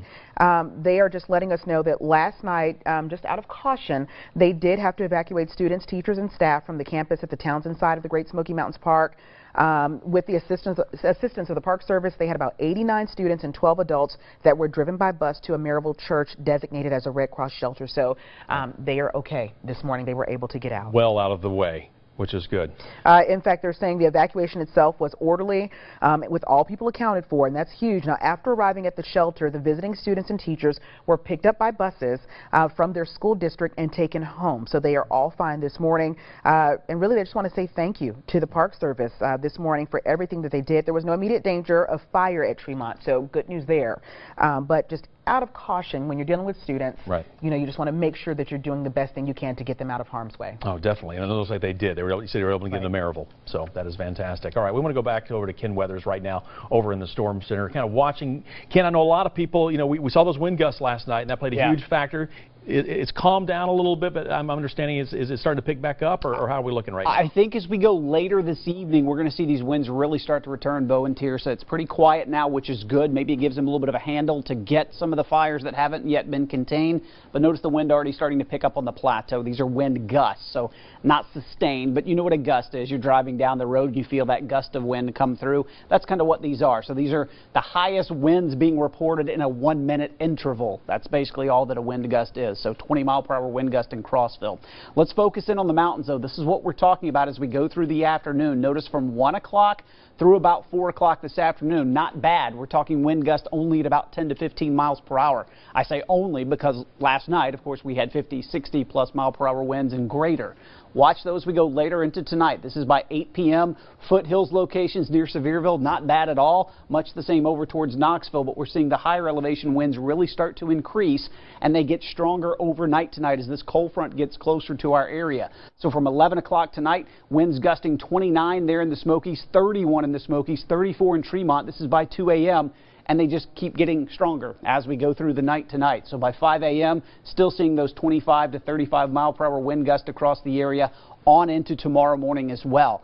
And as I mentioned, it may be a little later before they actually see the rain make their way into the Smokies later tonight. Show you that in just a minute. Still have a high wind watch posted for the Smokies. So we're not talking about the foothills locations. Downtown Gatlinburg not included in this at this point. Those are where some of the winds gusts could be over 60 miles per hour there. Quiet right now, not seeing the smoke plume across the region like we did this time yesterday from Gatlinburg stretching all the way northward, but we know we still have some smoke in the atmosphere. Pull back out, we have a little bit of cloud cover across the valley, but look at all the sunshine back towards Middle Tennessee. That means basically the clouds that we see are moving out. We're going to see a lot of sunshine through the afternoon, so additional drying taking place across the area, and our rain opportunities, at least in the short term, not looking that good. But let's show you as we go later tonight. This cold front moving through where this atmosphere is very unstable. There could be some severe weather from Middle Tennessee, even close to portions of the plateau. Notice this, the slight risk of severe storms anywhere from Scott County all the way down through Cumberland County. So we could be talking about the possibility of some damaging wind gusts on the plateau as these storms come through a little later tonight. I guess the one good news, we're not seeing it included over towards the foothills into the Smokies. They would probably just see some thunderstorm or showers that produce the gustier winds as the showers move through. Probably not expected to see severe weather here. So let's get some timing. By 6 o'clock this evening, temperatures in the mid-60s, still relatively warm for this time of year, but all areas dry. Much the same by 9 o'clock. Clouds are starting to build back into the area, and we will see a few scattered showers overnight tonight. You see that here by 11 o'clock tonight. Showers starting to push northward from the southern valley on up towards southeast Kentucky. But we still not had a lot of appreciable rain even through 1 o'clock in the morning over towards the Smokies. In fact, it may be again late tonight, possibly even as early as tomorrow morning before they see those significant steady rains make their way into the fire areas overnight tonight. So this is by 4 o'clock Wednesday morning. This is 7 a.m. Notice, again, just a few spotty showers here. This is that line of showers, possibly even some rumbles of thunder. Can't rule out a few strikes of lightning with this. I don't think they'll be widespread, but the possibility is there. So that's something we would have to keep a close eye on.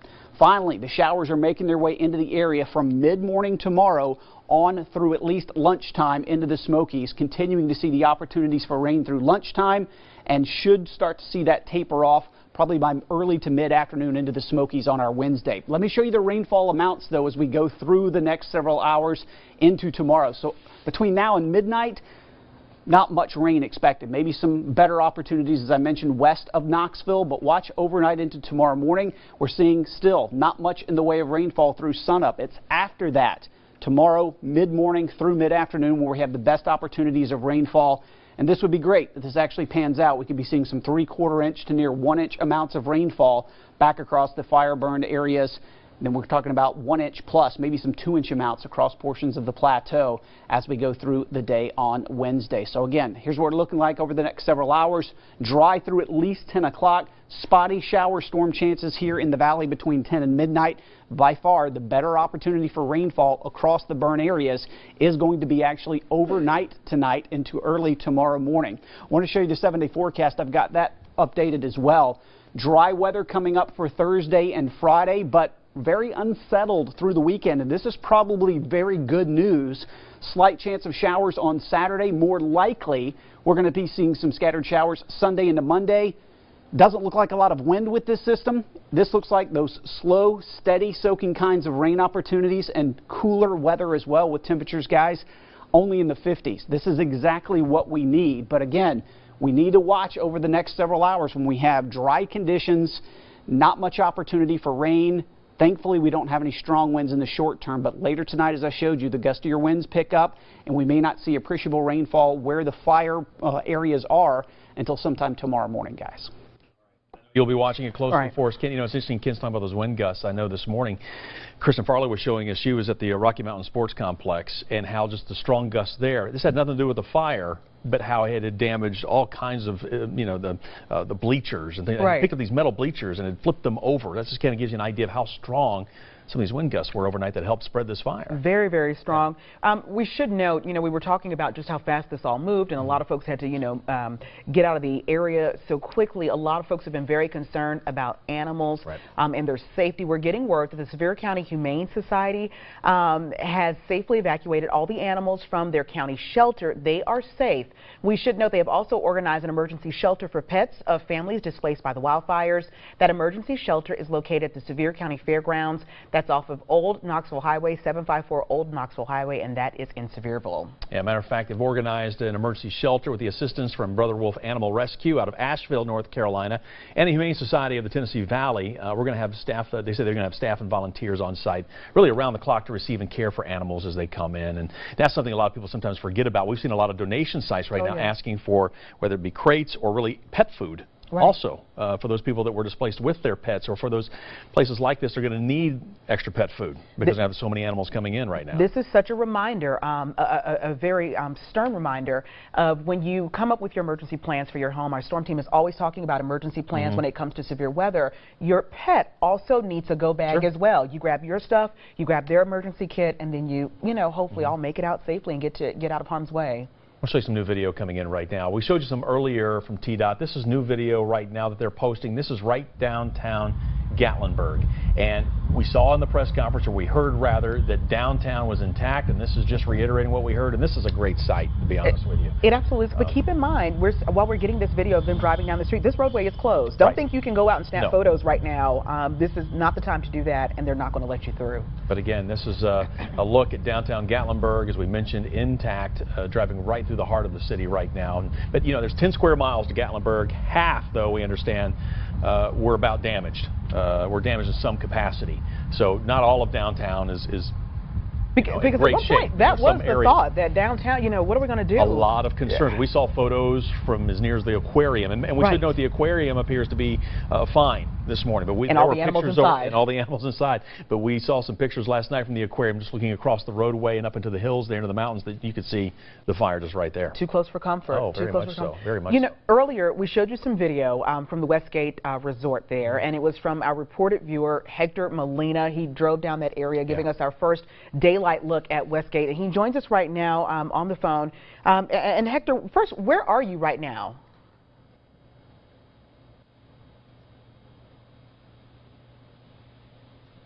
All right, we're still going to work to get Hector. We're going to try to get him back on the phone, but you can see some of the video. We're playing it for you right there, that what he shot at the resort, and we've been telling you all morning long that this was one of those areas that the news just was not good. No, it wasn't, not for this business. You know, we talked earlier about how when you think of Gatlinburg, when you think of Sevier County, so many mom and pop, you know, even the larger ones like Westgate, but I mean, just so many other mom and pop areas are there, businesses are there, and this has just been devastating to a lot of folks that have, you know, we've been in town 20 years, 30 years, but family after generation after generation runs the business, and it's going to be a lot of work to rebuild when all is said and done. It is, and as you mentioned, you saw on their website that they have canceled reservations, obviously, through the end of the year. No surprise there, but it will be interesting to see how a lot of these businesses now try to, you know, bounce back. And we heard from the mayor of Gatlinburg earlier saying that everything's going to be okay. The city will rebuild. They will stay as one of the premier vacation destinations, if you will, in the country. So, yeah, amazing video there. The reports we had heard from TEMA earlier was the fact that they had lost all the cabins in this area, and some of the video pretty much showed that. We saw burned out vehicles right next to where it looks like a couple of cabins had you know, used to be. And so many tourists. You know, it's one thing to go through this and you're familiar with the area. You know, it's one of those things I learned when I first moved to East Tennessee. You got to learn some of the back roads. You have to learn, you know, your way around town. But this was tough for a lot of folks who are not from here in the middle of the night to have to flee. Where do you go in the middle of this tense situation with fire around you? Right, not necessarily an easy place to navigate if you're unfamiliar with the area. On the flip side, you've had a lot of people who yearly, come back here every year for vacation, and they see some of this damage, and it's got to hit hard for them too. I mean, a lot of memories there, probably brought their kids there, you know, coming up through the years. And Westgate, while we did show you that damage earlier, there were no visitors or guests who were hurt, so you know everybody made it out. So That's right. Good. All right, let's go back to our Whitney Good right now. She's the LeConte Center, one of a number of shelters right now around the Pigeon Forge and Gatlinburg area. Hey, Bo and seriously, yeah, we've been here all morning long. We got here about 4 o'clock this morning, and some of the good news is when we first got here this morning, it was still dark, but you could still see and really smell the smoke in the air outside, and now it's pretty clear outside. There's not really much smoke or haze in the air, and they've got the doors open and you can't really smell it. So we're taking that as a good sign here at the shelter, but a lot of people still displaced with a lot of questions. I actually just spoke to one man off camera who was telling me that they were staying at Westgate Resort and they actually just got married there yesterday and then had to evacuate. So they're not sure what their plans are from this point forward. They are waiting to hear from some representatives to see what's going on with that. But just, I mean, hard to believe. People come and vacation in this area and then this happens and they have to come here. But the Red Cross has been out here all night long giving them whatever they need, food, warm food and water and anything they can to take care of them. So these shelters will stay open as long as they are needed, and people are welcome to come and check in and stay here. For now, we'll send it back to you, Bo and Tirsa. All right. Boy, what a story, though. Just married yesterday. This is the start of their new chapter. Oh, my goodness. Wow. You know? Yeah. All right. Time right now, 12:42. It's been a long day for a lot of these crews that have been out there battling these fires. And matter of fact, we've been getting a lot of pictures and videos from you, and we appreciate everything we've been getting. It kind of gives us a good look now at some of the areas we've been wondering about. In fact, we want to try to check back in now with viewer Hector Molina. He's the one that got us that video from the Westgate Resort. Hector, can you hear us? Yes. All right. Thank you so much for your video and for joining us. First, how are you doing? Where are you, and what's the status of you and your family? My family is fine. I live in Sevierville. Right now, we're in Pigeon Forge trying to find something to eat, and then we're heading back that way, try to see if anybody needs any help. Hector, kind of walk us through. We looked at some of your video, and we appreciate you sharing that with us. Just your thoughts, just as you were up there, kind of viewing the damage. Just kind of walk us through what you were seeing. A lot of the houses that you see there, that's some of my friends' houses that we went to see how they end up after the night, and it was pretty rough to see them. I guess the hardest part, I guess, was to see them losing everything and the feelings that they had when they saw their homes and their lives and their cars and everything they had just kind of gone overnight, you know. Wow. So that's the toughest part. So tell us what was going through your mind when you were getting that video of the Westgate Resort. Obviously, that's a big business, a big tourist spot for a lot of folks that go through the Gatlinburg area. What were you thinking when you were driving by and getting that video? Well, that's where I work, so it's a little tough for me to see the place that I actually was at work yesterday until like 4 o'clock. So to go back this morning and see some of the buildings, I don't think it's as bad as we think it is, but see some of the buildings on fire or gone, or the things that you used to see, you know, and sometimes we forget how beautiful they are until we see them like that, and it's kind of hard. Wow. Have they been in touch with you yet, or have you spoken with some of your administrators there from work and what the plan is for? Because there's a number of people employed there. Yeah, I don't know. I'm actually not sure about that yet. I'm sure that that you know, they're going to get back up there. We're going to rebuild whatever we have to rebuild. And that's a pretty big resort, so I don't think that that's going to stop. Yeah, I can't imagine either. I would think so many people, you know, go there yearly that they will, I would assume, make every effort to rebuild. You know, quick question. You know, looking at this video and knowing that you've been driving around town, you know, this is your hometown. This is your area where you work and you live. What is it like seeing Gatlinburg, which is usually so vibrant and so just full of life, to see it like this morning? Well, it was hard because a lot of times, you know, we don't realize that things like that could happen to us. Honestly, I felt like we live in a very secure area, and after seeing what happens in that amount of time, it's kind of scary sometimes, you know, to think that, because we were fine 2 days ago, and then now half of the town is gone, so it's kind of hard to see that. You mentioned you went and checked on the homes of some of your friends, and we saw some of the video. Are they okay? Yeah, some of them are okay. The thing is that it's kind of hard to get to those houses if you don't know the back roads. Gotcha. So we have to take people into the house. All of them are okay as far as they left their homes and they went to the friends and family houses, the ones that live farther away. And but yeah, most of the people are okay. I guess what a lot of us are wondering is how is the area closer to downtown Gatlinburg, because being Hispanic, much of the Hispanic community lives close to that area, and they're wondering how their homes and their belongings, that how everything is in that area in particular.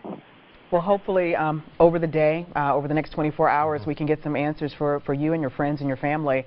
Thank you so much for joining us this morning, and we wish you well. Yeah, best of luck to you. My pleasure. Thank you. All right, Hector, Bye-bye. appreciate you joining us. Yeah, yeah, it's tough, and especially, like you said, went up to some of his friends' homes and trying to help them out, and not much left. Right. Right. And to look at where you work. I mean, that's your livelihood. That's.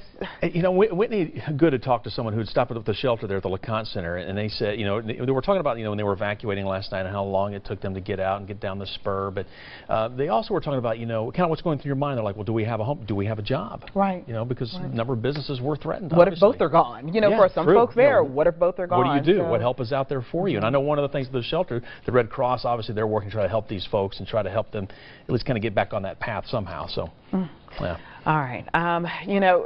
This is going to be a long road to recovery. We're going to keep watching things. We're waiting on more updates for you this morning. We are getting an update from Dollywood. Okay. Dolly Parton, I should say, excuse me, has issued a statement. She says, quote, "I have been watching the terrible fires in the Great Smoky Mountains and I am heartbroken.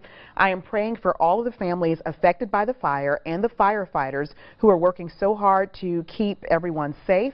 It is a blessing that my Dollywood theme park, the Dreammore Resort, and so many businesses in Pigeon Forge have been spared." Right. Dolly Parton. Yeah, well, I mean, this is her home, right? But P. Owens had joined us earlier from Dollywood and basically reiterating the same thing, that the park appeared to be in good shape. They've been out there, they've evaluated it. Matter of fact, Pete joins us again. Pete, we just heard a statement from Dollywood, from Dolly Parton herself just a moment ago, saying she'd been watching the fires. Again, just kind of get us up to date for those just tuning in. Dollywood, the properties, Dreammore, everything appears to be okay. Well, yeah, after the assessment this morning, we determined that thanks to some really hard work by the Pigeon Forge Fire Department and several other agencies and our crews from the park, we were able to hold off any fire at Dollywood. We have no damage at the Dollywood theme park. There's no damage at Dollywood's Dreammore Resort. Kind of the bad news comes in with Dollywood's Smoky Mountain cabins. Right. We do have some cabins that have been damaged, and a couple of that have been destroyed based on the fire. They're in various places in the county, and we're still assessing, what the status is of several of our other cabins, simply because there are areas of the county we can't access currently.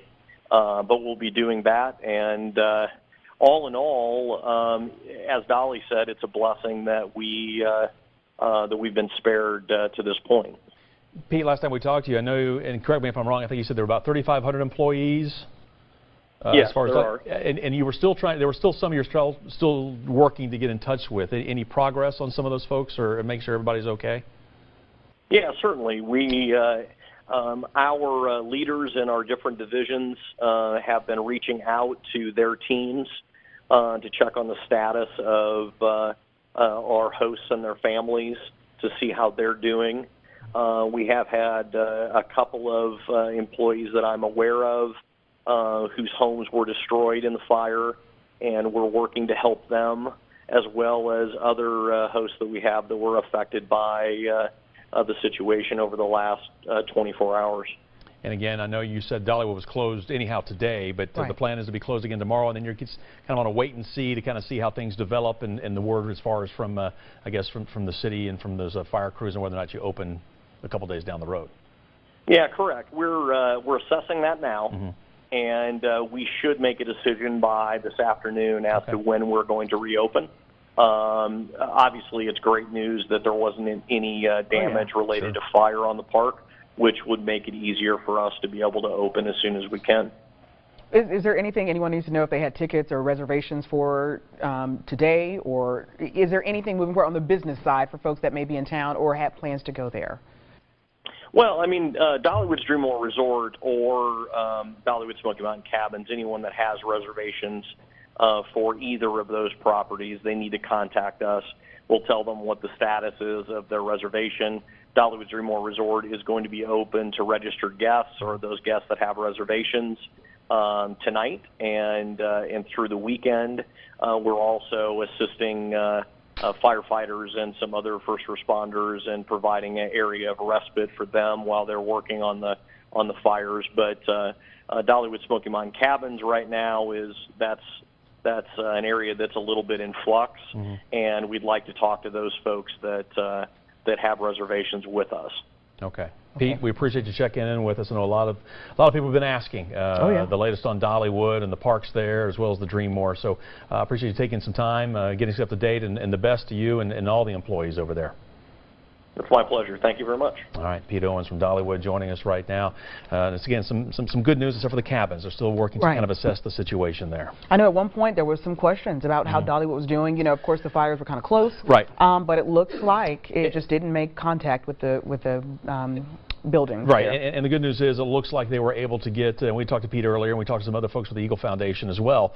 You have to remember, they have quite the bird population there at Dollywood. You know, that's right. Check out there, and they got about 50 of them out last night. They came back this morning. The fires had dissipated, but the smoke had not, and they were really concerned about the smoke inhalation for some of those birds, and so they were able to get them. But about 80 birds in all they were having to transport out. You know, speaking of animals and area attractions, a lot of folks had concerns about the Ripley's Aquarium. Right.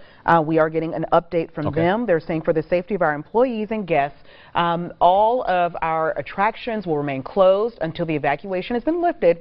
They have a team of marine biologists and life support experts inside the aquarium, and they're happy to report that the animals there are safe. A lot of folks wanted to get that confirmation that all of those animals are safe, those 10,000 plus. Yeah, that's some really good news, because we had seen some amazing photos taken from Ripley's Aquarium looking out at kind of the mountains there across the way, and you could see the fires, and it was a little unnerving, I'm sure, for a lot of those folks that had to leave, and I'm, difficult too, you know, leaving those animals behind, but at least we're getting some good news now. And we should know they're going to remain closed as long as the evacuation orders are underway for the area, so, you know, even though I know they're starting to go in and assess, don't think that a lot of these businesses are going to open up anytime soon. All right, take a look at these, some of the pictures here. This is the pictures from Ripley's. Ryan Desir from the aquarium there took a number of these photos, and so you can kind of get the idea of just how tense it was there for a while last night, looking out from that area at some of the mountains there, but just absolutely unbelievable as you take a look at that. But again, as you just mentioned, the aquarium is going to be closed, but it looks like everything right now is going to be okay. So some good news for you there, but we appreciate them sharing some of those pictures with us. We do want to get you updated on what's happening as far as your forecast. Ken Weathers right now over in the Storm Center. You know, Ken, kind of walk us through as far as fighting these fires. You know, there's still some work to be done, my friend. Yeah, quiet now, which is good, guys. Not under a weather-aware day, but later this afternoon, we're going to put that plan back into place because of a couple of reasons. Elevated fire danger remains, of course. The winds are going to start to pick up a little bit overnight for some of those higher elevation areas. Not like what we saw last night. We're not talking 50, 60 plus mile per hour winds or higher, but still could be in that 25, 35 mile per hour range. Not out of the realm of possibility, so that's why we'll go back under our weather aware day for tonight. Another round of showers for tonight, even some rumbles of thunder expected a little later tonight. I don't think there's going to be widespread over towards the fire areas, but one or two lightning strikes could be problematic, something we'll have to watch. All right, again, wind not an issue right now, which is good to see. Sevierville, that's the airport, 6 mile per hour winds there. That's the gust, 20 mile per hour wind gust in Crossville. And again, what a wind gust is, it's the highest wind speed in a minute, basically. That's what that is. So not too bad across the area, especially compared to what we've seen. But let's go ahead and show you what the forecast is going to be, especially from Blount through Sevier up into Cocke County as we go later this afternoon into this evening. By 4 o'clock, still not bad. We're talking wind gusts 10, 15 miles per hour. It's later tonight into tomorrow as this cold front gets a little bit closer to the area.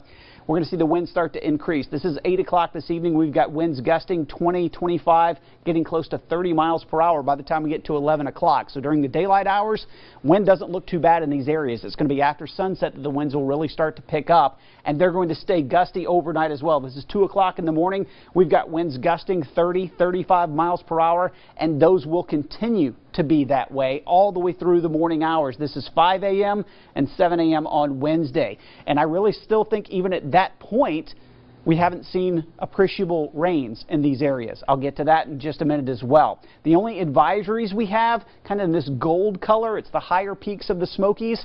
That's a high wind watch. That means winds could get over 60 miles per hour. This does not include foothills locations or where the Gatlinburg area is. But as I showed you, wouldn't be surprised if we still had some 30 to 40 mile per hour wind gusts in the Gatlinburg area a little later tonight into early tomorrow morning. Not seeing anything on radar like we did yesterday where we had the smoke plumes across the area. I guess that's good news, but I would imagine the air quality is still not that good. Let me pull back out, and you can see we still have a little bit of cloud cover across the valley. That will thin out as we go through the afternoon, and look at all the sunshine back to the west. The rain from overnight is moving east. Our next storm system not quite here yet. So with all this sun starting to build up, it's going to be warm in Middle Tennessee. Why is that important? Thunderstorms. Believe it or not, there's a slight risk for severe storms from central Kentucky all the way back through Middle Tennessee, and the orange showing up, enhanced risk. So that means slightly better opportunity of strong to severe storms. Let's get a closer look and see what we're talking about in our area.